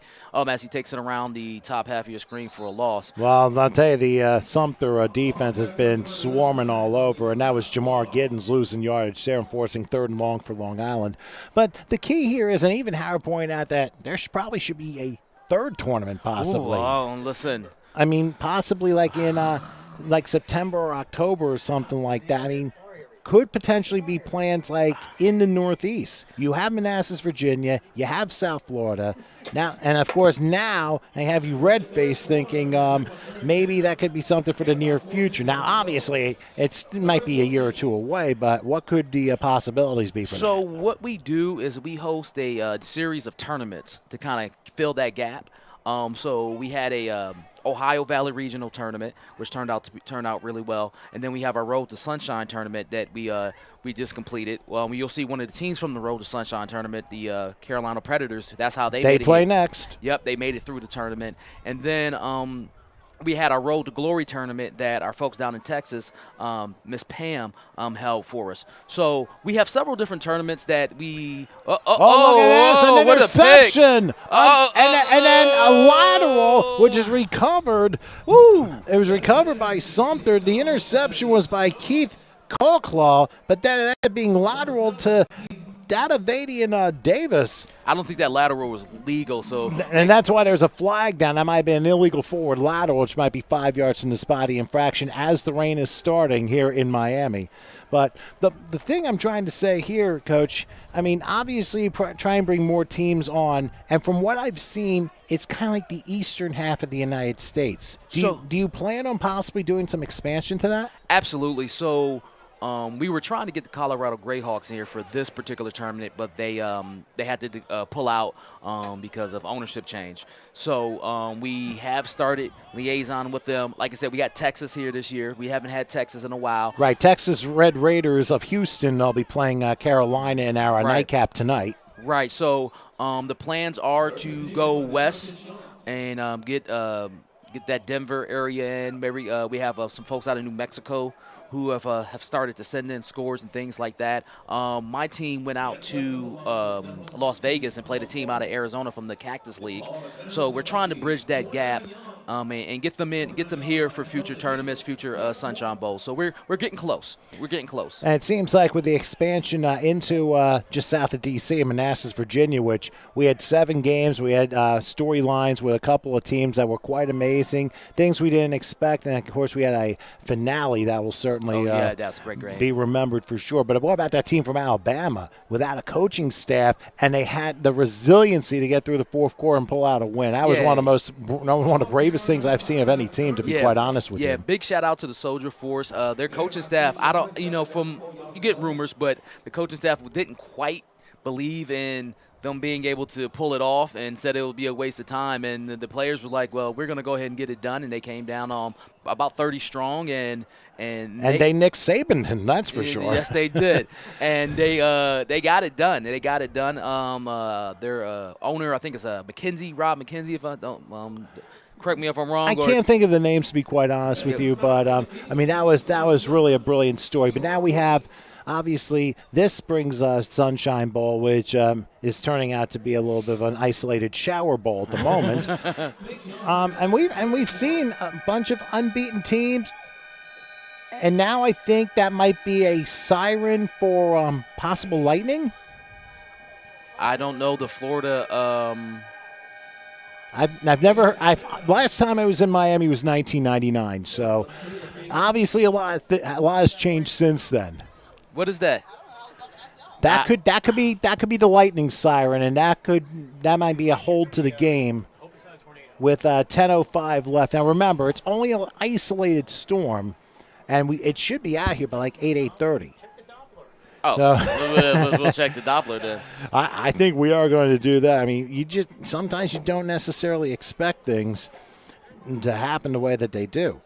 I mean, yeah, it's still 78 degrees, and they haven't given a severe thunderstorm warning, but yeah, probably based upon that horn, there is a red cell coming this way. Well, it is Miami. Well, as they say, bienvenido a Miami, as Will Smith put it.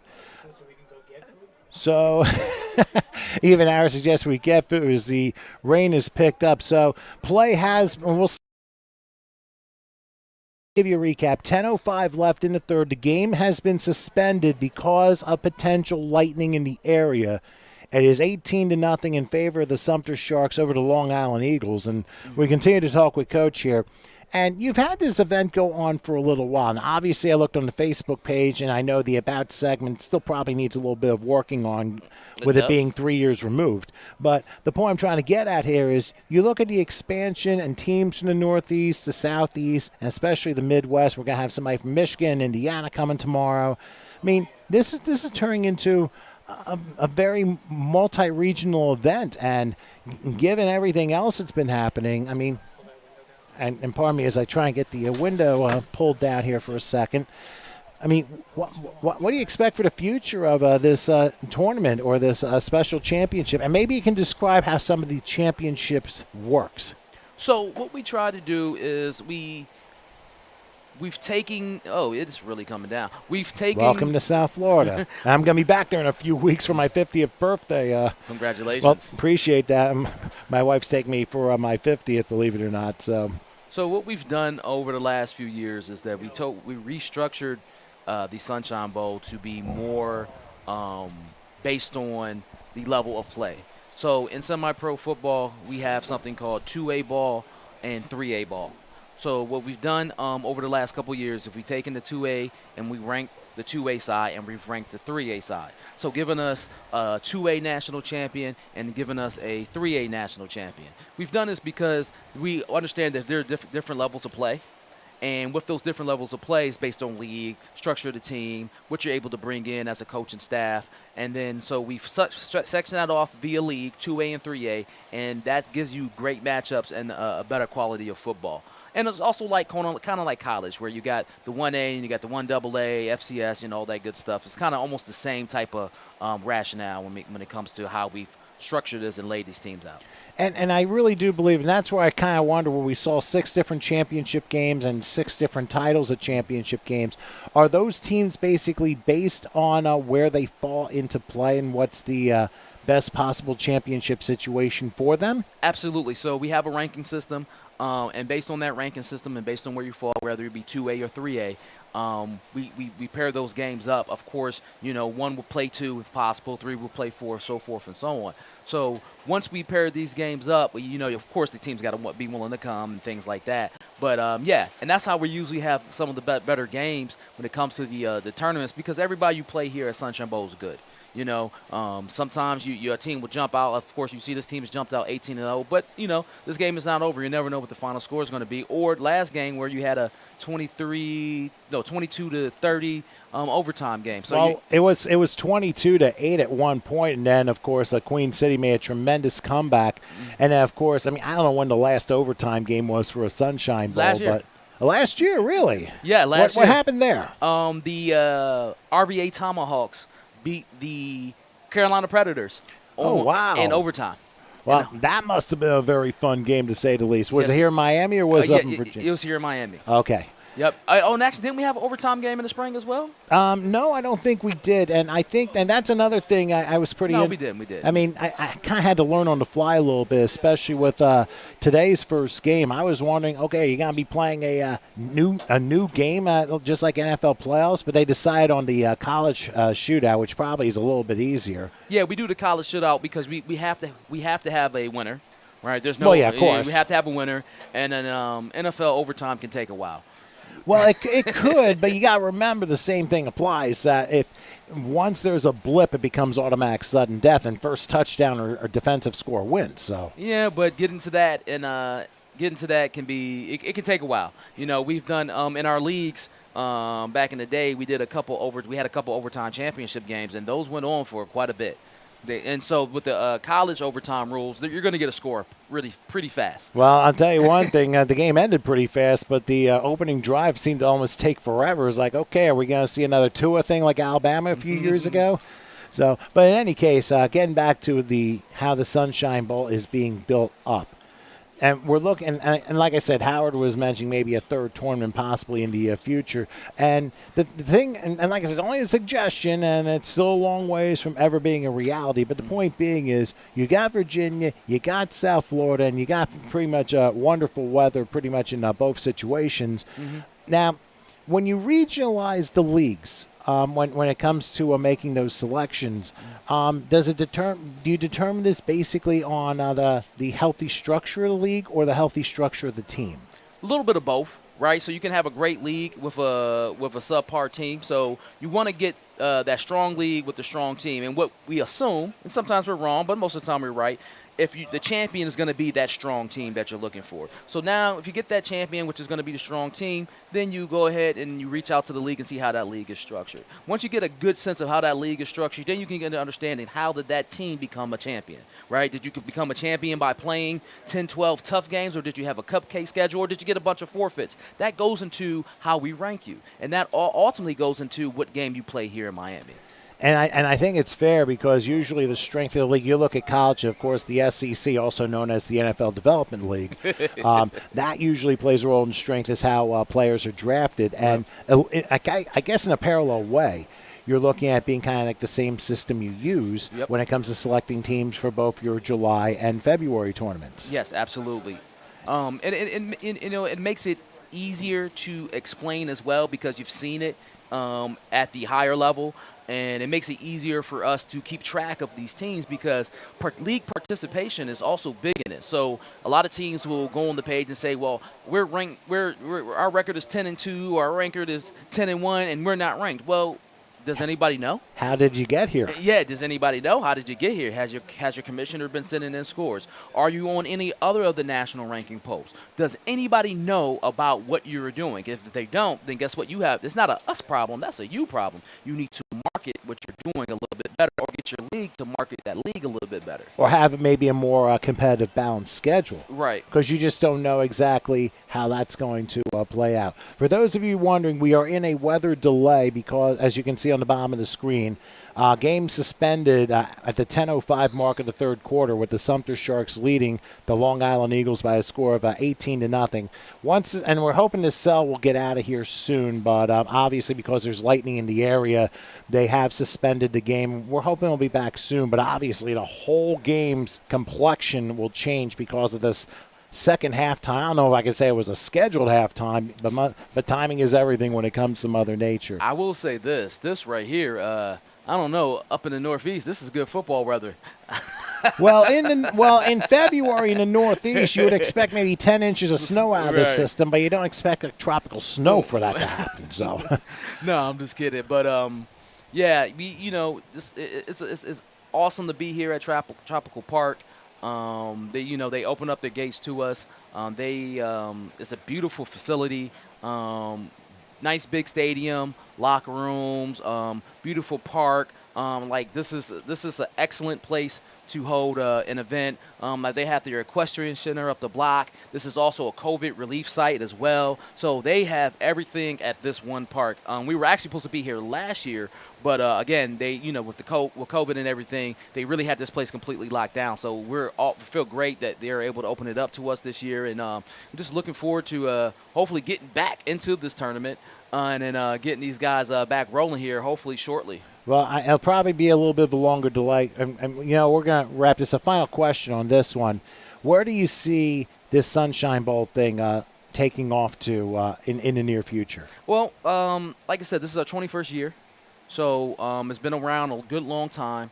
And I think into the future, we want to make sure that we are bringing teams in more like a Power 5 type of deal where we're bringing teams in and they're part of the whole overall structure. We're putting together some things on the back end where we have a few leagues that are working with us in that way, making sure that the national structure is put together on a solid foundation, working with great commissioners, league owners, and teams so that every year we're getting the top quality games, top quality owners, and top quality facilities for Sunshine Bowl. So I think the sky's the limit, and it really depends on, how much interaction and how much support we get from the folks that liaison with us on Facebook, email, our website, sponsors, all those different types of things. The more visibility that we get for a Sunshine Bowl, I think the better off we're going to be in the long run. But like I said, we're on a great path right now, and I think this is in my opinion, this is the top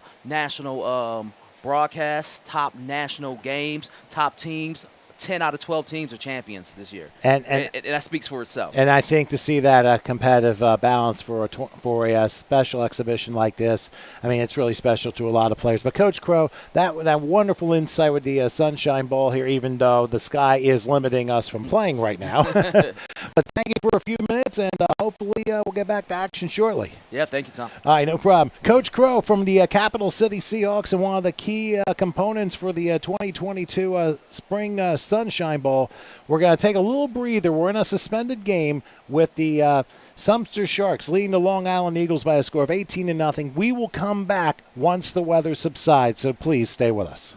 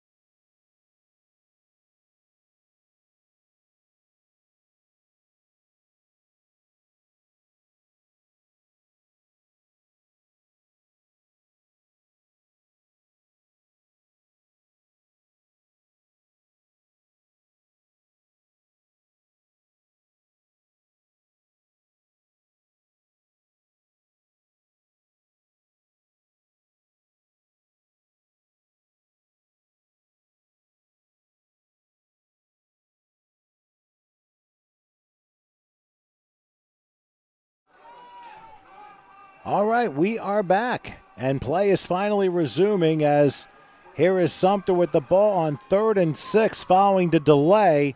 Now, this is going to be fun when they splash into the splash zone along the sidelines here. But anyway, the handoff there on that 3rd down play was basically an end around to Colin Washington. As we resume play after play was stopped after, let's say, about 38-minute delay.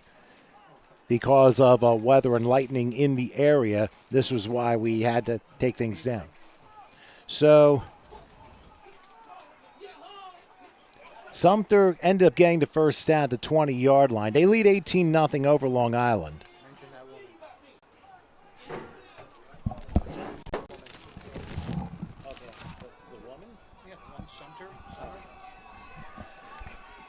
So 1st and 10 from the 20-yard line. As it's going to be look like a broken play, and a handoff goes to about the 16-yard line.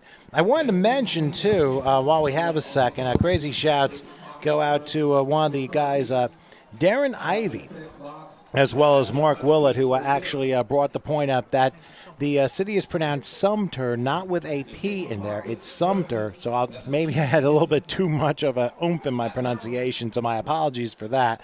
And they said, and basically Darren said, we're not the only ones. Most games that are streamed with the Sharks make that mistake, so at least we take comfort in not feeling alone in that. The handoff goes up the middle, and the Sharks get themselves down to about the 12-yard line. And that forces I believe, a 2nd down. Actually, 3rd and 4, rather, at about the 14-yard line. So we're down to 8 minutes left here in the 3rd quarter. Sumter with an 18-0 lead over the Long Island Eagles. As you can see, both sidelines are taking water like the 1992 NFC Championship game with the Cowboys and 49ers at Candlestick Park. It seems to be draining pretty good. They're slow, but it's draining nonetheless. But the actual playing field is actually pretty nice. It's drained pretty good. It doesn't seem to be slippery. That's a nice play by the Long Island defense, making the stop on the handoff on 3rd down, which was to Alexander Warren. And that forces a 4th down situation, 4th and 4 from the 14-yard line. I'll say this much. The turf probably has cooled off at least 30 degrees. I can tell you that, yeah, being down there earlier today, it's definitely a noticeable difference in the temperature. It's usually about 10 degrees hotter on the field turf than it is the actual temperature. So I think the players are appreciating this brief rain delay. I think all of us do. I mean, we didn't expect things to be suspended the way they did, but, hey, city ordinance can't do much about that. Hey. They go for it on 4th down, and going back and running and looking to fire, and it's a catch. It is a catch. That is a catch. Welcome to the end zone, and what a beauty on 4th down. Try and figure out what number that was. Doesn't seem like the rain delay hurt the Sharks at all. Looked like it was number 9. If that's so, that is Dyshon Randolph with his 2nd touchdown of the game. Working on MVP, is he? I think there's a good chance. Or could it be for the quarterback? He's been running around pretty nice all day, keeping plays alive. Well, keep this in mind, too. Quarterbacking has, I believe, thrown all 4 touchdowns in this game. Yeah. Whether it be the backup quarterback in a halfback option situation, or as far as the main quarterback, Dalvin Bracey, I believe that is his 3rd touchdown. Now, here comes something interesting. Trying an extra point in these conditions right on this wet turf following the heavy rain. It will be Jonathan Moore giving it a try. Let's see how this goes. The snap, and the kick is blocked. Is it still alive? And it is recovered by Long Island, but no further advancement. They could have tried for 2 points. Didn't quite work out that way. The only bad thing that has happened to Sumter tonight is the fact that they're 0 for 4 in conversions. Yeah, they could not hit the extra point. But they still lead 24-0. They have a handle in this game right now against the Long Island Eagles. So from what you've seen from the Eagles so far, what I think has stood out for you, Coach? They're nervous.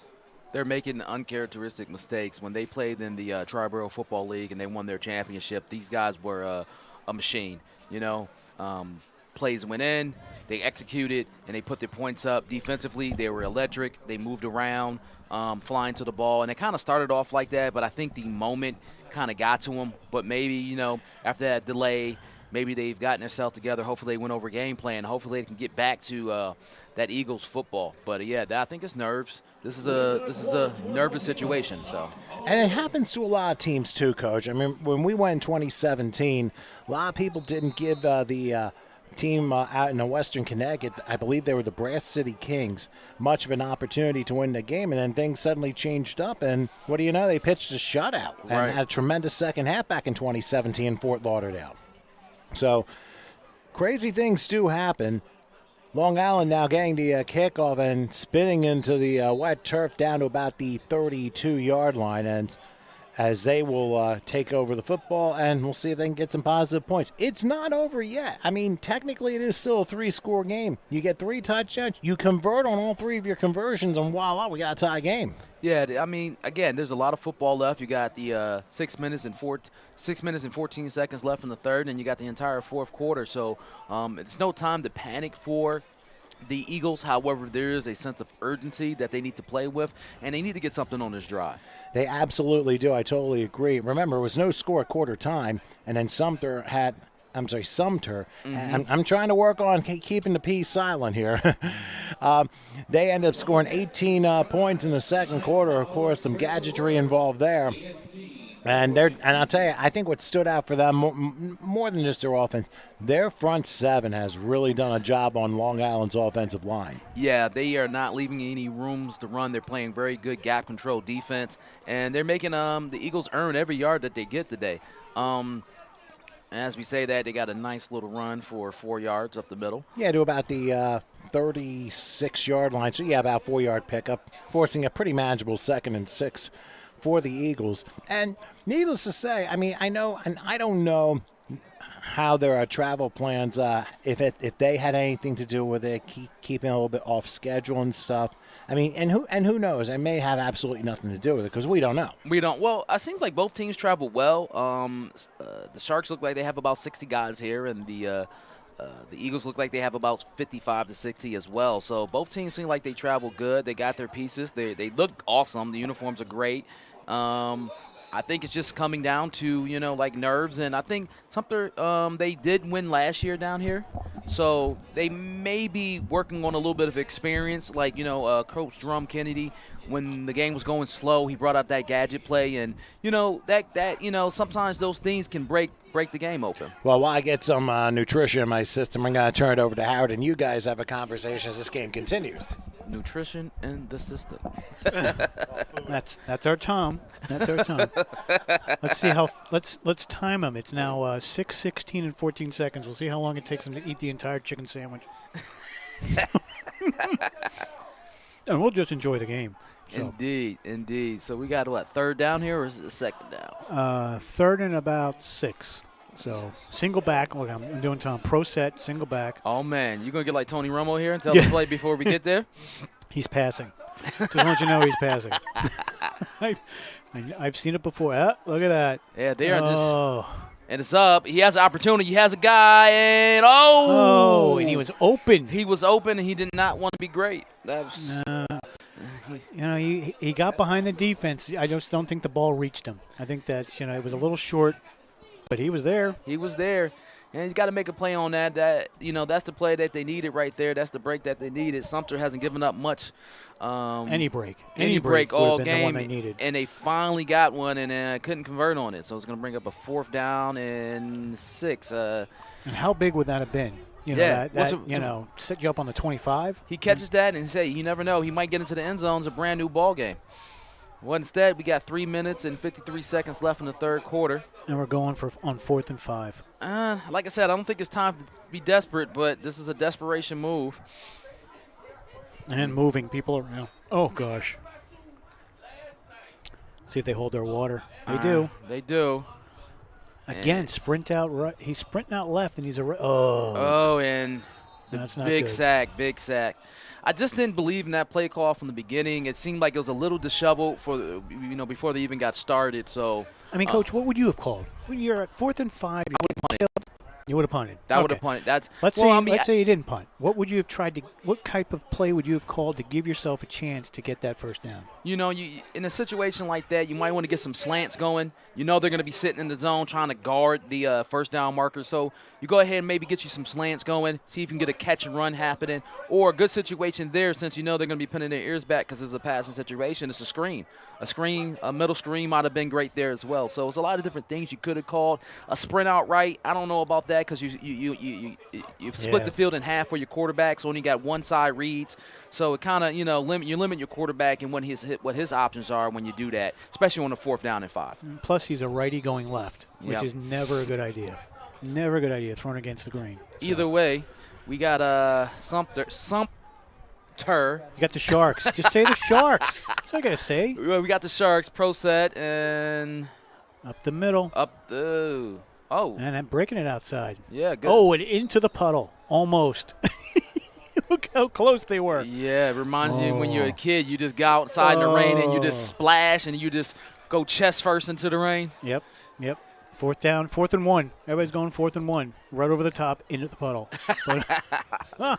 Yeah, and they just keep gift wrapping things with the Sharks. I mean, these guys have started inside the 25 maybe 3 or 4 times this game, and they've only gotten 2 touchdowns out of it. So you're playing. I have a statement, I say it all the time to all the owners that come here. Every team you play is good. So if you're playing another good team, you can't give them gifts. No. You got to give them full fields. You got to punt when you're supposed to. You can't be out here trying to play John Madden football. You got to actually play some real football, real execution, real game plan. So I'm not saying that's what the Eagles are doing. I'm just saying every team is good, and you got to respect them as that. As we bring up 2nd down with a run, and he gets around the left side. Oof. And there's that helmet. Yeah, it gets taken down pretty hard. I don't think he got anything on that. It's gonna. Nope, they gave him. They gave him the first. They gave him the first. Okay, Gave him the first. It's got a little bit on that. So a little outside, end around, flank, try to get some. You don't see a lot of guards pulling here. You don't see a lot of that, where you see more of that in the NFL, where you get 2-3 guys jumping out and pulling and giving some type of blocking downfield and picking off, your linebacker or your D-back. You don't see a lot of that here, maybe because you don't have the speed that you have. I don't think it's about speed. It's about execution. So most of the time you get maybe 1-2 days max with these guys to practice. And, that pulling guard stuff takes a lot of coordination amongst those big guys. So they rather do the stretch blocking, straight ahead blocking. That's a little bit more easier to execute with the time that they have. So we're going to come up on a 1st down here. Same set. They've been in this 2-back set for a while now. Play action. Oh, too high on the slant. Just high, yeah. Yep. And in double coverage. Oof. I don't know if I would have thrown that one. So that's going to probably bring up the end. Oh, nope. Wait, is he? Okay, all right. Wasn't sure what they were doing here. We got 15 seconds left in the 3rd quarter. I can't be running because that was incomplete. So Yep. You can't run that. We would love it. Tom and I would love it, But 6:20 now. We were actually on time. Like we were moving. This game was moving. Yep. And it's still moving. It's moving at a good clip. Yep. Referees are doing a great job today. Fantastic. I mean, yeah. that first game was fantastic. Yeah. You can't complain about any calls. They called what needed to be called. Yeah, fair down the middle. You don't see it a lot in semi-pro football, but they called a holding call on the corner, which was the right call because he was beat on the double move. He held him. They call that. You usually don't see that, so that was the right call. These refs have been on point today. Very good. It makes the game cleaner, and even if it's a lot of offsides and a lot of that type of stuff. But here we go. Nice little screen pass. And that's going to bring up the end of the 3rd quarter with the Sumter Sharks up 24-0 over the Long Island Eagles. So we're going to take a little break, and we'll be back with the 4th. Thanks for watching, everybody. We'll be right back. We're just going to stay here. We're just going to mute ourselves.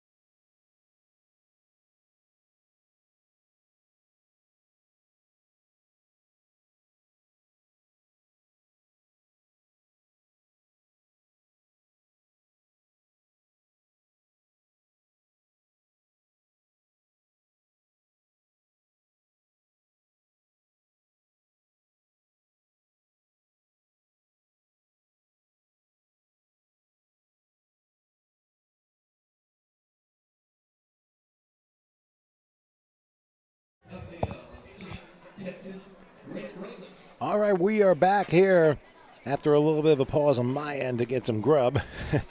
Here for the final quarter of Game 2 of our triple header in our first of 2 days here, the Sunshine Bowl here at Tropical Park Stadium in Miami. I'm Tom Wilkins, Coach Crow with me. Howard Gaber, of course, has been going in and out here a little bit here in this game. Right now, the Sharks with the football looking to put an end to this as we're about to start the final quarter. Dalvin Bracey with an empty gun here. As we're waiting for the officials to get plays set, they have a 3rd and 5. Ball spotted at the Long Island 12-yard line. Snap. Gracie, It's up. he's It's got, up. oh, he's got him, man. And it's caught. Touchdown. How about that? Welcome to the end zone. And, I mean, you talk about stealing the ball. Once again, Christopher Gilliard. He brings it home this time, and I believe that's the 4th touchdown for Bracey today. Yeah, Bracey's definitely working on player of the game honors with the performance he's having Well, today. as they always say, if you're unsure, always choose the quarterback. But I think Bracey, 4 touchdowns, and he's thrown 2 to Dyshawn Randolph in this game. So that makes it 30-0, and, Sumter has really pushed their will here ever since the second quarter of this game. Now, I'm not saying necessarily mistakes are the reason behind this semi-lopsided score, but I also believe it's a matter of when you make those mistakes and how you capitalize off of it. Yeah, ever since that double pass, it just took the life out of Long Island. They were playing such good defense up until that point, and then when you have something like that happen to you, you really got to be able to be mentally strong to be able to rebound. And I just don't think they ever rebounded from touchdown number 1. And guess what? The extra But guess points what? blocked. They can block those extra points though. That's 2 of them. They blocked 2 of them so far, and that one ends up keeping the score 30-0. So you got to look at some of the positives here. Long Island, they've played a bit more smash mouth. They have some speed along the lines, but as I said to you before everything happened, probably the longest third quarter ever, which included a 38-minute rain delay. Yep. But I think the difference in this game has been twofold. Number one, the offensive line of the Eagles versus the front 7 of the Sharks, and number 2, the receivers of the Sharks exposing the defensive backs of the Eagles. I think it's twofold because you catch a couple of the Eagles turn the wrong way and all of a sudden got a long touchdown. Yeah, well, that front 7 of the Sharks, like I said before, they're playing very good gap control defense. They get in those gaps, forcing double teams where they probably shouldn't be double teams, and those linebackers are shooting and scraping and filling, and they're stopping the run. And then on the pass, they're collapsing the pocket. They simply collapse in the pocket, making that quarterback make some errant throws, and those errant throws are turned into interceptions and just bad field position overall and sacks and things of that nature. And so the Eagles are going to have to do something here. I know they're a better team than what they're putting out right now. However, you got to show it in the biggest time, in the biggest stage, and right now they're just falling short. And it's actually a Michael Fantroy who started the game at quarterback. They used him as the returner that time, and he gets only to about the 23-yard line. So for the Long Island Eagles, obviously you got to try and do the best you can and see if you can build on positives. And, hey, in this game of football, you just never know. You look at the NFL, some of it just makes you wonder how these things really happen. Yeah, well, like I said, every team is good, and you just can't give teams gifts. And like you said earlier, Tom, they've been gift wrapping field position, gift wrapping picks, and you just can't give good teams gifts because they're going to open those gifts, and those gifts are touchdowns. That's very true. Even on President's Day holiday, it'll seem like it's Christmas again. For the Sharks, yes, it is. And it has been with a 30-0 lead. By the way, the last game of this triple header involves the Texas Red Raiders of Houston taking on the Carolina Predators. We had just spoken about them during while we had the weather delay. After this play, obviously, hopefully Coach give you a little preview on this one. But in the meantime, Trevor Thompson will line things up and try and keep a spread formation here. They're going to hand off up the middle, and that's going to work pretty well, going down to about the 28-yard line. So the Red Raiders and the Predators, what do you see between these two teams? Well, the Red Raiders out of Houston and the Predators out of Charlotte, they both took very different paths to get to here. The Predators, let's start with the Predators. They're out of the CFA, Commissioner Delzita Boyd. they, they're a very good team. They've won a national championship before, I believe, back in 2018 or 19. And then they've come up short in their league. Oh, and that's almost a little picked. bit high. Yeah, so they've come up short. They lost in the playoffs, and so they had to take the long road here. So they entered the Road to Sunshine tournament and won that tournament. So that's how they ended up in this spot. And the Texas Red Raiders, they're out of Houston, Texas. They won their league, and then they played a series of additional bowl games to kind of keep themselves going and won those in good fashion. And so we ended up here. And now these guys are playing to be tops of the 3A division here in the Sunshine Bowl. So, and even though the game was originally supposed to start at 6, we're hoping it'll start about maybe 20 minutes to a half hour after the conclusion of this game.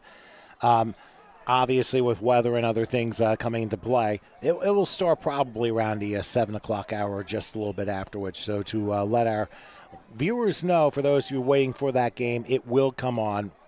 So, meanwhile, back here on the field, it is 3rd and 4 for Long Island, and they try a handoff, and it's a fumble, and it's going to be taken home to the house, condo, beach house, whatever you want to call it. Welcome to the end zone. Another score, and this time, Jawan Scott able to pick it up. There was a collision on the handoff, which caused the ball to come loose. Scott picks it up, and I'm like, thank you very much. Again, they are playing that gap control defense. He shot the gap, and not only did he shoot the gap, he bench pressed that guard with him, and they just blew that up. That defensive tackle, I didn't get a number. What was the defensive tackle? I want to say it was McFadden who shot that gap and blew that whole thing up, and then from there they was able to get the touchdown. And amazingly, the first defensive score of the day, although we've come close a couple of times, this is the very first one, and the 6th touchdown of the day for the Sumter Sharks. And I'll tell you, Central South Carolina has got to be very happy with this group. Oh yeah, these guys are they're a great team. Jerome Kennedy puts on a very organized, well-ran program, and they here to win. They don't mess around. Well, I had no problem getting down by way of 95, that's for sure. Be a nice drive back to South Carolina if they end up going that route. Now, there is a penalty flag down on the conversion. Illegal substitution, it looks like. Against Sumter. Yep. So it'll back up the extra point, and they'll try out, 38-yard extra point? If they can get off the ground. If they should just go for 2 at this point, but they're going to try it again, obviously. Probably not going to, the way that this game is going, it's probably not going to matter at this point. I guess they're just determined to make one. Well, we'll see if they can. So a 38-yard extra point. I'm rooting for them. Well, let's see if they can do it. They got it off, and it's going to be wide to the left. At least it got up in the air this time. So we're making progress. We have not had a made kick yet in almost 2 games, but hey, every team, some teams have a kicker, others do not, and that's the way it is. But I can tell you what, in that Queen City game, if they could have got that, they couldn't get the kick together. I mean, if they make that kick, they win that game. And they definitely wide left on that kick. And kicking is important. Special teams matters. And, of course, it's not mattering too much in this game, but in those close games, special teams can be all the difference. And that's why Queen City didn't walk out here with the trophy today. Isn't it funny that you mentioned wide left and we're in Miami? Finkel is Einhorn. Einhorn is Finkel. Up the road up 75 at the old Tampa Stadium, I'm sure Bills fans know Scott Norwood very well. Yeah, Scott Norwood. I mean, that was wide right. But granted, I mean, you think about that. I mean, obviously, I'm not as familiar as wide left on the collegiate front. No, Ace Ventura, remember the movie with Jim Carrey? No. Not familiar with that, unfortunately. Man, come on, Tom. Come on. Hey, cartoons for me. All right, the kickoff, and they're going to do a little razzle-dazzle here. And it's going to work out nicely to the 46-yard line. So they pick it. The up man picks it up and flips it to a receiver. Okay, fellas, keep it clean. Keep it clean. There we go. And the ball will be spotted at the 47. So Long Island, I mean, they're going to have a chance to get some points on the board. I mean, the game almost all over but the shouting at this point. But, I mean, talk about putting on a clinic. What do you think the difference of this game has been, at least outside of the matchups I've been mentioning? Again, the nerves. I think I mentioned it earlier. I think Long Island, they came in with a good game plan, but they just could not execute it, and I think it was due to nerves. I mean, the moment, these moments can be too big for some people, especially their first time around. I think Long Island, like I said, Long Island's an excellent team, and they'll do good enough in the TFL to be back here and play it again. But I think the nerves, and also I think you alluded to it earlier, these teams haven't played. These are spring teams, so they weren't able to make the July National Spring Championships, so they decided to play it down here in Miami. And so I think the time off probably hurt Long Island more than it hurt Sumter because, of course, Long Island, snow, weather, not able to prepare, whereas South Carolina, you get better weather all year round, so they're able to prepare a little bit more, probably had a few more practices, and it's showing. I'm willing to bet that all the mid-Atlantic snow might be an exception to some of this. Here's a pass that's going to be caught along the right sideline and crossing midfield going into Shark territory. That was a nice grab by Darren Jefferson. Almost looked like it was a lateral, but he was able to take it in for a few yards and force up a manageable second down situation. But when you see these teams, I mean, obviously you mentioned the nerves. I mean, for Long Island, this is going to be a big learning experience for them because they played a team in a different region with probably a higher level of competition that's been experienced. And we didn't know if the order was too tall, and breaks in the game will kind of tell you that. But do you see that amongst all the teams here, or is it basically more a veteran bunch, or you see a mixture of both? It really depends. So, depends on the makeup of the team because, just from my own experience, when we came down here with the Seahawks in 2015, it was our first time and we were able to get the job done. So I think it's the makeup of the team, the coaching staff, and really, what is your mission, and how are you able to prepare? Here's a throw on the left side. Ooh. Batted down again, incomplete. I think it's just a little bit too much air on the ball, which is allowing the Sharks defense to back up and kind of swat away. We've seen that twice now in the second half. I think the quarterback is rushing his throws a little bit. He kind of threw that leaning on his back foot instead of putting that weight on his front foot and flipping his hips and putting that ball where it needed to be placed. I think he's rushing his throws. That front seven is creating pressure without even getting close to him at times. So I think that can be a big factor in why he's short arming some of these throws. Yeah, that might also be a big factor. Keep in mind, too, they started with Michael Frantroy at quarterback, and they switched over to Trayvon Thompson midway second quarter, trying to get some momentum, and unfortunately hasn't worked out that way.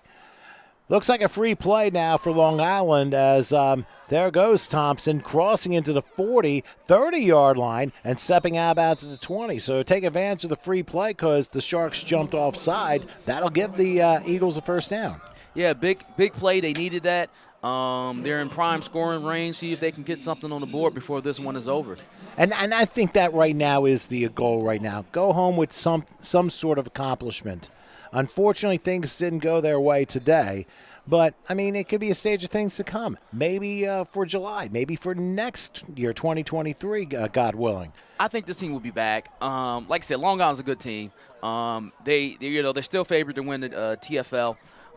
So I don't see, of course they got some good teams up there in the New York region that are going to contend for that. But this team has all the tools and all their makeup to be back. So at the end of the day, do something good here, get a score up, make it respectable, and then gear up for your spring season. And we'll see you back in July, and then we'll see if they can, get another crack at it. And one other thing, when we go back in July, will it be in the same place in Manassas?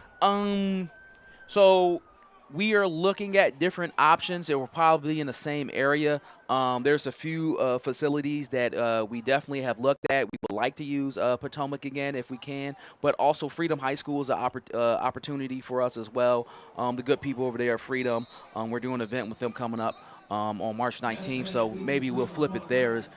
So that's an option. So we should be good to go for the July event.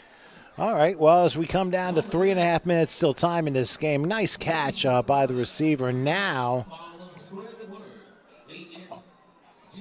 a timeout is called. Timeout is called by the Sharks, believe it or not. And I don't know what just happened, but I got laughter on both sides of the aisle while I'm trying to get this over here. But as a reminder, you're looking at a good matchup. coming up between the Texas Red Raiders and the Carolina Predators, which will be coming up next.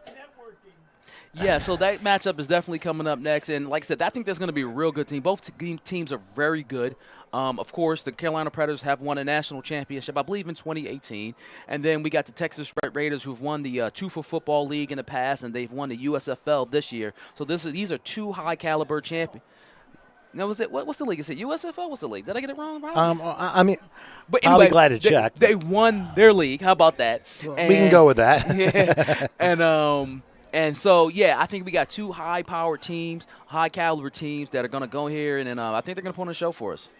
And I think that game, with it being 6:40 right now, this game is going to be over within the next 5 to 10 minutes. We'll probably start that game about 15 after 7. Yeah, quarter after 7 sounds about right. I mean, obviously, and that's why I put on my personal Facebook page approximately, because you just don't know what's going to happen. Yeah, we were tracking pretty good on time until the and into the 38-minute delay for the lightning storm. I think it was because the first game went to overtime. That, I think, had something to do with that, Yeah, too. but this game was catching us up. There was a whole lot less penalties this game, and they were keeping that clock moving. I think we would have been caught up, at least close to it. But either way, I mean, we're not going to run out of lights, so we'll be here until it finishes. But I was hoping for an early finish so I can be a good steak in, but maybe that won't happen. Well, sometimes it just doesn't work out that way. Anyway, Thompson into shotgun. This is 2nd and 10. He's gone back under a rush. He's going to lob one. He tried to throw it in the direction of number 11, who just couldn't come up with it, incomplete. I mean, that front 7 has been devastating for the Sharks today. Yeah, I think the quarterbacks, they're a little gun-shy. Like, in that situation, he tried to sneak out to the right where he probably should have just stepped up in the pocket and delivered the pass. But, again, that's what the front 7 does, get you doing things and seeing things that you shouldn't be seeing or doing. So, well, it forces a 3rd and 10 as the Eagles are on the basically on the edge of the red zone, trying to get themselves some points before this one is over. And, of course, we got 3 good games tomorrow, too. Yeah, we got some good matchups underway. I'll tell you about them right after this play. That's fine. 3rd and 10 from the 20-yard line of the Sharks. 3:28 left till time. Thompson is shotgun. He's got basically a 4-receiver set, bunching the left side, traditional on the right. Let's see how this plays along. And try and get some instructions, making sure the receivers are in the right place. Maybe I did have enough time. This play's taking a little while. Or at least this play. Back goes Thompson. There's a big rush. He steps through, fires left side, and knocked down, incomplete again. Double coverage. They went again toward Fontroy, who couldn't quite get. But there was, again, we've seen a lot of double coverage amongst these Shark defensive backs, and they have really been causing havoc to the receivers. And, yeah, I'm surprised it was double coverage because they sent that blitz off the edge. That linebacker came free. And so it's amazing that the quarterback is not able to see the correct matchups tonight for the Long Island Eagles. They keep throwing in the double coverage and missing the single coverage on the backside. So the matchups for tomorrow, we got 12 o'clock. We got Broome County Stallions versus the Carolina Thunder and Herd. And and I think they're from the Binghamton, New York area, if I'm guessing. I believe so, yes. And then we have the Northern Michigan Wolves versus the PD Vikings. That will be our 3 o'clock game. Another South Carolina team up in the Florence-Darlington area. Yes. And then for the nightcap, we got the DC Tigers. Hold on, it's up. Here's a fade right side and another interception. See, and that's what I'm saying. He's missing the one-on-one matchups. He had a one-on-one matchup right in the middle of the field. Instead, he went to the sideline where there's safety help. It's really been doing that. That's been the story of the Long Island Eagles all day. And the last game, again, for your nightcap, your 2A AF&T National Championship game will be your DC Tigers versus your Fort Wayne Wolverines out of the BGFL. So we got a great lineup of games. Yeah, and places that we haven't really seen the type of football before. So it's got to be a little bit of a Big Ten style. We got Traverse City, Michigan being represented. You had Fort Wayne, Indiana, the northeastern part of the state. Yep. So some I'm sure we're probably going to see some nice ground games and stuff like that, especially from that part of the country. It makes it some pretty interesting matchups. North Carolina's had 2 teams. South Carolina has 2 teams. Surprisingly, nothing from Georgia or Alabama or or Florida this time around. So, so those leagues traditionally play in the spring. So we'll see those guys in July. We'll see those guys. That kind of makes sense. Yep. Because more focus tends to be on the high school collegiate stuff while they prepare others for the pros in many a case. Right. So yeah, we'll see. Of course, like I said, we seen Alabama last in the spring. I think we seen Florida in the spring. So we'll see those guys in July for the spring national championships. And that should be a lot of fun. By the way, we've hit the 2-minute warning here. Just a couple more plays and we should be done. Yeah, knowing PD. I'm sorry. Yeah, knowing the. Well, you're looking ahead a little too Yeah, much, I'm aren't looking you? at. I'm sorry. Knowing the Sumter Sharks, they're not going to take a knee here. They're going to run some plays and see if they can get in the end zone again. Knowing these guys. Well, with 2 minutes left, and now Long Island's going to call a timeout, probably because they don't have the right personnel on the field. Well, I mean, give credit to Long Island. They hung in there, and then obviously, like you said, when the halfback pass happened, that kind of changed the game completely. Broke their backs. Like I said, that's the one thing about Sunshine Bowl. You haven't seen all these teams, and you scout them all you want. You get all the film, but guess what? You got time. And the good, the organizations, you have time to put in that one play, and you got time to put in something that you just haven't quite ran. And you can run it on these guys because they didn't know they were doing that double pass that was their backup quarterback. So there's things that you can do at this level of play that you normally don't get with your local games, because with your local games, you know everybody. Everybody knows everybody. So that's why we do this. We want you to get national. We want you to play somebody out of your city, out of your state, out of your region, and for nationals, because guess what? They're not going to know you, and you're going to have to really coach that game. You're going to really have to execute your game plan. And basically, you have to earn everything you get. Every yard. That's what it is. We may have seen a little quick shot of the Texas Red Raiders there behind the right side end zone. Of course, as we mentioned, after this game, it'll be them and the Carolina Predators, which will be playing in the finale of this triple header. And the rain, thankfully, has stopped, and they said it would stop by 6:45. It is 6:45. Well, besides the puddles on the sidelines, it's like it never happened. Well, thankfully, nobody decided to do a swan dive along the sideline. But I'm sure the Sharks probably wouldn't mind as a victory celebration if they wanted to do that. Hey, why not? In the all-white, too, Hey, nothing wrong with that. All right, so 1st and 10 for the Sharks. Told you. And, that one was nearly intercepted and ends up going incomplete. But I don't think they're going to stop the clock. I think they do have a running clock. Keep this thing running. Let's get into the next game. Unfortunately, Long Island just didn't have it today. And, this is one of them situations where you get out of here. You don't want nobody getting hurt. Everybody's pretty healthy right now. That's the most important thing. Of course, the first game we saw a couple people out with cramps, especially late. But during the time of the game, it was very warm and humid, and obviously it catches up to you when you're not ready for it. Yeah, I don't think we're going to have any cramps tonight. Oh, look at this. A lateral back to the quarterback. And he's going to run this one to the 30. He's stopped at he's still going to the 37-yard line. Talk about another creative play. And probably the MVP of this game. He's been doing pretty much everything here. I put it like this, Sumter. Somehow, some way, Sumter. Didn't come all this way to take a knee. And, that's just them. They're going to play 60 full minutes of football. Win or lose. So these guys are going to probably run another play or two, probably just one, and we get down to 40 seconds. And we're going to call it a football game. Yes, indeed, and give them all the credit in the world. So 95 is going to have a very happy bunch heading back to South Carolina. They're going to go deep on this left one. It's going to be a little too high and incomplete. Well, I appreciate you guys having me up here on your broadcast. I think Howard owes me about $50 for my time.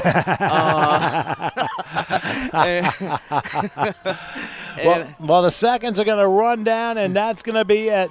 The Sumter, South Carolina Sharks, the winners of this game and their champions, They go undefeated in their league, and they win their Sunshine Bowl game 36-0 over the Long Island Eagles. And Coach Crow, what a wonderful job you did to us filling in for the second half. And hopefully we'll hear more of you later tonight, if not tomorrow. Yeah, I'll swing by probably the second half of this game, and I'll definitely be around for tomorrow. I'll be here all day tomorrow, so I was all here today, all day today too as well. So this is a great event. All these great people have come out today and supported us. The stands, I know because of the way they want us to set up, there's nobody on the backside. But if we were able to zoom down or get some footage, the stands are full. So we appreciate all the fans that have come out, the families, and everybody's traveled with these players. Your support, all through the years, the leagues, the commissioners, everyone. Yeah, we thank you guys, and we're looking forward to a great 3A national title game, and I'll see you guys maybe second half next game. And we'll see what happens. Coach Crow, thanks a lot, and we'll take a little breather as we wrap up game 2. The final score again, the Sumter South Carolina Sharks by 36. The Long Island Eagles, nothing. Stay tuned. The third game of this tripleheader. The Texas Red Raiders, the Carolina Predators. That comes your way in a little bit. We'll see you then. Yeah.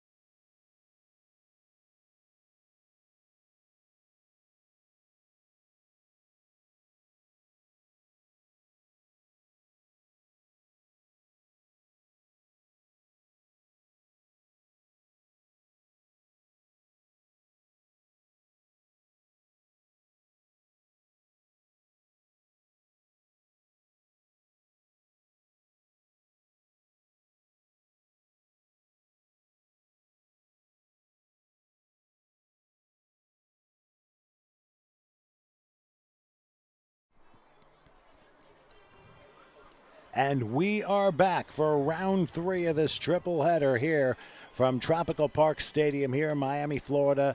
Game 3 of day number 1 of the Sunshine Bowl. We cap it off with the Texas Red Raiders and the Carolina Predators, which I'm sure is going to be a fun finale to this first day. We've had 2 games prior to which one was absolutely a beautiful one, and hopefully we will be able to duplicate the success here for the finale tonight. I'm Tom Wilkins. Howard Gaber is with me. We'll probably maybe have some other guests coming up hopefully a little bit later. But we're looking at the finale here. You got 2 teams that have been around, and of course, Coach talked about the Predators, of course, being around quite a bit. And I think we see 2 different styles and 2 different teams here. Yeah, I walked in and someone said that the Red Raiders were for real. That's the word on the street, Tom, is that the Red Raiders are for real. Now, if it's US, I can't imagine it being USFL, Tom, because it hasn't come back yet. It's coming back this year with the XFL. Well, not to necessarily get everything confused. I think the reality is between these 2 teams, I mean, you're going to see probably 2 different styles. Of course, from a state where football has always been king, and of course a team that is very pretty much knows the big spotlight when it comes to the Carolina Predators. They are a champion and have been before in the Sunshine Bowl, and they're looking to do it again. Now, the Texas Raiders will be receiving the ball first. They're in their black uniforms with red helmets. And here's the kickoff by Carolina, and that's going to sail all the way down to the I-75 split for a touchback. Haven't seen one of those first, yet. Tom, in the air. In the air, Tom.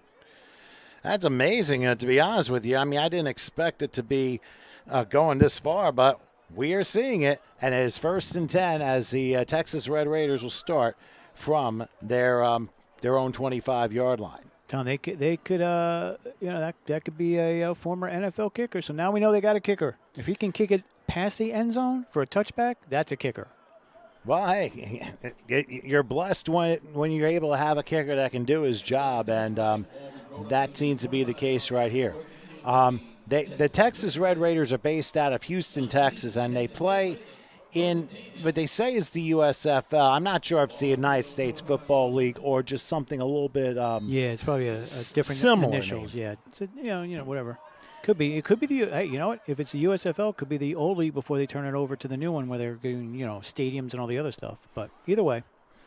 Well, here we go with 1st and 10 as we get the first play out for the final game of this triple header. 1st and 10 for the 25, a high snap. And they're going to go with a handoff on the first play. And talk about pushing his way. He's still going and close to a first down at about the 35-yard line.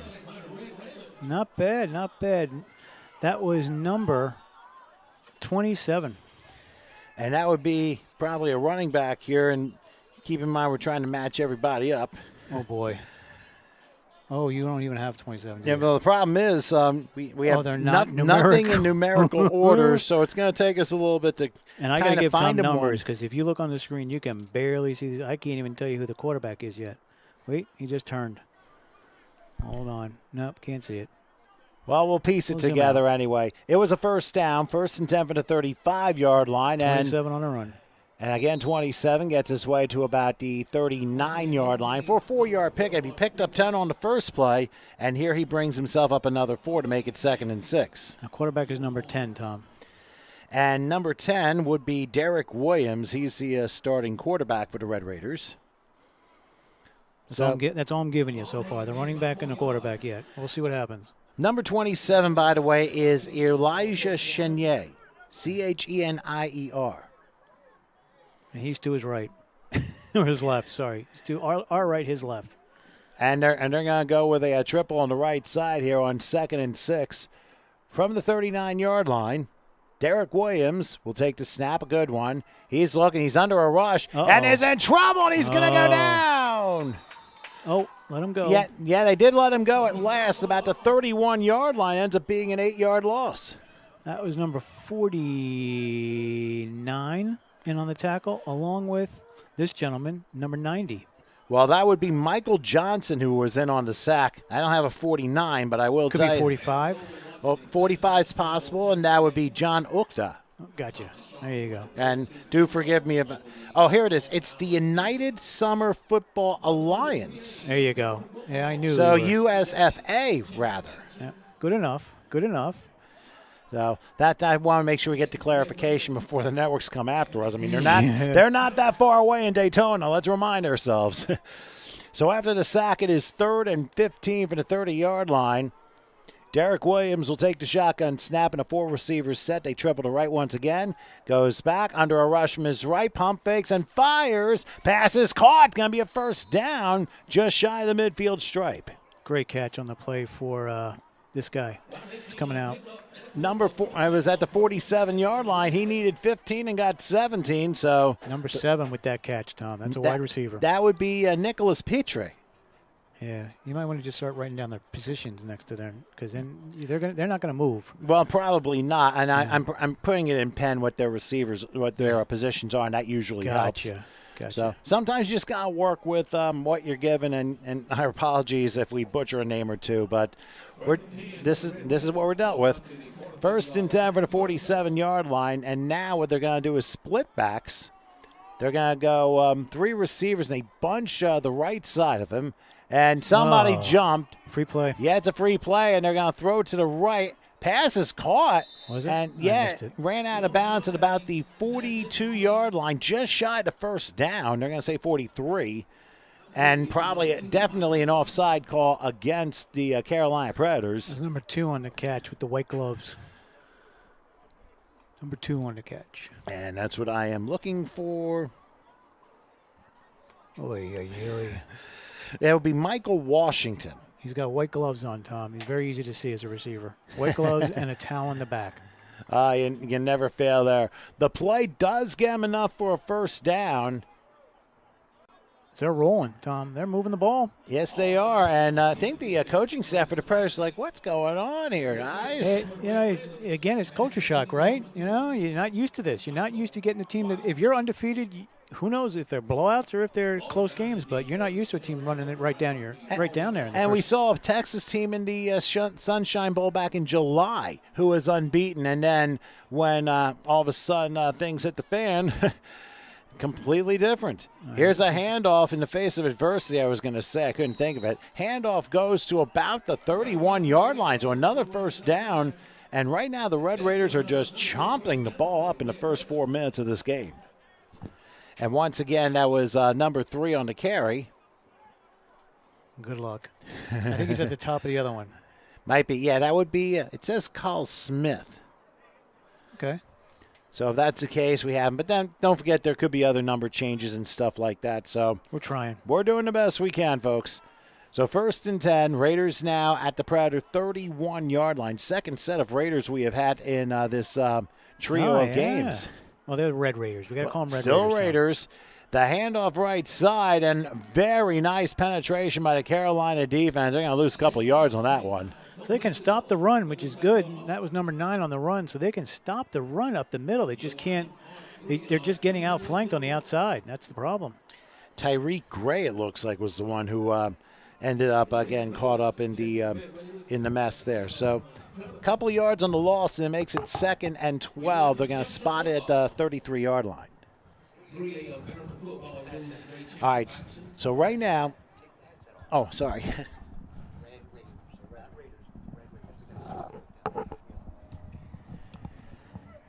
So looking at, we just had to fix the wire here. So trying to, we've had a lot of those today. 2nd and 12 in the 33-yard line. Again, they go triple on the right side.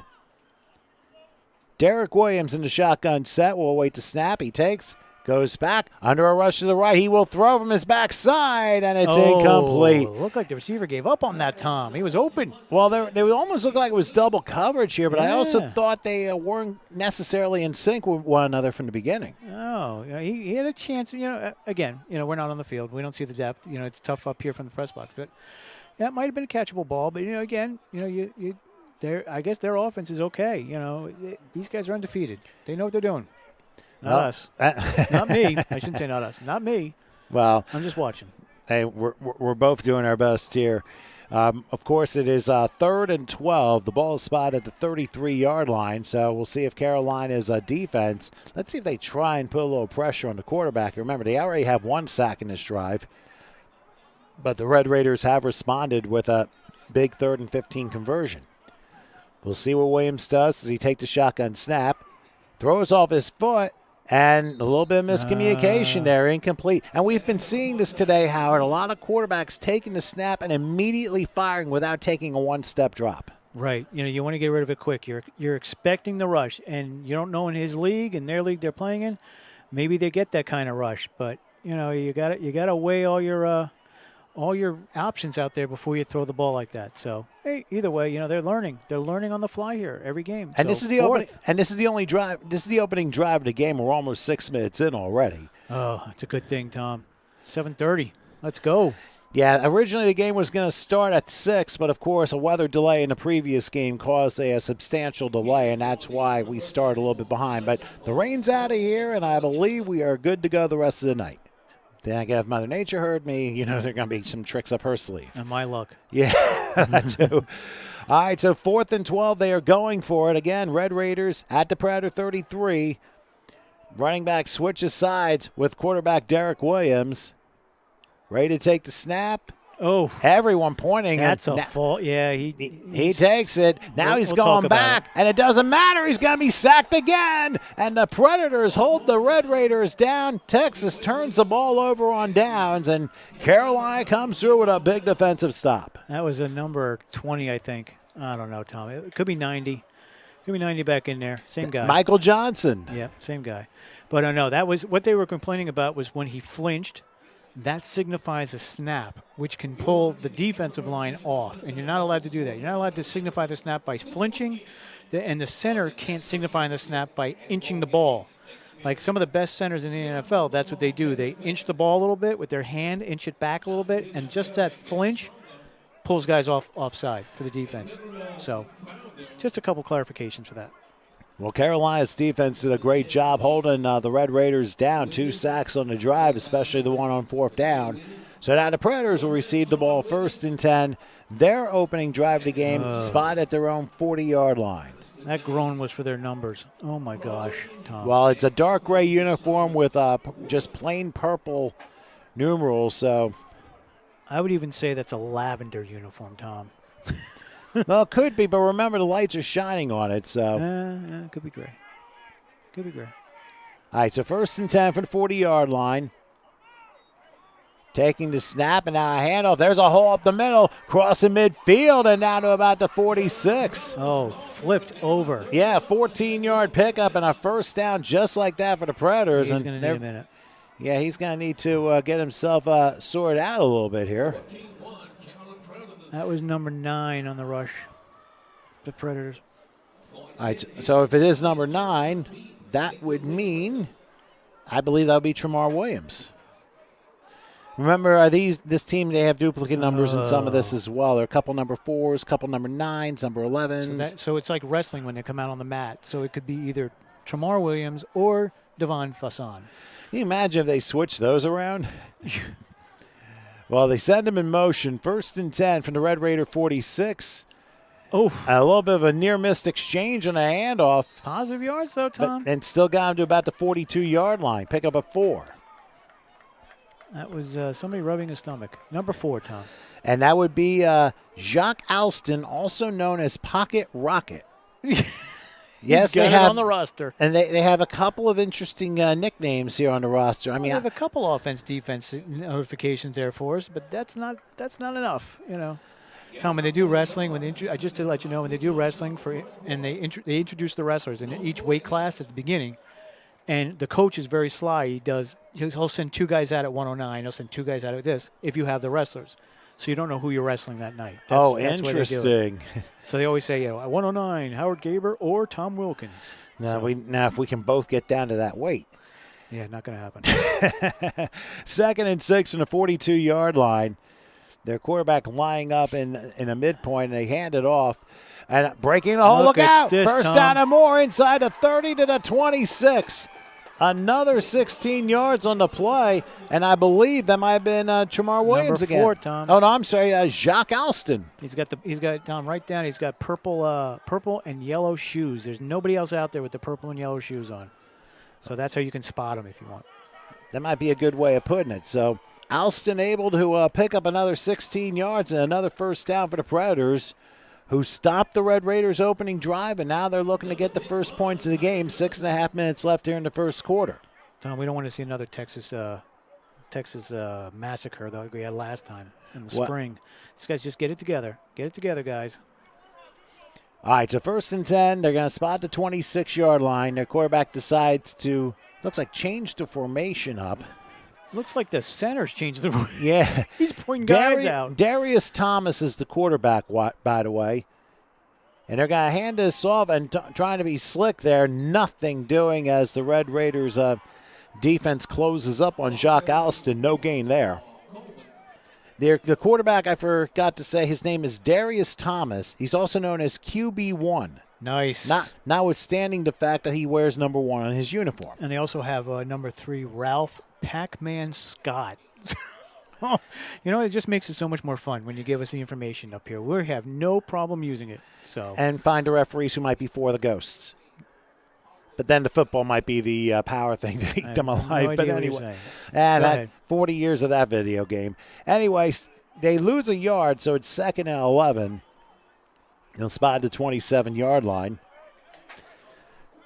Thomas's time. You can almost see the purple numbers, Tom, with the reflection of the light on it. It helps a little bit, but this is just not necessarily a tremendous color combination. But we deal with what they got. Here's Thomas back to pass. He's looking. He's in the pocket. Now he may have to run himself. And I think he is going to take off and take a hit at about the 30-yard line. He went a little bit too far back and ends up losing 3 yards on the play. That was number 21 on that hit. Fired up. Yeah, very much fired up, to say the least. As you look, as you scan for number 21. I'm not being very lucky there. I'll just say that. We're not in Vegas, Tom. We're in Miami. But there is a casino a couple miles away. And anyway, it's Saxon Smith. He's the defensive back that made the stop there. So that forces a 3rd and 14, and now we're going to, I believe, have a timeout. What do we got? Doesn't matter who called the timeout, and it's the officials who called the timeout. So number 73, who is the only official with a number on his back, has to discuss something with the head official. So someone brought it to their attention from the sideline, from the Carolina sideline. All right, so and sometimes these things happen. When you have matchups like this, I mean, you got to get the feel of how the refs are going to call the game, how each team's going to play their game. Unsportsmanlike, Tom. They just called it unsportsmanlike on Carolina. Is that right? I certainly missed the flag, that's for sure. No, there was no flag. I didn't see a flag. There was no flag, Tom. I'll say there was no flag, but I'm sure something happened. While they're moving the ball back. Either it was directed towards the official, or something was said that was inappropriate, or we don't have any idea, Tom. We're going to go with 15 yards. We're going to go with the we don't have any idea clause, but fine. It's still going to be a 15-yard penalty for not necessarily making the right move there. No, I don't know what happened, but a tough break for Carolina because, remember, it was a dead ball foul, and now they got a long way to go because the ball's going to be at the 44, and they have to get to the 16, so 3rd and 28. That's a long way. Not the longest down in yards to go tonight. Not tonight. We had that 51. Yeah, we had 3rd and 51. But, hey, crazier things happen. And you when get a defensive penalty, Tom. That's what I was about to say. When you have 3rd and this incredibly long, you want to hope for an illegal contact or a defensive hold or an illegal hands to the face to reset your downs. That might be the only hope there. So the quarterback, Darius Thomas, he's in the shotgun, back to his right. They go to pro set, but they're both on the far sides. Thomas back, throws a cross, and the pass got tipped. It was tipped in the line. Yeah, in the line. Somebody got a hang on it. Somebody got a hand on it, we'll say, and it was an incomplete pass. So looks like the Predators are going to punt. Yeah, you got to punt. Yeah, 4th and 28, you might as well. Especially if you got a kicker. Freaking guy kicked it out of the end zone. Let's go. And I think that if you're going to use the same kicker for the punt, the hope is that he can stick that inside the 20-yard line. Yep. And that's probably the provision that the coach is telling them to do right now. And that could be part of their strategy, Tom. You know, we haven't seen a lot of teams here use kickers as strategy, but, you know, it's part of the game. And you kind of need it. Yeah. It can change a game. Or flip a field. We've seen it flip fields. Exactly, and special teams can definitely do that to you. A lot of time. A lot of time here. Oh, they can't have a guy run off when you break the huddle. Oh, we'll see. Well, they didn't call anything, so. Not yet. Here comes somebody else moving around. All right, so. A lot of leniency. Well, sometimes it's a matter, and who knows when the last time these two teams have played, so that, I think, is another effect into it. All right, here's the punt. It's a high pop-up. Let's see where this lands. No catch, no fair catch. It will not make the 20-yard line. Oh. So an opportunity gone bad there for the Predators to pin them inside that 20, and it ends up only being about a 24-yard punt. So remember, we have no time put on the screen, but we do have 3:04 left in the first quarter, and the Texas Red Raiders will be getting their second possession. No score yet. And the reason why is because we're at a very low battery power and frequency here, and the more we put on, the more it drains it and buffers. So we figured you'd rather have an enjoyable game that doesn't buffer every 5 seconds than have a clock on, and Tom's going to announce it every minute on the minute. So can't do two things at once, unfortunately.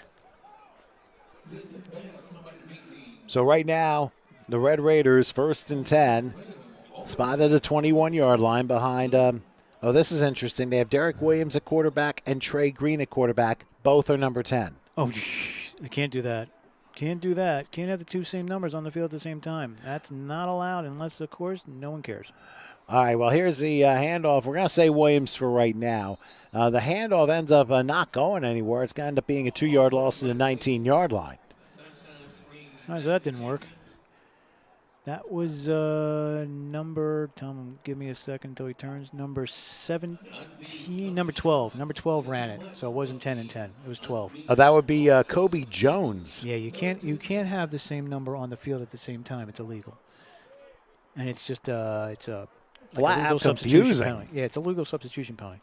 But you can have them on defense and offense, and that worst part is special teams.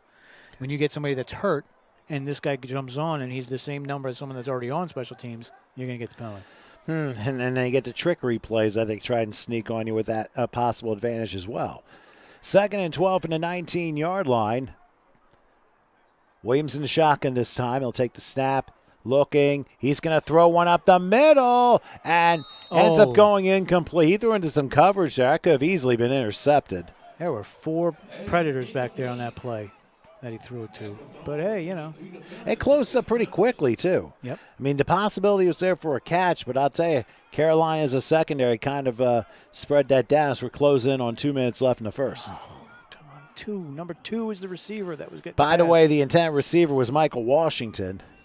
I just want to tell you, Tom, I can't see the clock. So I'm not going to signal anything about the clock because I can't see it here. So.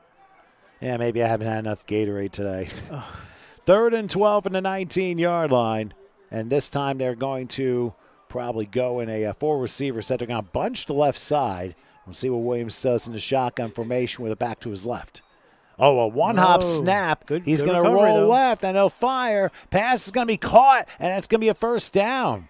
How about some nice awareness there on 3rd and 12? Great play. Great play to save it. My gosh, that was on the ground. Number 7 on the reception, Tom. Nicholas Petre on 3rd and 12, no less. He got 13 yards. That's a second, third, and double digits they've converted so far in the first quarter. Thank you. So as the clock winds down to a minute and a half left in the first, let's see what the Red Raiders do here on 1st and 10. Ball spotted the 32-yard line. Get a couple more plays in before quarter time. Sorry about that. So good. So here we go on that end as Derek Williams stands in the shotgun. This time it looks like a 3-receiver set, and they're going to go slot, kind of like 2 more bunch to the right. They give the handoff up That's inside. number 12, oh, look Tom. at this. Crossing the 40. He was crossing the 40, and then he got thrown back to the 39-yard line. He was close to crossing the 40, Tom. Yeah, well, he got getting 7 out of it, though. Still good. I tell you, the Red Raiders are moving the ball, Tom. Moving the ball. It's just they just stall. They stalled once, and that's that's not good. You got to continue. You got to flip the field. They're still on their side of the field. And keep in mind too, Carolina's had 2 sacks already, which has contributed to that. Yeah, they were huge. They were huge. Now they face a 2nd and 3. Ball at the 39-yard line, probably a final play of the first quarter. Slowly walking out of huddle. We'll see what Williams sashaying. Between split backs, a 3-wide slot right here. Let's see what Williams does. Whoops, somebody jumped, and they're going to blow the play dead. Yep. And I believe that's going to be a false start on the Red Raiders, and it is, because it looked like one from each side jumped up first, so usually the offense is the one that flinches, and that was the case there. Yep. It happens. It happens. And sometimes, remember, they may have not played in a long time, so the cadences may not necessarily be where they want them to be. We're using that excuse a lot, and I know people that have heard the other games, we use the same excuse over and over that these teams haven't played. It's just a weird situation. That's why we were just keep pounding Coach Crow about getting that September or October playoff, Sunshine Bowl games somewhere on the East Coast, somewhere, mid East Coast, where you can get these teams to play when they're done their seasons, not this, 6-month, 7-month layoff. And that can be detrimental, too. We've reached quarter time here in Miami as the Red Raiders and the Carolina Predators are no score. Catch a couple moments for a breather. We'll come back quarter number 2 in a moment.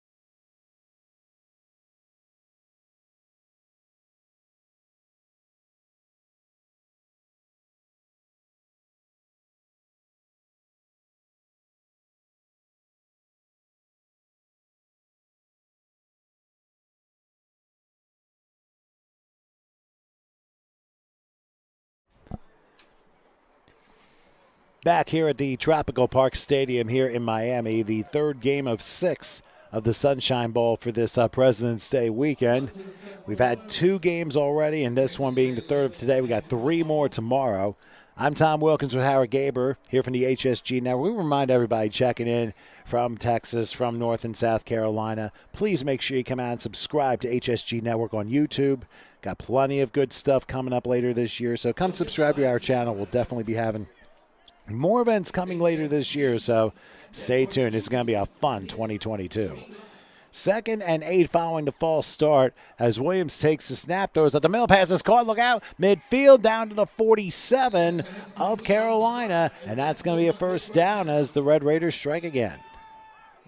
And I think they got Nicholas Petrie again. That's his 3rd catch already. Yeah, he's elusive out there, but he's not in every down. He's coming in and out, which is good because you can't stifle your defense against them. You gotta stagger it, That gives them a different look each time. Could be a run, could be a pass, who knows? But this Texas Red Raider team looks good, Tom. Well, the ball spot at the 46 of the Predators, so back in plus territory for Texas. 1st and 10. Once again, he got Williams in the shotgun, back to his left. And they'll take a low snap and a handoff, but it's going to be positive and more. Crossing the 35 and bowling over a defender to the 31. Another 15 yards, but 9. there is a flag. And where's it located? Oh, it's located a little bit above the line. So there let's see what it is. Might be a hold downfield. Let's see what we got. Personal foul. No, a 15-yard face mask. See, Tom, that's why we never say what they got. See, we just wait for the rest because they'll tell us. This ref crew looks like it's moving it along, Tom. Well, Could so have used the first game. or the early part of the second, but that's Yeah. okay. But anyway, it ends up being a major face mask, and that's going to be half the distance, putting the Red Raiders in the red zone at the 16-yard line. And now this is a good test for the Carolina Predator defense because we've seen them step up. They've got a couple sacks. They got a couple really good D linemen inside. So this is a good test for them to see if they can hold them off the scoreboard. Well, in the first minute of the second quarter, we'll see if they can do exactly that. So the ball is at the 16-yard line, 15-yard gain, and a major face mask on top of that. So a 30-yard play there. Yeah, number 2 facing the quarterback down here. And this time another handoff, but this time Carolina's ready as a flag comes in. They blow the play done as forward progress was stopped. But let's see what the penalty marker is about. I mean, it came rather quickly. Would not be surprised if this is a hold, and it is. Yeah, going to back you back up. So all that yardage you just got as a gift, you just gave back. You just gave up 2/3 of it back. Yeah. Well, you got to play with what you got. Play with the cards you dealt. That is correct, and sometimes it's a matter of when you commit those fouls, which ends up being very critical later on. And those holding penalties 90% of the time are drive killers. Yeah. Yeah, well, at least it's first down, Tom. It's not a third or a fourth. A third down. But now you got 1st and 20. The only good thing about for the Red Raiders, they've converted a pair of third and double-digit situations. So this might be just more like another day at the office for them. But we'll soon find out. Again, the ball is spotted at the 26. It'll be 1st and 10. Derek Williams looking to sort things out. They were looking. 4 receivers set. They had bunch a little bit on the right. Taking the snap, looking, gonna go with a home run ball right side, and it's knocked away incomplete. Great play. Nice defensive stop by the Predator secondary there. Yeah, beautiful play. He got up at the top of the arc of the ball where the receiver should have been, and knocked it away, which is a great defensive play. The receiver just has to hope that you miss it. And just lands in their stomach, in their chest. But yeah, he definitely was up top there, knocked that away. So we expected a lot from the Predator defense, and they're showing it. Well, they have so far a couple of sacks, a couple of batted balls. I mean, they've done a good job when it's mattered. Now they got to just keep the pressure up. 2nd and 20 as the ball is at the 26-yard line. See what Williams does in the shotgun. Carolina looks like they're going to be showing blitz. Let's see if they do come that way. He takes it. They are coming on the right side, getting it off, and the pass caught. Round the 20-yard line, trying to turn the corner, and pushed out of bounds at the 15-yard line. A lot of speed out there. Picked up 11, now force a 3rd and 9 situation from the 15, and we'll see how the Red Raiders turn to this. That was number 12, Tom. He just turned the Jets on to get that edge. Kobe Jones was the one that caught it. And now we'll see what they do here on 3rd and 9. Very important play on both sides of the ball.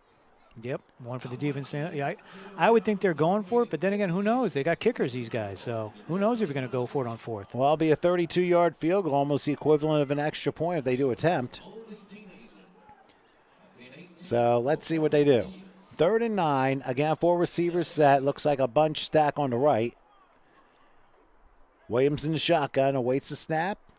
There it is. He's back. Blitz. Looking. Blitz picked up. He's going to take Wide it himself open. to the That's 10, to the 5, and he falls. almost belly flops his way into the end zone, and they're going to give it to him. Yeah, no one touched him. You can fall all you want on the ground. You just get up and run again. Almost like the Giants one year in Dallas, and they slid right into the end zone, Yeah. and nobody touched him. Yeah.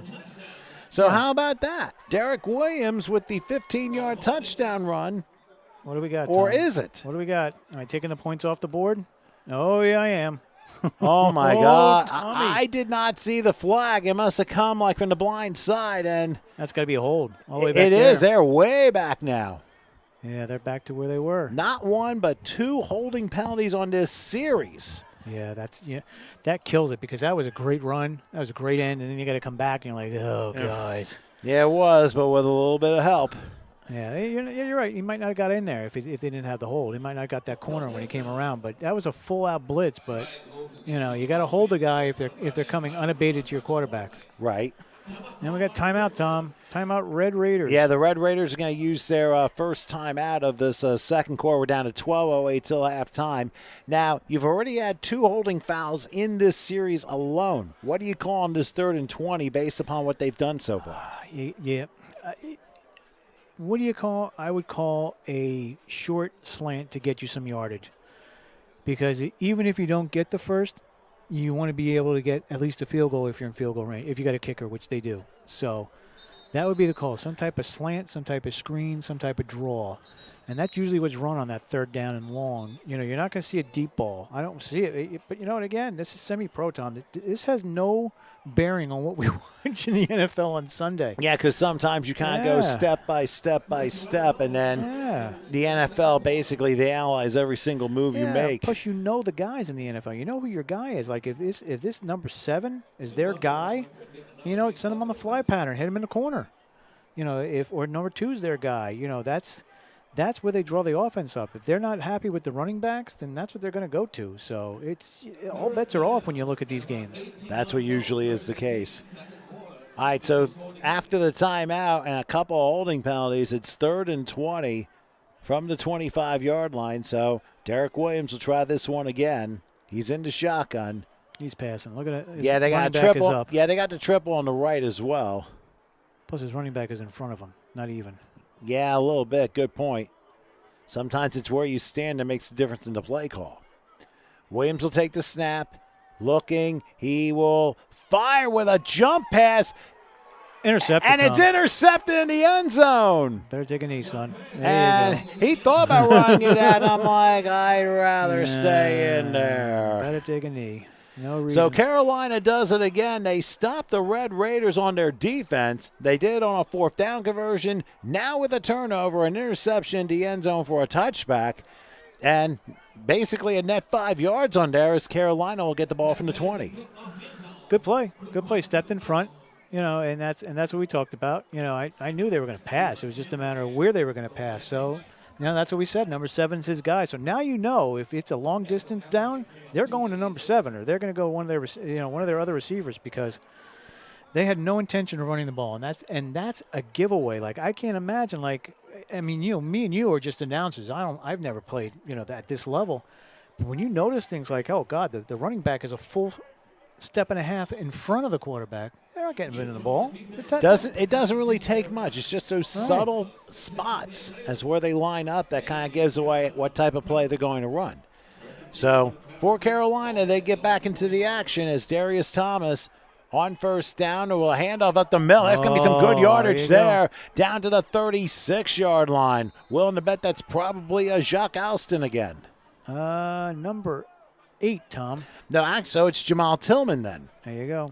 So he gets a 1st down again, a 16 there. I could just be lying, Tom, because I can't tell half the numbers anyways, but we'll keep it going. We'll keep it fun. As many names as we can announce, that's what we do. We'll try and match them up. And and again, those of you probably commenting on the list there, we apologize for all that. Yeah, we can't. There's no way when you have purple jersey with purple numbers that we're going to get accurate up here. Maybe a white border might help. Yeah, it looks like someone has a white jersey on the sideline, but that's not them. That's another team. Go ahead. All right, so it's 1st and 10 from the 36-yard line. Darius Thomas will take the mid snap, and that's a lateral, I think. Now they're going to rule it incomplete.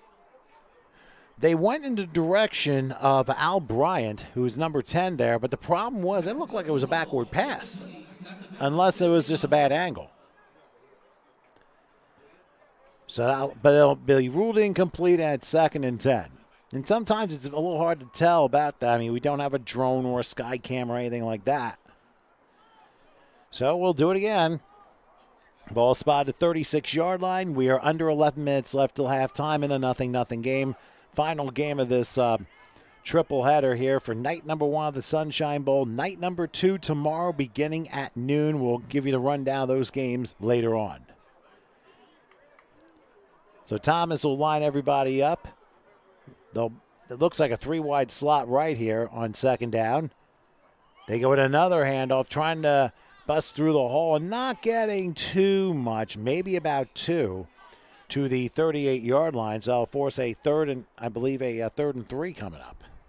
Yeah, it's moving the ball again. You know, you got to get some type of sustained drive here, Tom. What do we got left, Tom? Well, we about 10 and a half till halftime and counting. Plenty of time. It's still 0-0, so you know this could be one of these games where whoever breaks through first takes it. But I'm impressed with both teams, Tom. Both teams are playing at a higher level, than a lot of semi-pro teams do. And we've seen that pretty much all day. We've seen a few teams that had a little in there, but besides the one game getting out of hand, everybody's been playing at such a high level that you never see this, consistently. 3rd and 8 coming up from the 38-yard. They're going to run on 3rd and 8 and bouncing around the left side for some room. And I thought he had a shot at first down, but I think he went out of bounds 2 yards shy near the 45-yard line.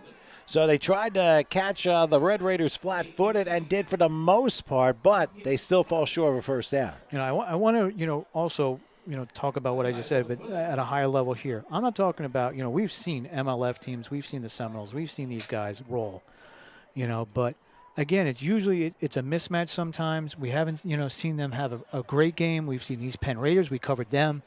They've rolled. They've had some tough games against the Syracuse Strong. But this is every game we see. We've seen some really good play. It's really been solid. So, that's what I wanted to say, before. And of course, like I said, it all depends on what league they come from and the level of competition, as Coach talked about in the previous game. So, actually what happened, there was a holding penalty against Carolina that we did not see. So it's now 3rd and 18 all the way back at the 28-yard line. Back to passes Thomas. He's going to roll left. He's under a rush. Oh, boy. He's Here being it goes. really rushed over. That's a couple where of you're blocks. gonna get a blindside block. And there's That's going to it. be a flag and a deep fly ball that heads all the way to Key West. Yeah, that's definitely a blindside. When you start running around in circles back in your backfield, someone's either going to clip somebody or they're going to give them a blindside. So Yeah, that's what you had. That play was so dizzy my head was spinning. But anyway, referees are going to discuss, and it's going to be refused anyway because it was 3rd and 18. So that holding penalty killed the drive pretty much, and now the blindside play. They'll refuse that, and Carolina will punt. So what do we got? Well, even if they accepted the penalty, it would have been put back all the way to the 14-yard line, and you still put yourself up at risk for a disaster to happen. So That's one of those, what's that, 3rd and we've had a couple, 3rd and 28, 3rd and 51, and that would have been 3rd and 32. I think I would have rolled the dice on that, Tom. I think I would have rolled it. We're just going to roll 12 and decline the penalty, and it'll be punting time for Carolina. I don't know. They're talking about it. Well, pretty interesting, too. I mean, and it's best that they do punt because then for the Red Raiders, that gives them very good field position. Oh, we just had to get the kicking ball in. That's what the delay was. Okay, because remember, you got the playing ball, which is different than the kicking ball. You don't use the same one. No, it's a little. I think the kicking ball is a little harder. That's the difference. It's a tighter woven ball, so it goes further. It's more aerodynamic than the other ball. It's a little softer. And then again, if you're the Patriots, it's very soft. You can say that about 10 years ago. But anyway, what do we got, Tom? they still have the marker as 3rd down, which I don't understand. Tom, we don't. Unless there were offsetting penalties that we didn't know about, and I thought they declined it, but maybe there was one of those cases where they had hands to the face and then they had this. So we're going to do 3rd and 18 all over again for whatever the reason.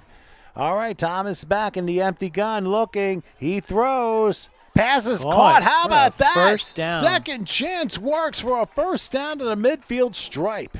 Great catch. Great catch on the play. And 3rd Sat and in the 18, zone. and they got 22 yards on the play. Sat down in the zone. Number 4, Tom, on that catch. That's a tremendous grab by Jacques Alston and the pocket rocket. He zoomed his way for 22 there. I tell you, sat right down in the zone, caught the ball. That's all you got to do. Find a spot. So the offsetting penalties give Carolina a new lease on life, and they took advantage of it. 1st and 10 from midfield. Thomas making sure everyone's lined up. It's a 3-receiver set. They bunch the near side with 2 of them. Back to his left. Red Raiders looking to show blitz. They're going to do a handoff, and the gentleman slipped. Was he touched? Yeah, he was down. Okay, he was basically right at the midfield stripe, so no gain on the play. Hey, guess what, Tom? It's raining again out there. Yeah, another shower. Hopefully not one as bad as it was. You better not hear a horn. That's all I can say, because we're going home. Oh, jeez. You guys can watch the rest of the game on your own camera phones. Oh, my gosh. Tom's going to stay with his phone.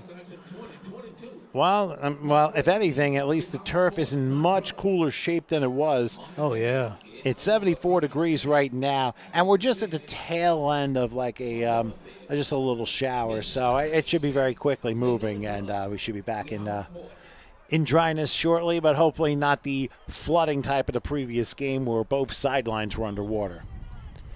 Definitely not the sunshine ball right now, folks. Well, it's been 8 o'clock at night. I don't think the sun's going to be out in February. On second down, they will give the handoff, and look at this, crossing the 40, trying to slip through down to the 32. Slip, Tom. I knew you were going to use the word slip. Yeah, he did slip through, and then I think one of the Red Raiders got a piece of it, and the pocket rocket strikes again with another 18 yards. That's a big run, too, because now everybody's getting wet. They're all getting angry. They're getting salty out there, and the pocket rocket's just ready to roll. ready for takeoff.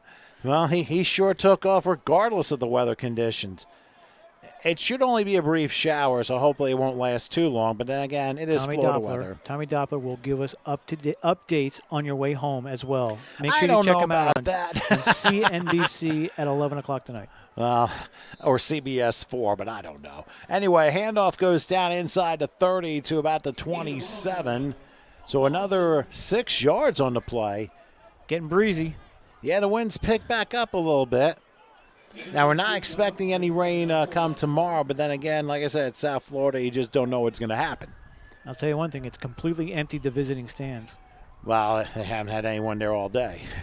Here's a handoff, and inside the 20, down to the 18-yard line. That's another 9-yard pickup. And here come the Predators again with a first down. Let's see if someone can punch this in. This is like a left, right, left here, Tom. Each team's moving the ball. They just can't get in the end zone. Well, we're coming down to 5:40 left till halftime. 1st and 10 in the red zone for the Carolina Predators for their first time. Looks like they will go in a 3-wide set. Is that the wind? Yeah, the wind is picking up a little bit. Like I said, it should only be for a short amount of time. Rain is already lightening up a little bit. Where? Show me. Here's a handoff. Oh, crashing down at the line of scrimmage, really for no gain, down at the 18-yard line. So that'll make it 2nd and 10 as we come down to 5 minutes left till halftime. Just a little game reset. Both teams have all 3 of their timeouts. And no, Tom. The Red Raiders used one. Oh, they did? Yep. Okay, my apologies then. Then the scoreboard I was looking at was incorrect. I beg your pardon. Yeah, they used one a little while ago in the second quarter. They used it. But either way, go ahead. All right, never mind on that one. So we're not going to reset for you. We're just going to go live. All right. More recap of anything else. But anyway, ball at the 18-yard line, 2nd and 10 from there as Darius Thomas, the quarterback. What was that? Were they drying the ball? Was somebody down on the ground? I think they would change a ball. Yeah, they're taking a new ball into play as the rain has subsided already. Got to be Florida. Well, hey, what else is new in southern Florida? Oh, Tom, could you imagine if we had the Eagle out there? Oh, my gosh. It would have been a disaster. A high snap and now a handoff. Rolled about the 10 to 5 and a goal. How about that one? Oh, shake and bake. Welcome to the end zone. A little bit of shake and bake. You're not kidding. I mean, 18-yard scrum for a score, and Carolina gets the first points of this game. And there are no flags. I was just double-checking to make sure, and there weren't any.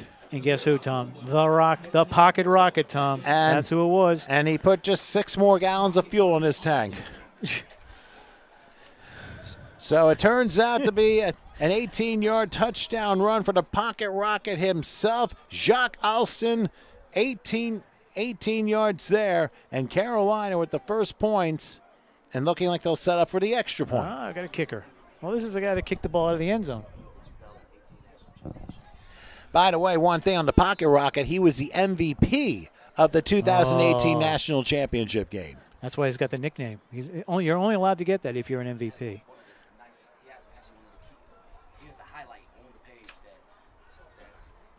on his personal page for social. On the Sunshine Bowl page. On the Sunshine Bowl page. I'm sorry, I was just getting the information. Coach Snap Crow was has rejoined bobbled us. a little bit, and the kick on its way is no good. Nobody's made a with kick that wind. there. That's the wind. That's what that was. And I think the wind just took it, went up in the air, and zoom all the way to the right. So the kick is no good, and with 4:03 left till halftime, the Carolina Predators, they finally break the ice and have a 6-0 lead on the Texas Red Raiders as the rain starts picking up yet again. I tell you, Tom, this is the Rain Bowl. Well, it could have been a whole lot worse. Could have rained the whole time. Oh, yeah, Tom. This reminds me of the time we took the Eagle down in Virginia.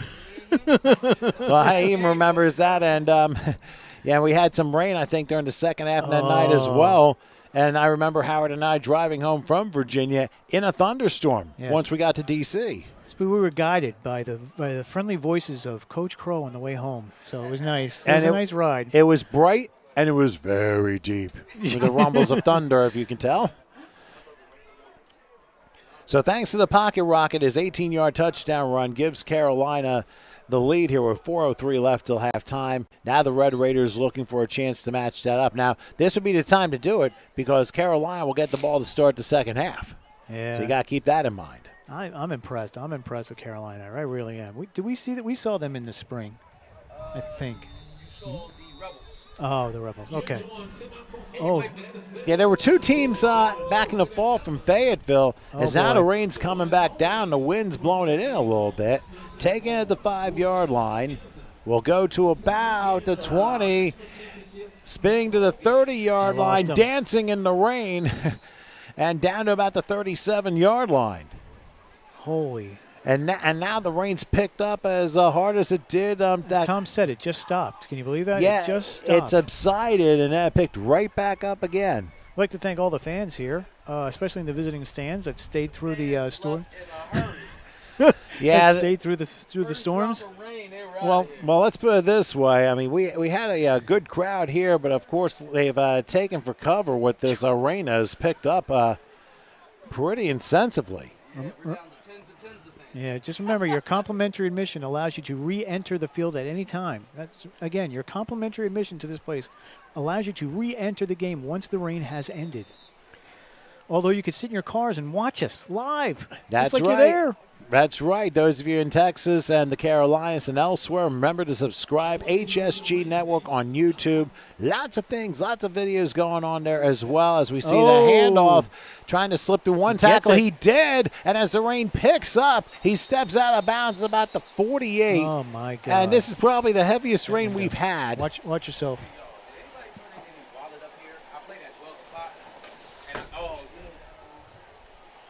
And we had to shut down my window because the rain was starting to come in. So the tropical southern look Florida at rain. This. No alarms, though, Tom, so this just has to be water. Yeah, we didn't see any lightning around. We saw a little bit after the first storm, which caused the 38-minute weather delay, but it wasn't enough to cause any further disruption in play. So right now for the Texas Red Raiders in a Texas torrential style rain. Oh, my From the 49-yard line, here's a handoff, and trying to squeeze through. He'll hop his way to about the other 49 for another 2-yard pickup, and that will force a 2nd and 8. All right, we're going to close our window. So hang on 1 second. We're trying to get some things out of the way. Oh. We apologize for the screen here. It's a nice shot. It's a great shot there. Unfortunately, we don't want to desecrate any of the equipment. I mean, we've had desecrate. Where did that come from? Well, you know what I mean. You don't want any equipment to be ruined. I think we're good because it looks like it's coming in, but it's not coming in up top. So that's going to stay clear. All right, so 2nd and about 8. And there's a handoff bouncing along the right side and sneaking through and hurdling across the 40 to the 38-yard line. Everyone wants to do hurdling these days. Isn't that a little bit dangerous on the field, especially in a weather like Tom, this? You know what, though? We got it. If we didn't close the window, Tom, we might not have gotten that hurdle. So that's why we're the HSG Network. We don't miss a thing here. No matter if it's rain, snow, I couldn't even see anything else. Sun. Oh, well, the Winter Olympics are concluding halfway around the globe, and here we have a case of the Summer Olympic track and field hurdles. And now we've hit the 2-minute warning. Oh, look at that. So with the count 6-0 in favor. Lights out. The light. I'm sorry, 6-0 in favor of Carolina over the Texas Red Raiders.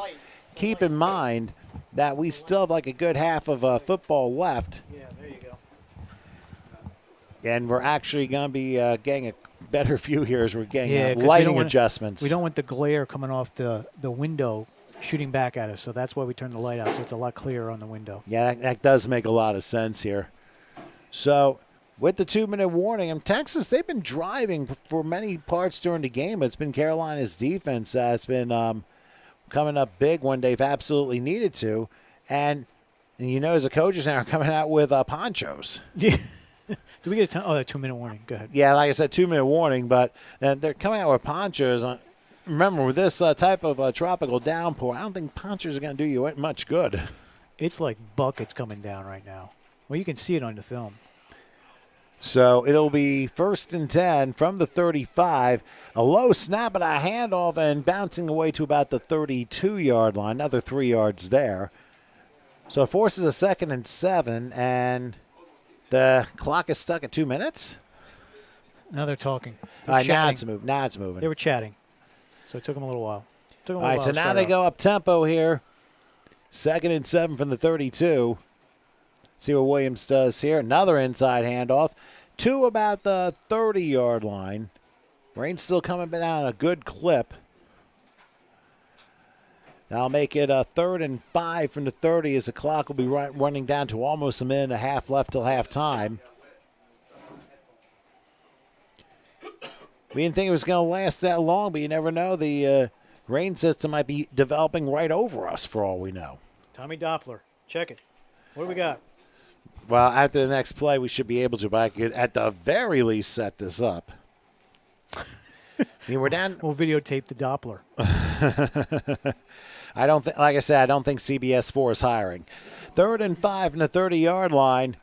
Going modified here as Williams in the shotgun, and everyone jumps. So it's like, really now? So might be another false start.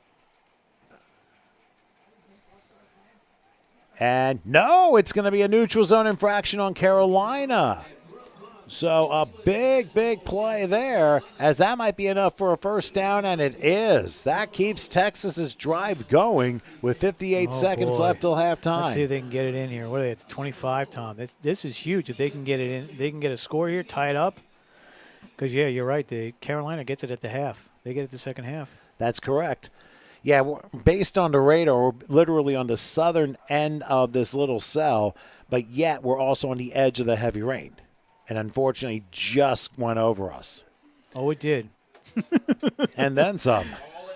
1st and 10, and there's a handoff bouncing in a delay fashion. It'll get to about the 23-yard line. Now a timeout's going to be called with 31 seconds left till halftime. The Red Raiders will use that timeout. So I guess the question now is, Howard, is what do you've been successful getting as close as you've gotten, but you just haven't crossed the goal line yet. What do you do in this case? You got to work in the rain. You got to work a run. You got to find some type of get somebody outside on a one-on-one coverage and just make them miss. You got to get a miss. Get someone to whiff on them. You know, maybe give them a little dip here, a little dip there. Get the legs a little wobbly. But if you can get someone to miss and slip, you may get in the end zone. And I think the other thing too to consider, there's been a lot more running, especially through this weather system. Usually, passing doesn't work very well when you have an inclement ball that you're trying to use and get to your receivers in a pinpoint method. And they're rotating it. They are rotating the footballs in, so at least they're trying to stay dry. But yeah, it's again, you look at the lineup. Look where they're at. We saw this before. They're going pass. They're not going run. They're going pass here. So let's see who they're going to pick out. We'll see if you're right. On 2nd down, here's Williams back. Well, he's going to take a shot at the end zone, and it nearly is intercepted. There were 2 Predators in the end zone, and one through one of their hands. Yep. They crossed. Maybe if they didn't cross, they would have got it. But If they didn't cross, maybe he would have got it. But either way, you can see from the alignments here, where they're going and what they're doing. But it's not a mystery. It's third down, and freaking 9. You're gonna go for a pass. You're not gonna, or second down, and you want to get the score. Well, it's definitely got to be a pass this time on 3rd and 9 with 25 seconds left till halftime. Still raining pretty steadily here in Miami. Coming straight down. I think we can open up my window again, but. Well, I think the wind has kind of calmed a little bit. So let's see what happens. 3rd and 9 from the 25-yard line. Actually, they're going to say the 24, rather. Williams in the shotgun. They triple the left side. Taking a snap, looking, rushing up, firing it high, and it is incomplete. It clearly was underthrown. It wasn't necessarily a well-thrown ball, but in this weather, it's hard to have a well-thrown ball. You can't grip it. No, and they could have run it. They could have run it twice here. But you're trying to get on the board, trying to get the score. So, that's the way you do it, through the pass. And now you got a 4th. And now you got 4th and 9, and that brings up an interesting decision. No, I don't think. As Coach Crow just said, there is no way they're kicking it in this weather at this time. You can't even get a snap back, Tom. You're going to try and hold it and kick it. And the snaps haven't been necessarily clean. Also, no, yeah, you got to go for it. Plus, who cares? You give it to them at the 19-yard, 24-yard line. Who cares?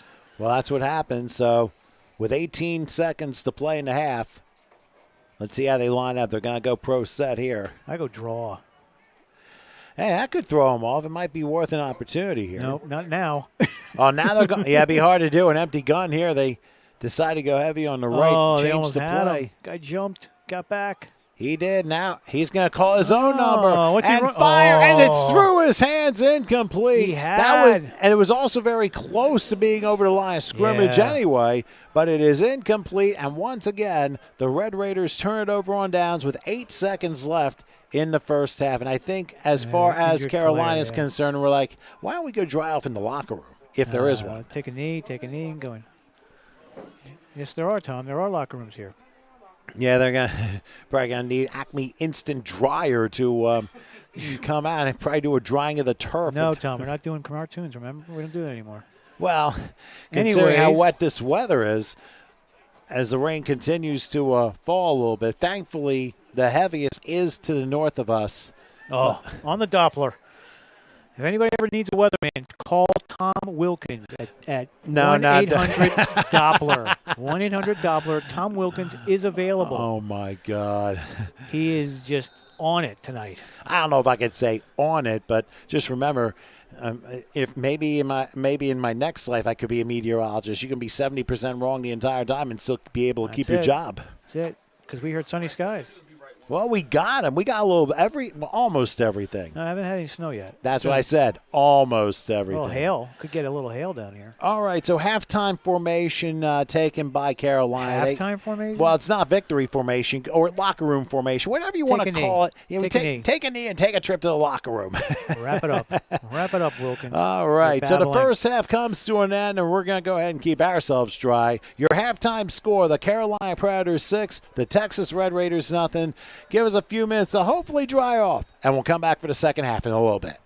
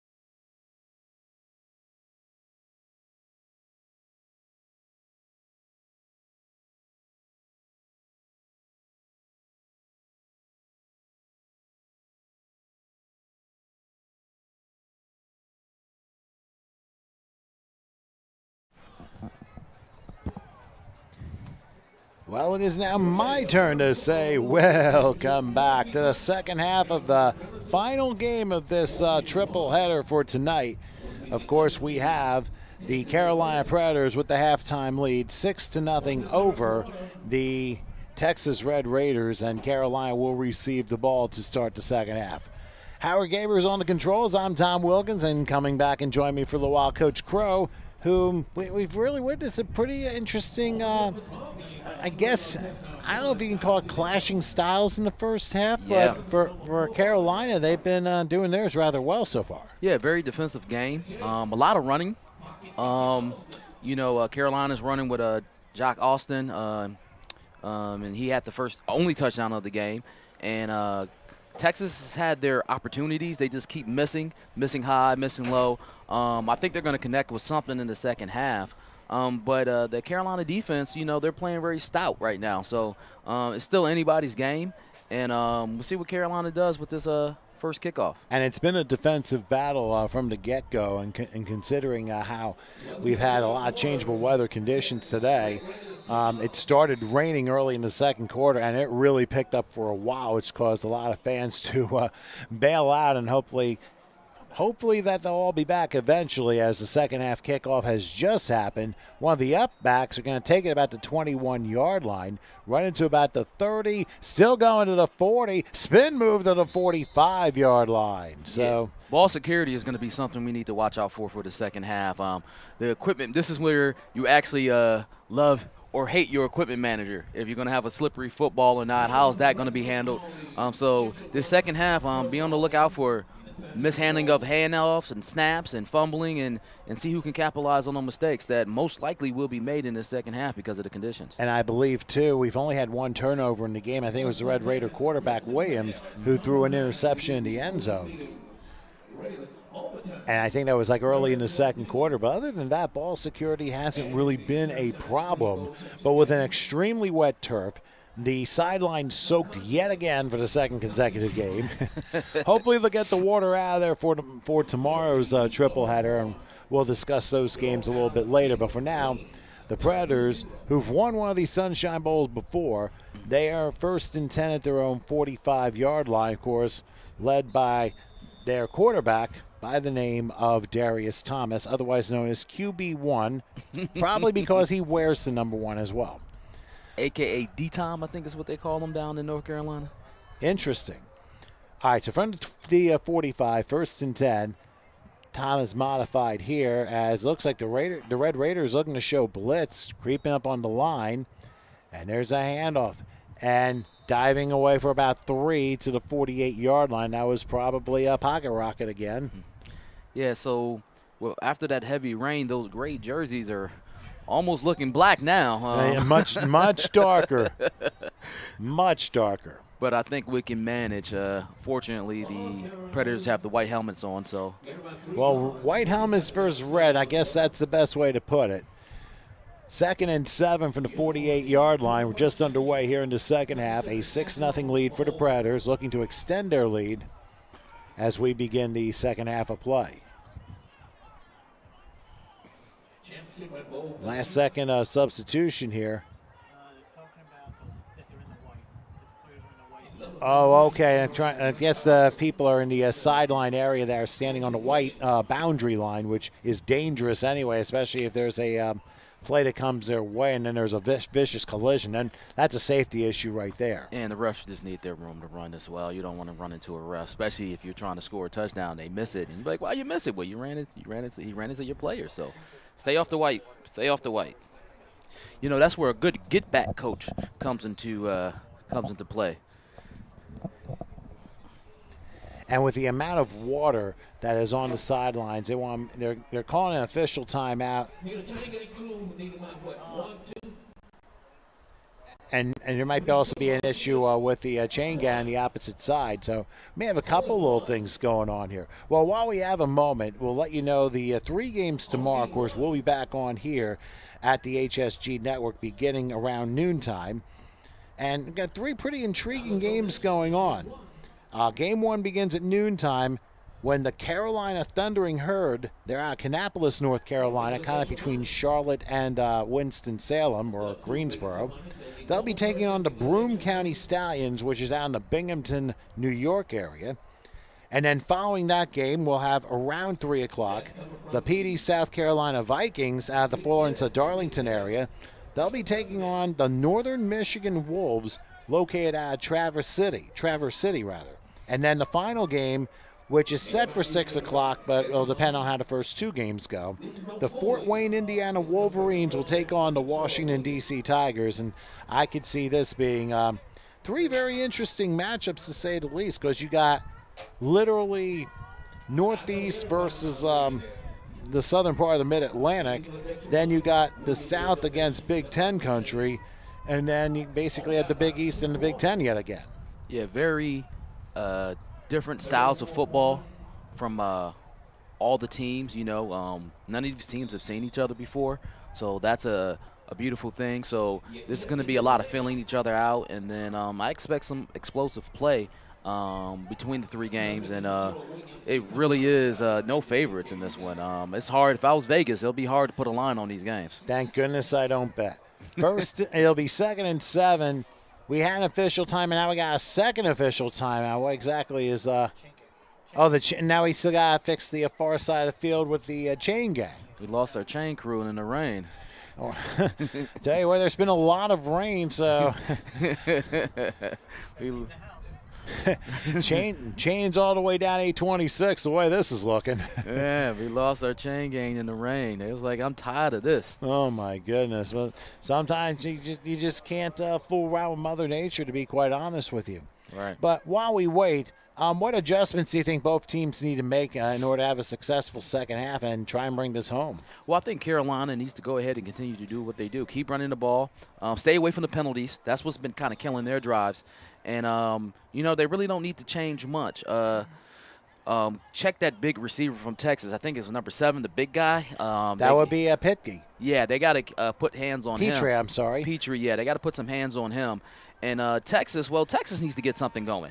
They just need to simply get something going and sustain it. The turnovers, penalties have really taken away from their drives. So, but both teams, like I said, it's a hard-fought game, very defensive game. And like I said, it's going to come down who's going to make that big play to break this thing open. Well, we just had an incompletion, so this is where the Red Raiders can step it up on defense here on 3rd and 7 with Carolina at their own 48-yard line. So you're looking at a very big play in the first minute of the 3rd quarter.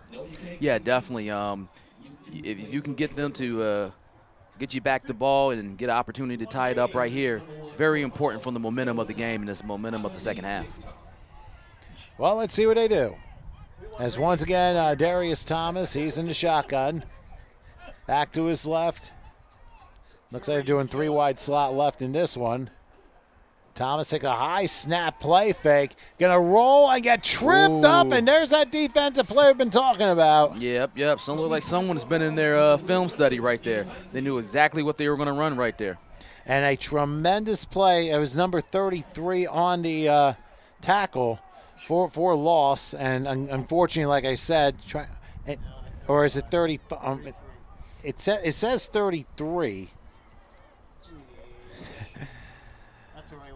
Yeah, well, whoever it was, that was a heck of a play.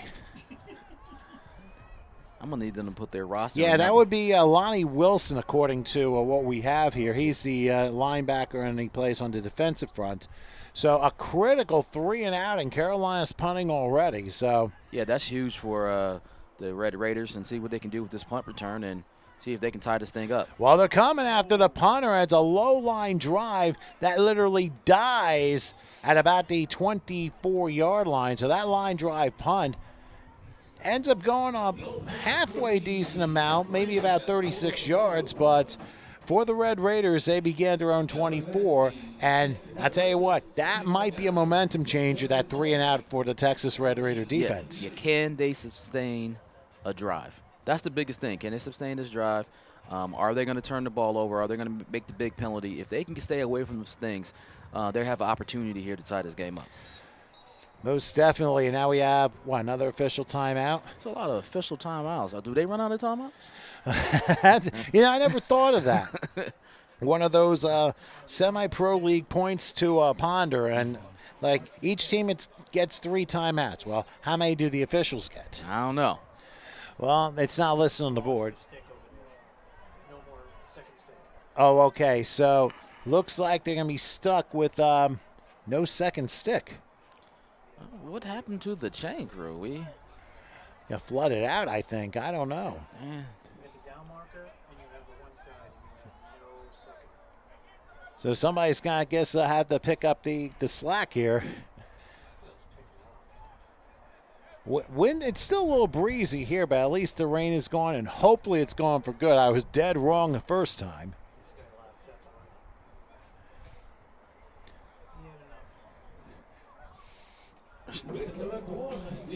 So again, official timeout. We got 12:39, by the way, left here in the third quarter, and we have a little bit of a momentary delay because of some chain issues. I'll be interested to see what exactly will happen here, if that's going to change any of the outputs of the game. Nah, not really. It should be fine. All right, well, we'll do our best. We got somebody there to help out now. 1st and 10. Red Raiders at their own 24-yard line, led by quarterback Derek Williams.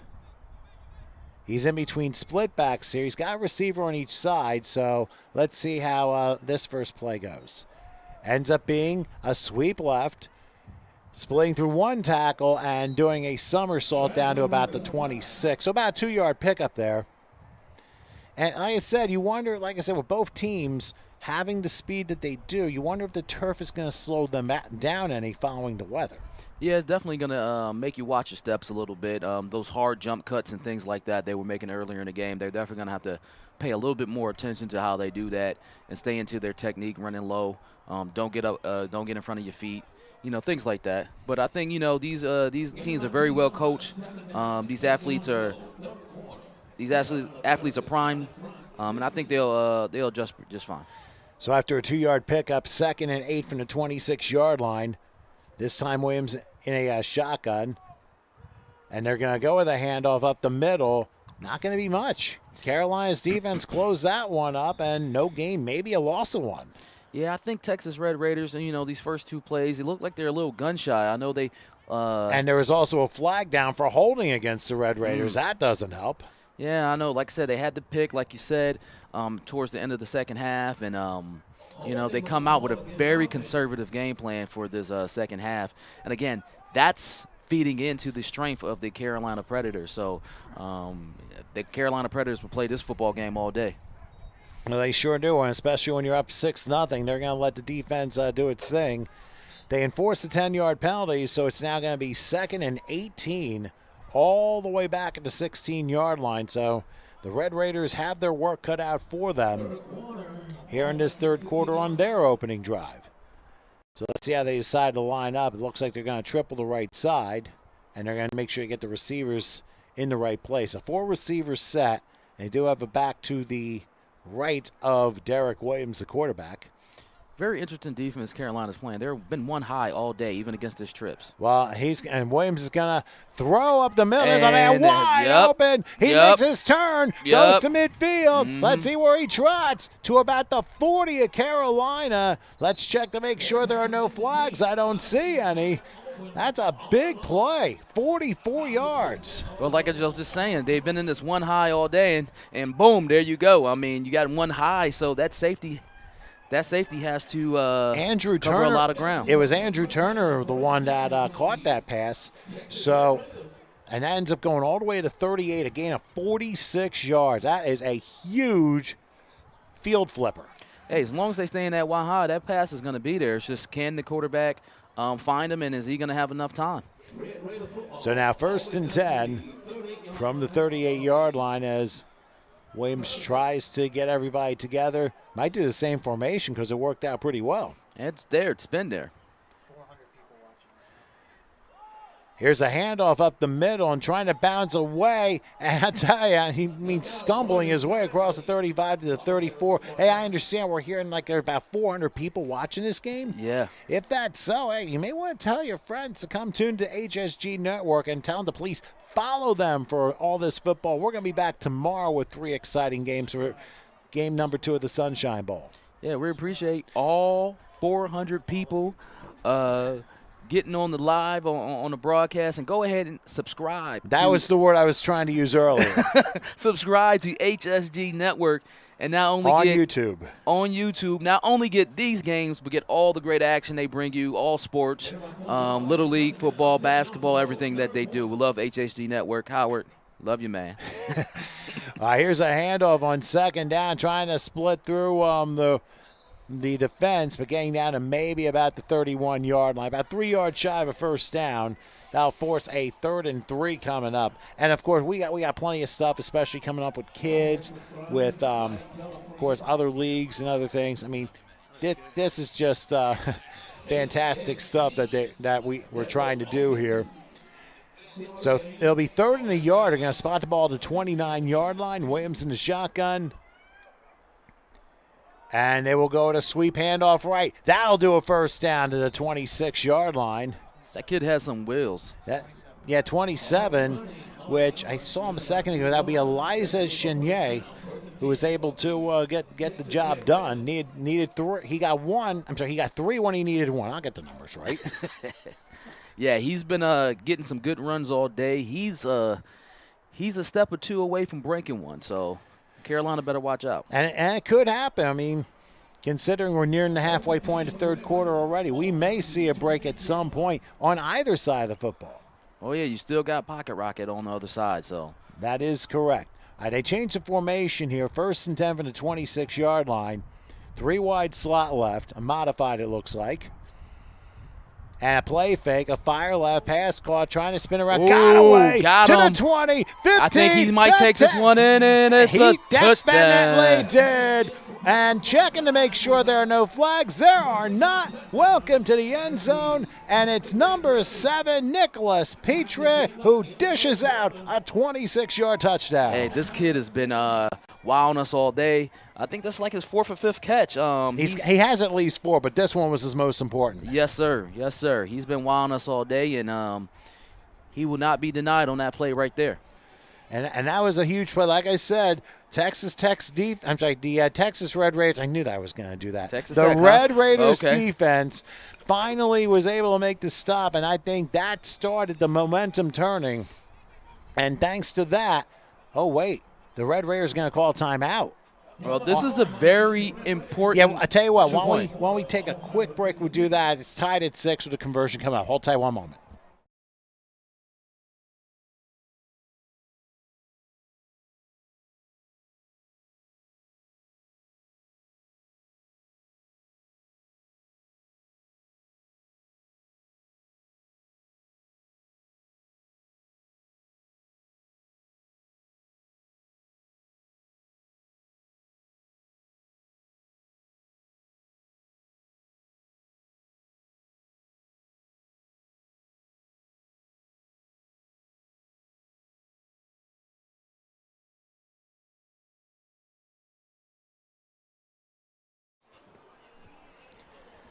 Okay, just made it back here to Miami and Tropical Park Stadium.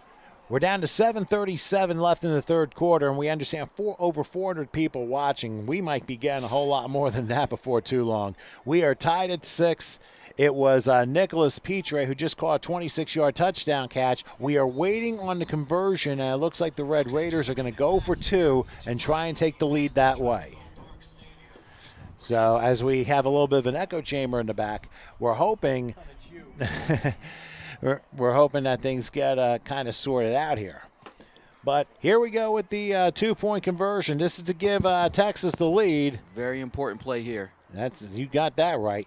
They take it, handoff up. No, it's a play fake and a fire. It's a catch and a 2-point conversion. Wow. The play action game. So the slow running at the start was to set up this right here. The play, they ran it. Then they got a few big first downs in the play action game. Got them into the end zone in the play action game. Got them into again for the 2-point conversion. So very good patience by Coach Courtney Miller over there to give his Texas Red Raiders the lead with some good play calling. And that's probably why they called that timeout. They want to make sure they got that 2-point conversion, and they were able to. Gives them obviously their first lead of the game at 8-6. I mean, we have seen really nothing in any of the games in regards to kicking, but this has turned out to be a pretty good one. Well, this game is like a heavyweight boxing match. The first few rounds, you fill each other out, and then next thing you know, second half of the fight, you come out swinging. Well, put it this way, you're in round 3 or 4, and Howard and I are in round 11. Well, actually, round 12, it's a 13-round fight. We had to count overtime, too, don't forget. Yes, sir. And a suspended thing that we didn't count, but, It's been an interesting day. Day and night, to say the least. Yeah. And we also got we've gotten comments. It's pretty interesting. We have some interesting comments, and we've had some. I don't know where they came from. We just got one from halfway around the world. Yeah, it looked like we're being viewed from Russia. Okay. I guess maybe they were tired of the Olympics. I don't know. All that snowboarding. They want to get some football in their system. I get it. A different type. Let's not forget. Football. But still, the Red Raiders to kick off. And Carolina looking to respond now they're down 2.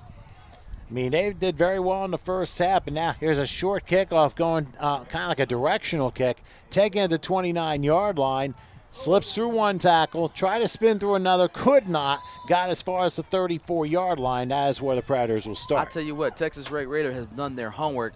They had Jock Austin back there to return the kick, and they knew not to kick it to him.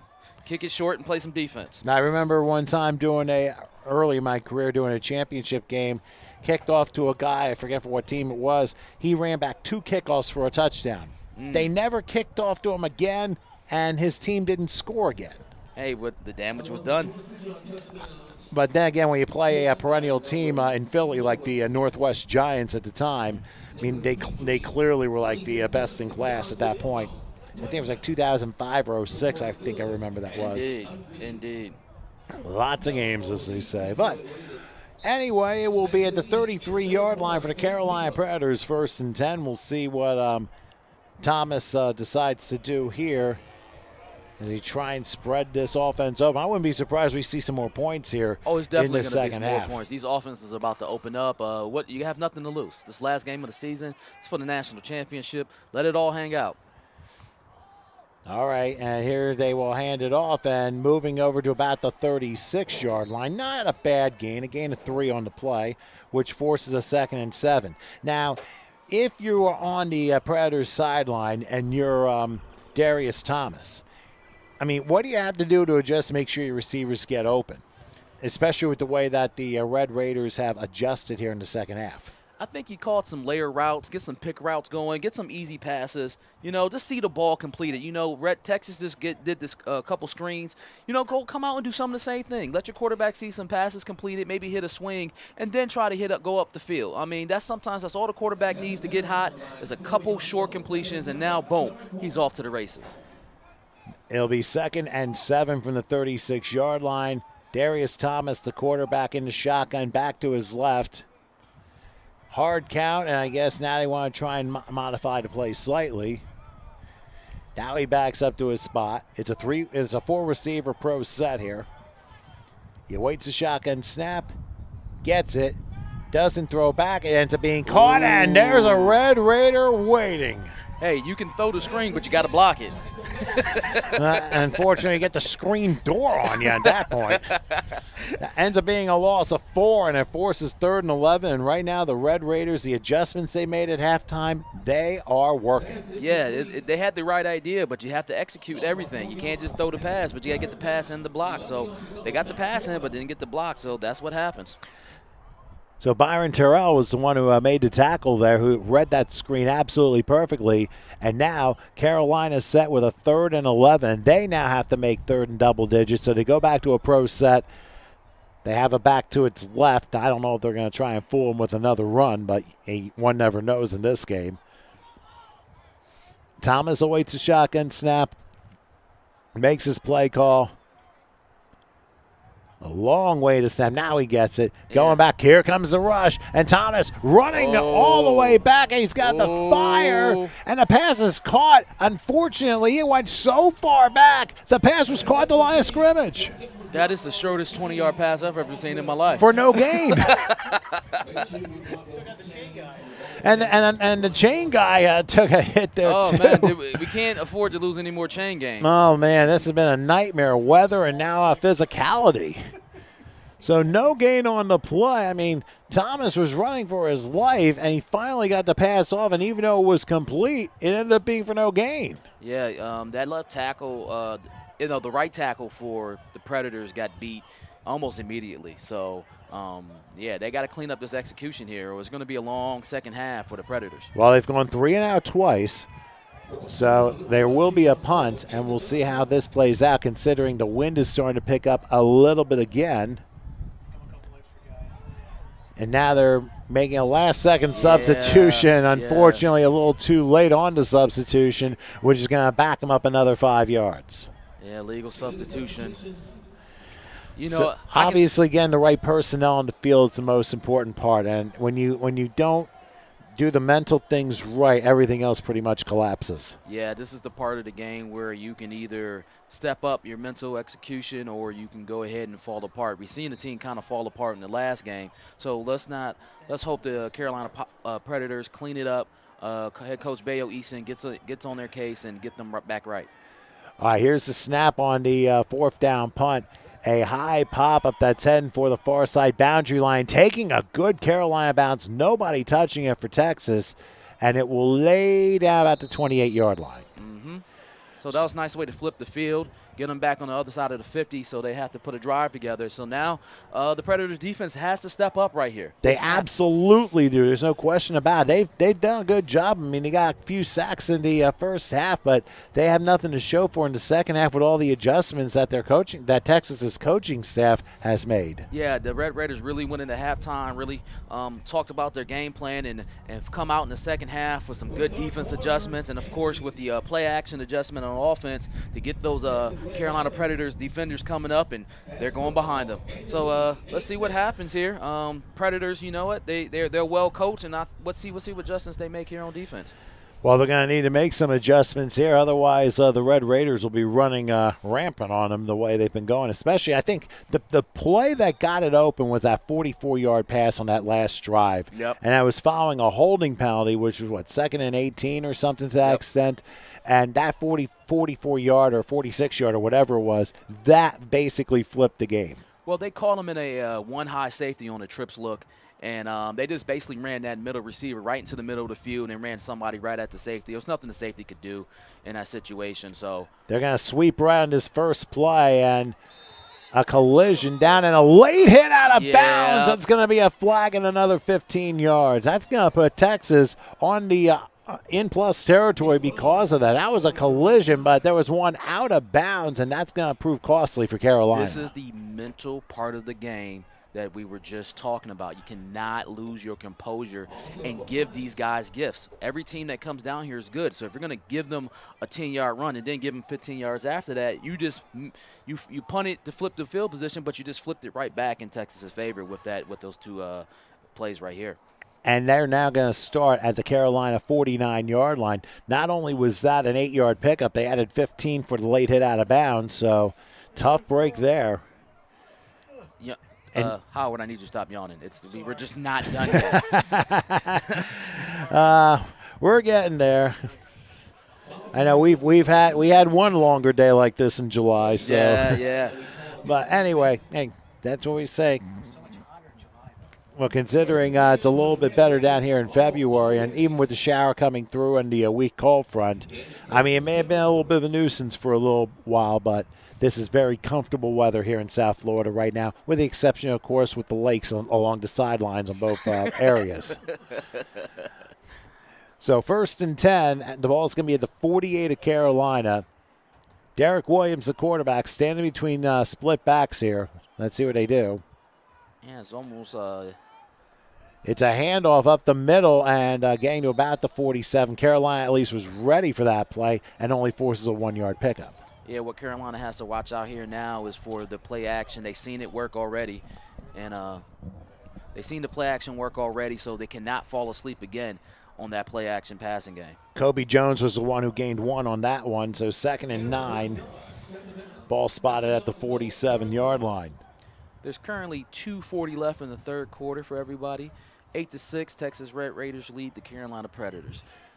Well, thank you for that reminder because I kind of slipped in that duty. But when we get closer, Hey, you've been here for a half or so you're obviously fresher, but then again, you've been doing other things as well in this great two-day tournament here. Whoops, somebody jumped, and obviously it's going to be a free play. I mean, that was more unabated, encroached, whatever you call it. That's a 5-yard penalty on Carolina. I mean, they came stampeding after Williams, and thankfully Williams went ole, and I'll take the 5-yard penalty. Yep, again, the mental part, that's 2 penalties on this drive already. So Carolina really needs to tighten up.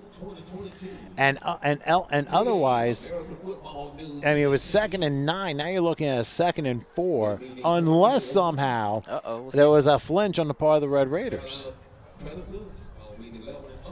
Or did they have the ball set and ready for play? That's the other thing. No, we're still trying to figure it out. All right, now they're walking 5 yards down. And like I said, there's a big difference between 2nd and 9 and 2nd and 4. Definitely. Again, this is the mental part. And like I said, I can't mention it enough. Carolina right now looks like they're mentally not all the way where they should be for this national championship game. Well, they need to wake up, and they need to do it quick. So 2nd and 4 from the 42-yard line. This is an interesting formation. But it's still going to be a run, but right there was the Carolina crew completely blowing the play down and forcing a big loss in the play into being a 3-yard loss to the 45, and that forces a 3rd and 7 from the 45, and this is going to be one of those what do you call situations. Again, that Texas Red Raider play-action passing game has been pretty potent today. However, on 3rd and 7, I don't, they will probably go with something more traditional. I would say some slants and curls. Get it to number 7 again. That's always a good idea. He's been catching some big passes today, so we'll see. Well, Petrie, of course, was the one who caught the 26-yard touchdown, which tied the game. And then the 2-point conversion, I forget who actually caught that. That gave the lead to the Red Raiders. I think the 2-point conversion was number 6, if I'm not mistaken. That might have been Jermaco Johnson, if that's so. 3rd and 7 from the 45, and now a whistle blows. Is there a timeout called? Delay again. Oh, man, too much time against the Red Raiders. And now you have a 3-yard loss in 2nd down. You just got hit with a 5-yard penalty, and you suddenly just injected a little bit of life into the Predator defense. Well, sometimes offenses get a little complacent after a penalty. So you only get a 25-second play clock. And, of course, it's kept on the field since we never see them around here. 30 trillion debt will do that to you, but... All right, 3rd and now at the midfield stripe, 3rd and 12. And Texas has made a couple of these 3rd and double digits already. Let's see what they do here. Williams takes the snap. He's back looking, flag down, probably a hold. He's going to stumble his way and lose a yard. Yeah, I think. But it's not going to matter because the penalty's going to be on the Red Raiders, and Carolina's going to say, no, thank you. We will take the ball, thank you very much, with 35 seconds left in the 3rd. Yeah, they're definitely going to decline this. They got the sack. Let's bring it to 4th down and force a punting situation for the Texas Red Raiders. And I think their quarterback fell down to their own 46, so it ends up being a 4-yard loss. So considering after the blitz, which backfired for Carolina, it was Texas that ended up going the wrong way after that. Hey, again, it's the mental aspect of the game. Carolina was making some mental mistakes. They cleaned it up just enough, Texas, to make their own mental errors, and Carolina wins this battle right here. And remember, it's only a 2-point game at 8-6, so it's anybody's game in the 4th quarter. So those of you watching in Texas and the Carolinas and elsewhere, make sure you tell your friends about this game on HSG Network. Make sure you subscribe to HSG Network on YouTube. And by the way, in case you missed the 2 games earlier, you can rewind by checking things out. Now, we had some issues in the first game, but we were able to catch it up to have the dramatic finish in Game 1. And then, of course, the second game. So you can just rewind the video on YouTube, and you can check those games out for those who may have missed it earlier. Yeah, we have 409 viewers right now, so that's pretty good. That's pretty darn good. I mean, you don't see that too often. Anyway, it will be a punt for the Red Raiders, and the Carolina returner is standing back at the 17-yard line. Oh, the right side almost jump. A one-hop snap. They do get the punt over, and it's going to be returned to the 15-yard line. Tries to escape, and he's going to run around. Let's see if he can turn the corner. He's able to. The 20, the 30, and a collision. Oh, my goodness, a double collision. And a flag, and it's raining everything here as we've just hit three-quarter time. There was a collision about the 41 and a collision near the boundary line to 38. Another flag goes down. All right, fellas, keep it clean. Well, we got plenty of time to figure this out. Oh, man, the Red Raider just took a shot, and the helmet just flew off by like 10 yards. And this could be a rough one there. Yeah, because they're waving somebody over. This is a tough one. Yeah, that's why they took the crackback block out of the game. We don't want to see these type of hits. And both teams actually showing some concern here.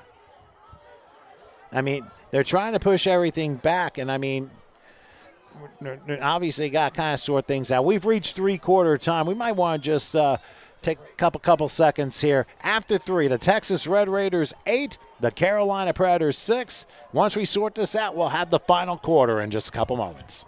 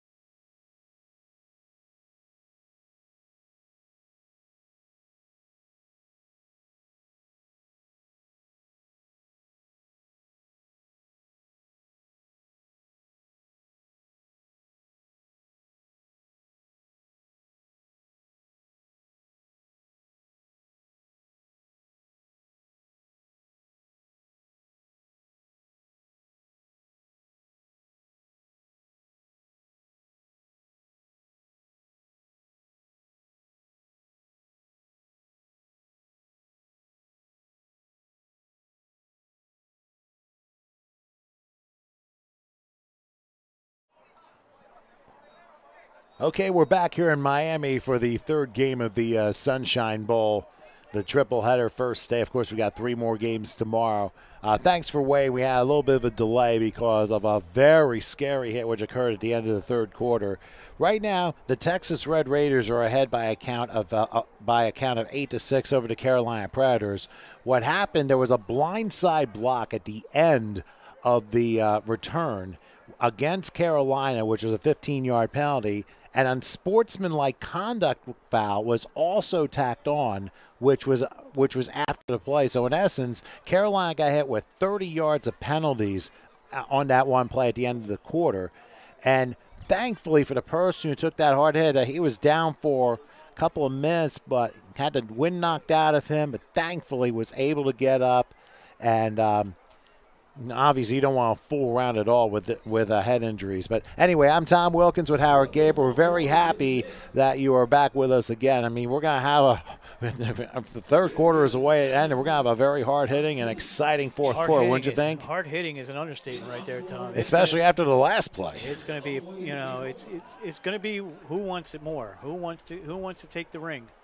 Who wants to get up there and grab that ring? And both teams have had chances here, Tom, to get a couple points on the board, but they keep, Tom, as I said the other game, I think I'm up to like 12 now, 12 feet that I've shot into that I just can't get back. Oh, my gosh. Because it just keeps happening all day. Like, you get great field position and you do something that costs you the yardage back. So I'll put it this way. We've been hopping a lot in the booth today. Yeah. But for Carolina, they're going to start their own 12-yard line following the 2 major penalties, but it is 1st and 10. And of course, Darius Thomas, their quarterback, in a modified situation. They're going to go with a handoff up the middle and another hard hit, but down to the 16-yard line for a 4-yard pickup. By the way, this game is for the 3A AFNT National Championship. Of course, the winner will receive that. And, of course, we had previous winners from the other 2 games, which, of course, if you rewind on YouTube, you'll be able to see how those games ended. Or DVR. It's actually called DVR now, Tom. They don't rewind anymore. Those are videotapes. You rewind. DVR, you just move the slider bar. Probably not my best blockbuster line. 2nd and 5 from the 17-yard line is Thomas. Again, a shotgun. They're going to send a man motion here. Comes back. And now he reverses. Trying to get a handoff. hole, and they do, crossing the 20 and very close to a first down. We'll see where they spot it. They might give him the 22-yard line, and they do? Wait a minute. Now, official says, hold on a second. What do we got? Is it going to do a measurement? No. We already moved the sticks, guy. Well, prematurely they moved the sticks, but it might still be enough for a first down. No, we're getting somebody to go over on that sideline, I think. There's someone in the there's a lady in the huddle talking to the official. So we don't know if something happened to him. Maybe he got caught on the play. We didn't see it. But they're checking on him right now. The drama continues to build for another one of these Sunshine Bowl games. And I'll tell you one thing, compared to what we did in July, I mean, we had a couple of interesting storylines and a couple surprises, and we had a fantastic finish to the last game. Here we may have 2 fantastic finishes. We already had one. Now looking for a second one before we're done for tonight. We're just about a minute into the final quarter, 14:03 to be official. There goes the flag. Oh, he's giving him a flag back. So it was enough for a first down determined by the official. I think time was called right after that. I think that official's out. He's done. Yeah, he's done.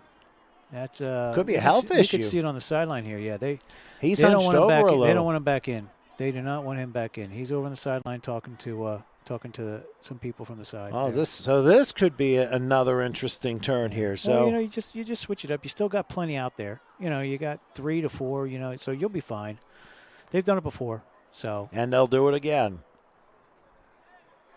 Yeah, he must have got. We'll have to look at it, but he might have got clobbered on that hit coming up the middle. He's in the middle. If he's a line shot, he's in the middle. So most guys don't see him. Talk about a pinball. There have been a ton of pinballs in this game with the way that both teams have been running. But as they sort everything out, here we go. Now Tom, we the resume clock is running. Carolina 1st and 10 for their own 22-yard line. There's a rule we cannot end before 10 o'clock. There's some rule out there, but keep going. Well, it's close, 9:25. Here's another handoff and slamming on the brakes is hard turf and not going to get very much. He might get lucky to get back to the line of scrimmage. That might have been the pocket rocket who kind of had to slam on the brakes there. No gain on that play. Yeah, you got to mix it up a little bit here, but they need a drive. They need a nice, long 7-8 minute drive and end it with the score and get the two-pointer. But we haven't seen that yet, Tom. We haven't seen one of these long drives come out. It's been all choppiness and, broken plays here and there. And there have been long drives, especially in the first half from the Red Raiders. They just haven't ended well. They were able to convert finally on their opening drive in the third quarter, but nothing since. It's been a pretty good defensive battle. 2nd and 10 from the 22-yard line. Thomas will await the shotgun snap. He takes another run, trying to get the middle, but the hole closed way too quickly, and the Red Raiders were ready for that. Yeah, they filled the hole. And another 3-yard loss, which makes it 3rd and 13. So now for the Predators, they're going to need to convert on a 3rd and double-digit situation. Yeah, it's getting late early, Tom, as they say. Well, you got to consider there's still 12 and a half minutes left and the clock is running. But they're not putting anything together, Tom. It's like, 2 yards here, 3 yards here, then you go back 5, then you go 2, 3 here, then you go back 5. That's the basic way this offense is running. I expect more out of them. I've seen them move the ball down the field, so there's no reason why they shouldn't. It's just they got to get it together, that's all. 3rd and 13 from the 19-yard line. Thomas in the shotgun, back to his right. And a 3-wide slot left, and now switching sides is the back. Let's see what Thomas can do. A big 3rd and 13. Taking the snap. He's going to throw right past caught and pushing his way to about the 30, maybe the 31. He's going to be a yard short of a first down. Oh, here comes a decision, Tom. Already. I don't know. It's still a little early to go for it in your own backyard here. If you miss this, you're handing it to him. So. Well, here's the other thing, too. Do you set up in a passing play and then call your own number? Or a hard count. Well, it's 4th and 1, Tom. If they say if you can't get 4th and 1 in semi-pro, there's a problem. So let's see what they do. Well, we'll soon find out. I mean, there's no real big bruising back. No. They've been more elusive backs in this game than in the previous one. So. And he's in shotgun, so he's already 4 yards back, and his running back is 7 yards behind the line. So that's a long way to go to get that 1 yard. Well, momentum's going to be a killer. 4th and a yard. They're going for it from their own 31, looking to draw them off. Waiting. They're going for it. And they hand it off. And oh, man, that's going to be close. Yeah. That's going to be close. I'd say they got it. Now, the Red Raiders say My no. unofficial. It's My unofficial view. Both teams said they got it. And when that happens. They put the sticks. They're ready to move the sticks. Oh, you can't they're do that. saying. Oh, they're saying. Well, where are they going to spot the ball? That's the big question. The guy on the stick already moved. He's moving now. You can't assume anything. That's it. It's over. That's it. And it turns out And they went the wrong Tom, way. You can see the other stick there. That's from the beating that happened when they came over on the sideline. Oh, man. That's in pieces, that one right there. And you wonder why it took so long to get a chain gang going before the game started. Yeah, because they anticipated something like this happening. That's what they call drawing the small stick. You've got that one. Yeah, that was smaller than a toothpick, unfortunately. But they did get the first down upon further review, and it is 1st and 10 from the 32-yard line. Yeah, I say that in pencil, of course. And Thomas will be in his shotgun as we come up to 10 minutes left in regulation, and the Red Raiders leading by 2. Got a real good finish coming up here in Miami. Thomas will wait the shotgun snap. He'll take it. They're going to try and go inside handoff, and he'll turn the corner and only get a couple yards. They're trying here. They're trying to get the edge, and they can't. These guys are too fast to get the edge. So especially in especially in football states like Florida, California, and especially Texas, power and speed. When you balance those off, they can really make it a nightmare for opponents who play teams that have that. They're going to say a gain of 3 of the 35-yard line, so it makes it 2nd and 7, coming up on 9:15 left in regulation. Tom, I think they both have 3, right?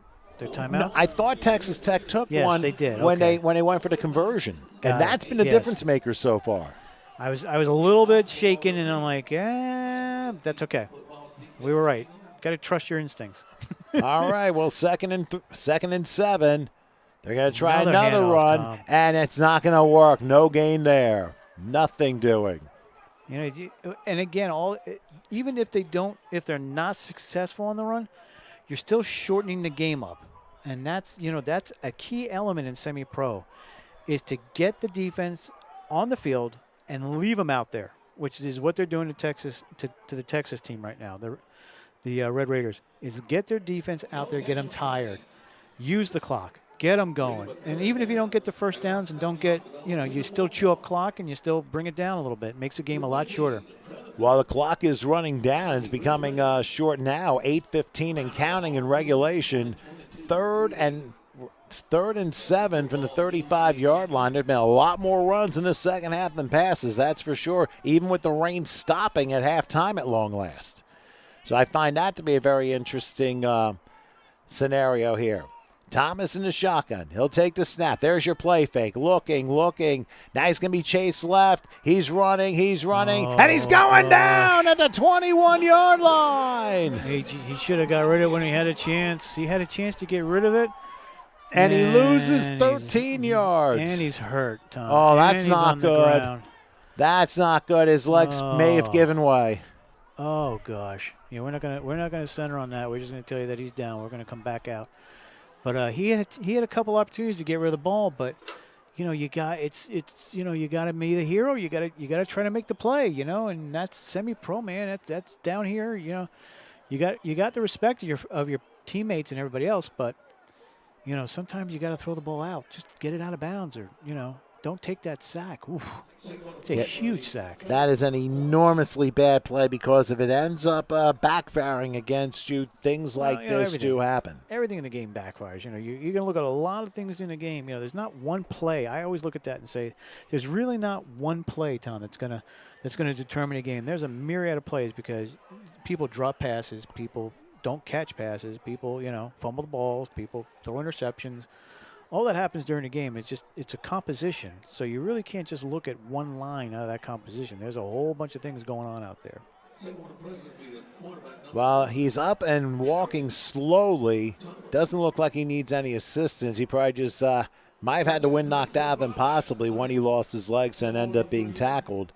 But now they're back at the 21-yard line, and you're looking at 4th and very long. And you got to remember, there's still 7:35 left. They're going to have to punt, and they have all 3 timeouts to use at their disposal if necessary. So this is going to be up to the defense to force a huge 3 and out. Right. You got to stop. You got to get a stop. You got to get a quick stop. You can't give up 2, 3, 4 first downs, or that clock's going to go, and the game's over. So very important. And you got to get a good punt. I think this is definitely for sure because QB1 obviously taking it really slow back on his sideline, and who knows? The Predators could make a big stop, and then he might come back and be the hero of the game. You just don't know.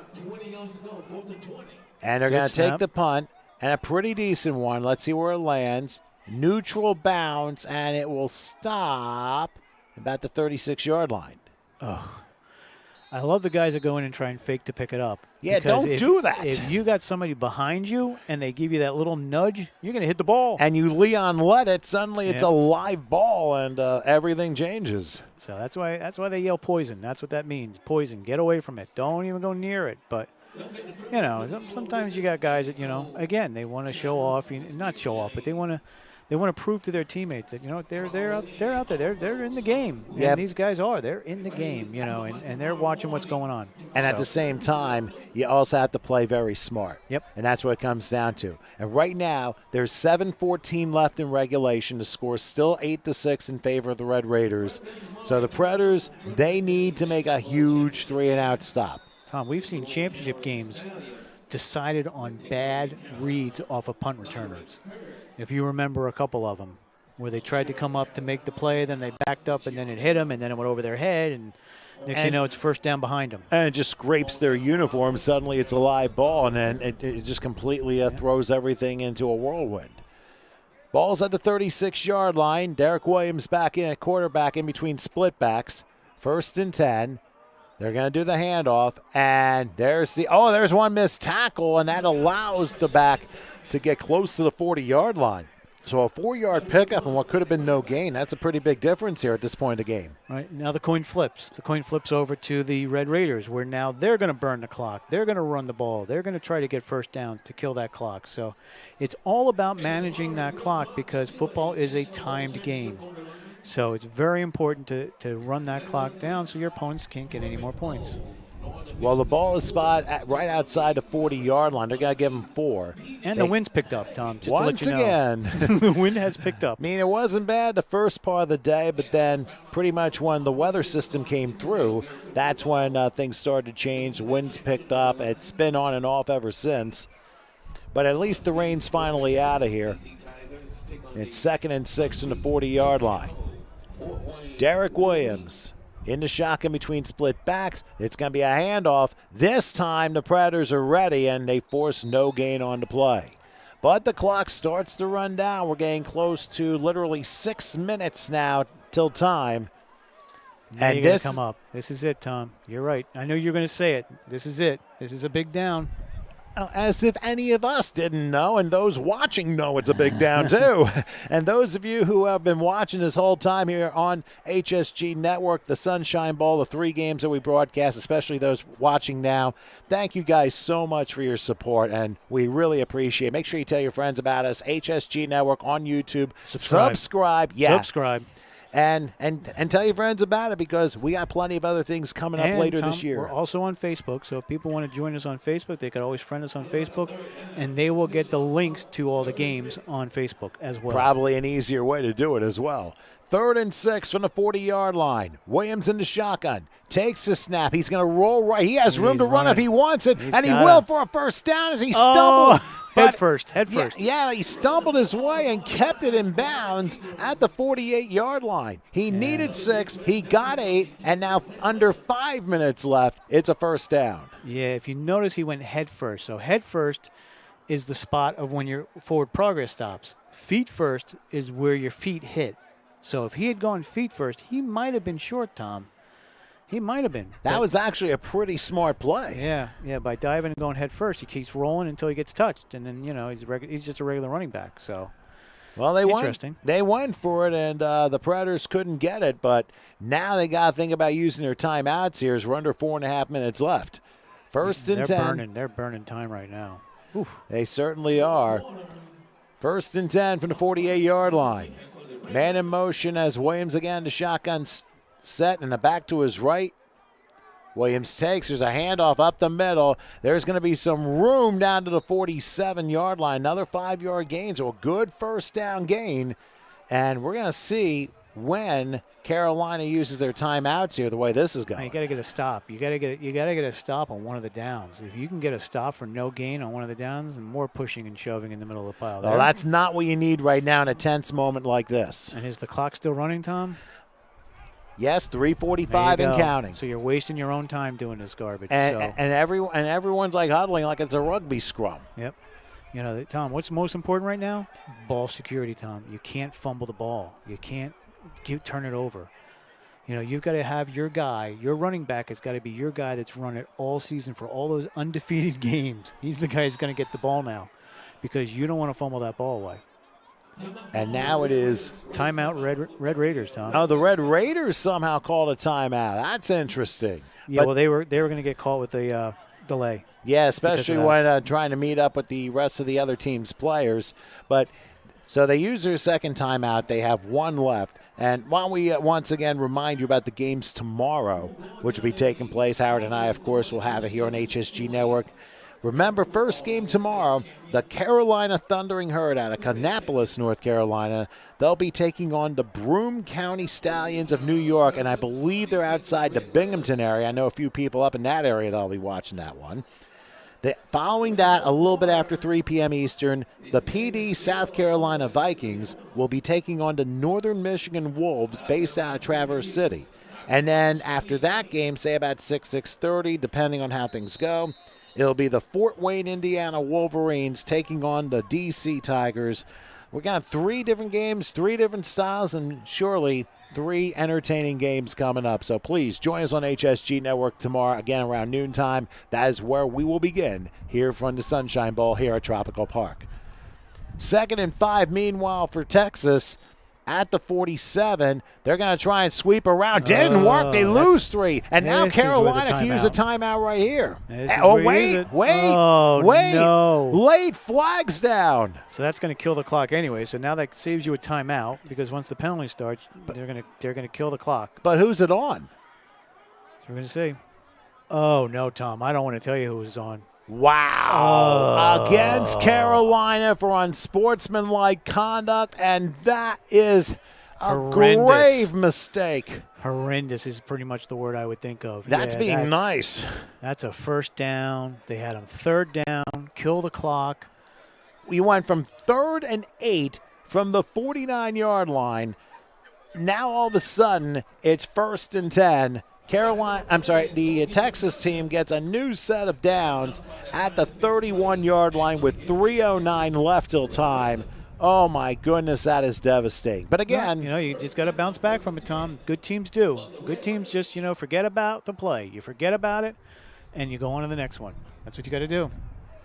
Well, what they're going to have to do is use all 3 of their timeouts in this next series. Got to get a stop. Got to get a stop. No gain. That's the thing. And also, they have the 2-minute warning. And it is definitely true. Penalties make or break games, as somebody just posted. And this is a prime example of that's what happens when somebody leaves their phone in the chat room up. Tom is hitting the chat room now. Well, I did that in the first part of the day, and then obviously when things got fixed up, kind of left it to you guys. But thanks everyone for participating.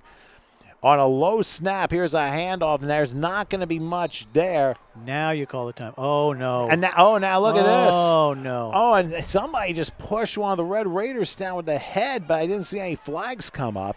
And it's almost to the point, Tom, that you might want to eject somebody and get them out of there before something happens because, it's teetering. It's teetering on that point right now, and the referees want these guys to decide it. They don't want to have to decide it, but you're teetering on – unsportsmanlikes and, stuff that's going to cause problems. And, and as a former referee, you want the players to decide. You don't want to have to decide this. And if it does get out of hand, it's of course it's going to come back and they're going to say, well, the referees didn't control the game. The referees let it go. They let it, they let it get out of control. That's all you hear. But you good, can't. and good timeout. Good timeout right It's here. actually the 2-minute warning. Well, it's still a timeout, though. Yeah, well, it not only stops the clock and no gain on the play. If you're on Carolina's side, It was a good stop. They chose not to use the timeout. They let it run to the 2-minute warning, but they still have all 3 timeouts to use. So anybody's guess here. And somebody's got to be talking sense to them, saying, guys, get it together. We're not going to give this game away. We got 2nd down and 10. We make 2 stops, call 2 timeouts. We get the ball back. Whether it's a field goal, a missed field goal, or they're going 4th down, at least you're in position to get the ball back.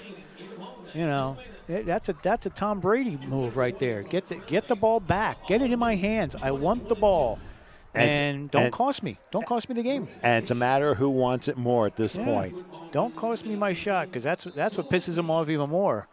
Is when you do the stupid penalties, when you do penalties, that won't allow him to get on the field, which has happened. Well, it's 2nd and 10. Ball spot at the 33-yard line. And I'll tell you, one more first down could put the game away. Or get close. Still got 3 timeouts. But, yeah, you're right. It could get close. Could be over. Well, 2 will definitely end it. Here's Williams in the shotgun between split backs. Another handoff left side. He'll cross the 30 to the 28. He gains 5. And now I can see a timeout being called, and it is, with 1:53 left. So, you're working it. So, 5 is a lot to give up on the first down. You don't want to really do too much more. You want to get, a 3rd and 4, 3rd and 5, 3rd and 3. Something manageable that you can – blitz or you can cover, you can do something crazy. Well, it was I'm sorry, Howard. It was 2nd and 10 that last play, so they were able to. So they were able to gain about close to 5 on the play. So that 3rd and 5 is happening. Yeah. With 1:53 left, and of course, Carolina down to 2 timeouts left after stopping that clock. And they've got to dial up something. They've got to do something that's out of the ordinary that's going to take these guys out, because all they're doing is running the ball down the field. Chip, chip, chip away. Well, And they're going to go on 4th. More than likely, or it could be a completely different possession game here. Ref not ready for a play just yet. There we go. And now we should be okay. Looks like it's going to be 3rd and a long 5, and the ball's spotted at the 29-yard line. This is going to be an interesting play call for the Red Raiders. They're bringing it. They got 5 in the box right there, 6 in the box, 7 in the box. Well, it could be, if it's a pass, I mean, if they're able to get this across, we'll see. A lot of things can go wrong in a pass. That's true. Oh, and a fumbled snap. It wasn't. There was a false start. Oh, but who jumped? Because I didn't see any flags. What do we got? We got nothing? Nothing. Oh, so the Nothing, play happened. Tom. It was just a bad snap. Oh, my gosh. And Carolina calls timeout. A 3-yard shouldn't loss happens. Do they have? No, I don't think they have to on a fumble ball. I guess maybe. Either way. So it was just a bad snap. Yeah. And it ends up being a 3-yard loss, and thankfully Texas was able to fall on it. Carolina uses their second timeout, and now you got a really interesting decision. 4th and 8 from the 31-yard line. Pooch punt and tie him in, or what? No, not from the 30. But that looked like it was a snap behind center when he was in shotgun. Like the center didn't know he was in shotgun. He thought it was behind him. But even that, you should feel his hands on you when he's behind you for the hike. You should hear his voice, to do that kind of snap. Unless, of course, the snap hit his leg or hit somewhere underneath him. Or it slipped out of his hands, Right. which Could've is very possible. a wet ball. So that's just again, giving Carolina life. Well, here's the thing. If Texas makes this 4th down, it's game over. That's pretty much it. Derek Williams in the shotgun. Going with 4 receivers, goes back to pass, looking. He's going to throw one, and it's caught at a 13-yard line, and that should do it. That should do it. And I'll tell you what. Number 2, Tom. Once again, Michael Washington able to make that huge play on 4th down. And Carolina, oh my goodness, those penalties the last few minutes end up being the difference makers of this game. Well, Tom, they also had a 4th and 9 that they could have stopped them on. That's probably what made the difference. It was the 4th and 9. You got to get a stop there. You got to get something. And, someone just gates free, and next thing you know, leaps up and makes that catch and gives you a first down. And all you got to do is victory formation. And Carolina used their last timeout, so that's going to be it. And you got to give both teams credit, but give Texas a lot more credit for coming away with making the adjustments they absolutely had to make. And I know things got really chippy, especially at the end of the 3rd quarter, but things did calm down eventually. And I'll tell you, Texas, they came up big today. Yep. And classy. Stayed classy. And that's the most important thing. Now, it looks like they're going to line up. You would think right now they'd line up in a victory formation, but this is, it's semi-pro. That is true, but let's also not forget that, that's their version of a victory formation. So they always go in into shotgun, and he kneels down as soon as he gets the ball, and the clock runs under a minute. So one more of these, and that is it. Yeah, so, some teams do it in a shotgun, but it's the one thing you can't do in shotgun, Tom, is spike it. You can't spike the ball in a shotgun. You must be under center to spike the ball. I was not aware you couldn't do that. No, you got to be under center. That's a penalty. Mm-hmm. So, now Carolina, they had one timeout left. I thought they used it, and now they're going to use it. It's not going to matter anyway because one more snap and the game is over. So, I mean, now what Texas has to do is make sure they do the exact same thing, and as long as they don't bobble the ball, I don't they're even think think okay. Carolina. I don't even know what Carolina's doing because they're lining up at the 50. I think they've had enough. This was chippy. It got to the point where it got a little bit out of hand. They brought it back in, and we got the whole game in, Tom, which is one of the greatest things we have from the Sunshine Bowl is that, Coach Crow puts it together every year, and we finish games here. Florida, you finish games. And this game is indeed finished as the seconds run down. It's the Texas Red Raiders winning the finale of this game, this first day of the Sunshine Bowl, beating the Carolina Predators 8-6 here at Tropical Park in Miami. And Howard, your final thoughts on this one? Again, a great day, a long day. Let's hope tomorrow is not as long as today. Well, guess what? We got done by 10, believe it or not. Yep, we still got to clean up. Yes, so. I know. But anyway, we want to thank everybody for joining us. And please remember, join us again, HSG Network, tomorrow afternoon around noontime Eastern Time. We have 3 more games for you to check out. But in the meantime, your final score for Game 3 of the Sunshine Bowl, the Texas Red Raiders 8 and the Carolina Predators 6. For Howard Gaber, I'm Tom Wilkins. We're out of here from Miami. This has been a presentation of the Sunshine Bowl along with the HSG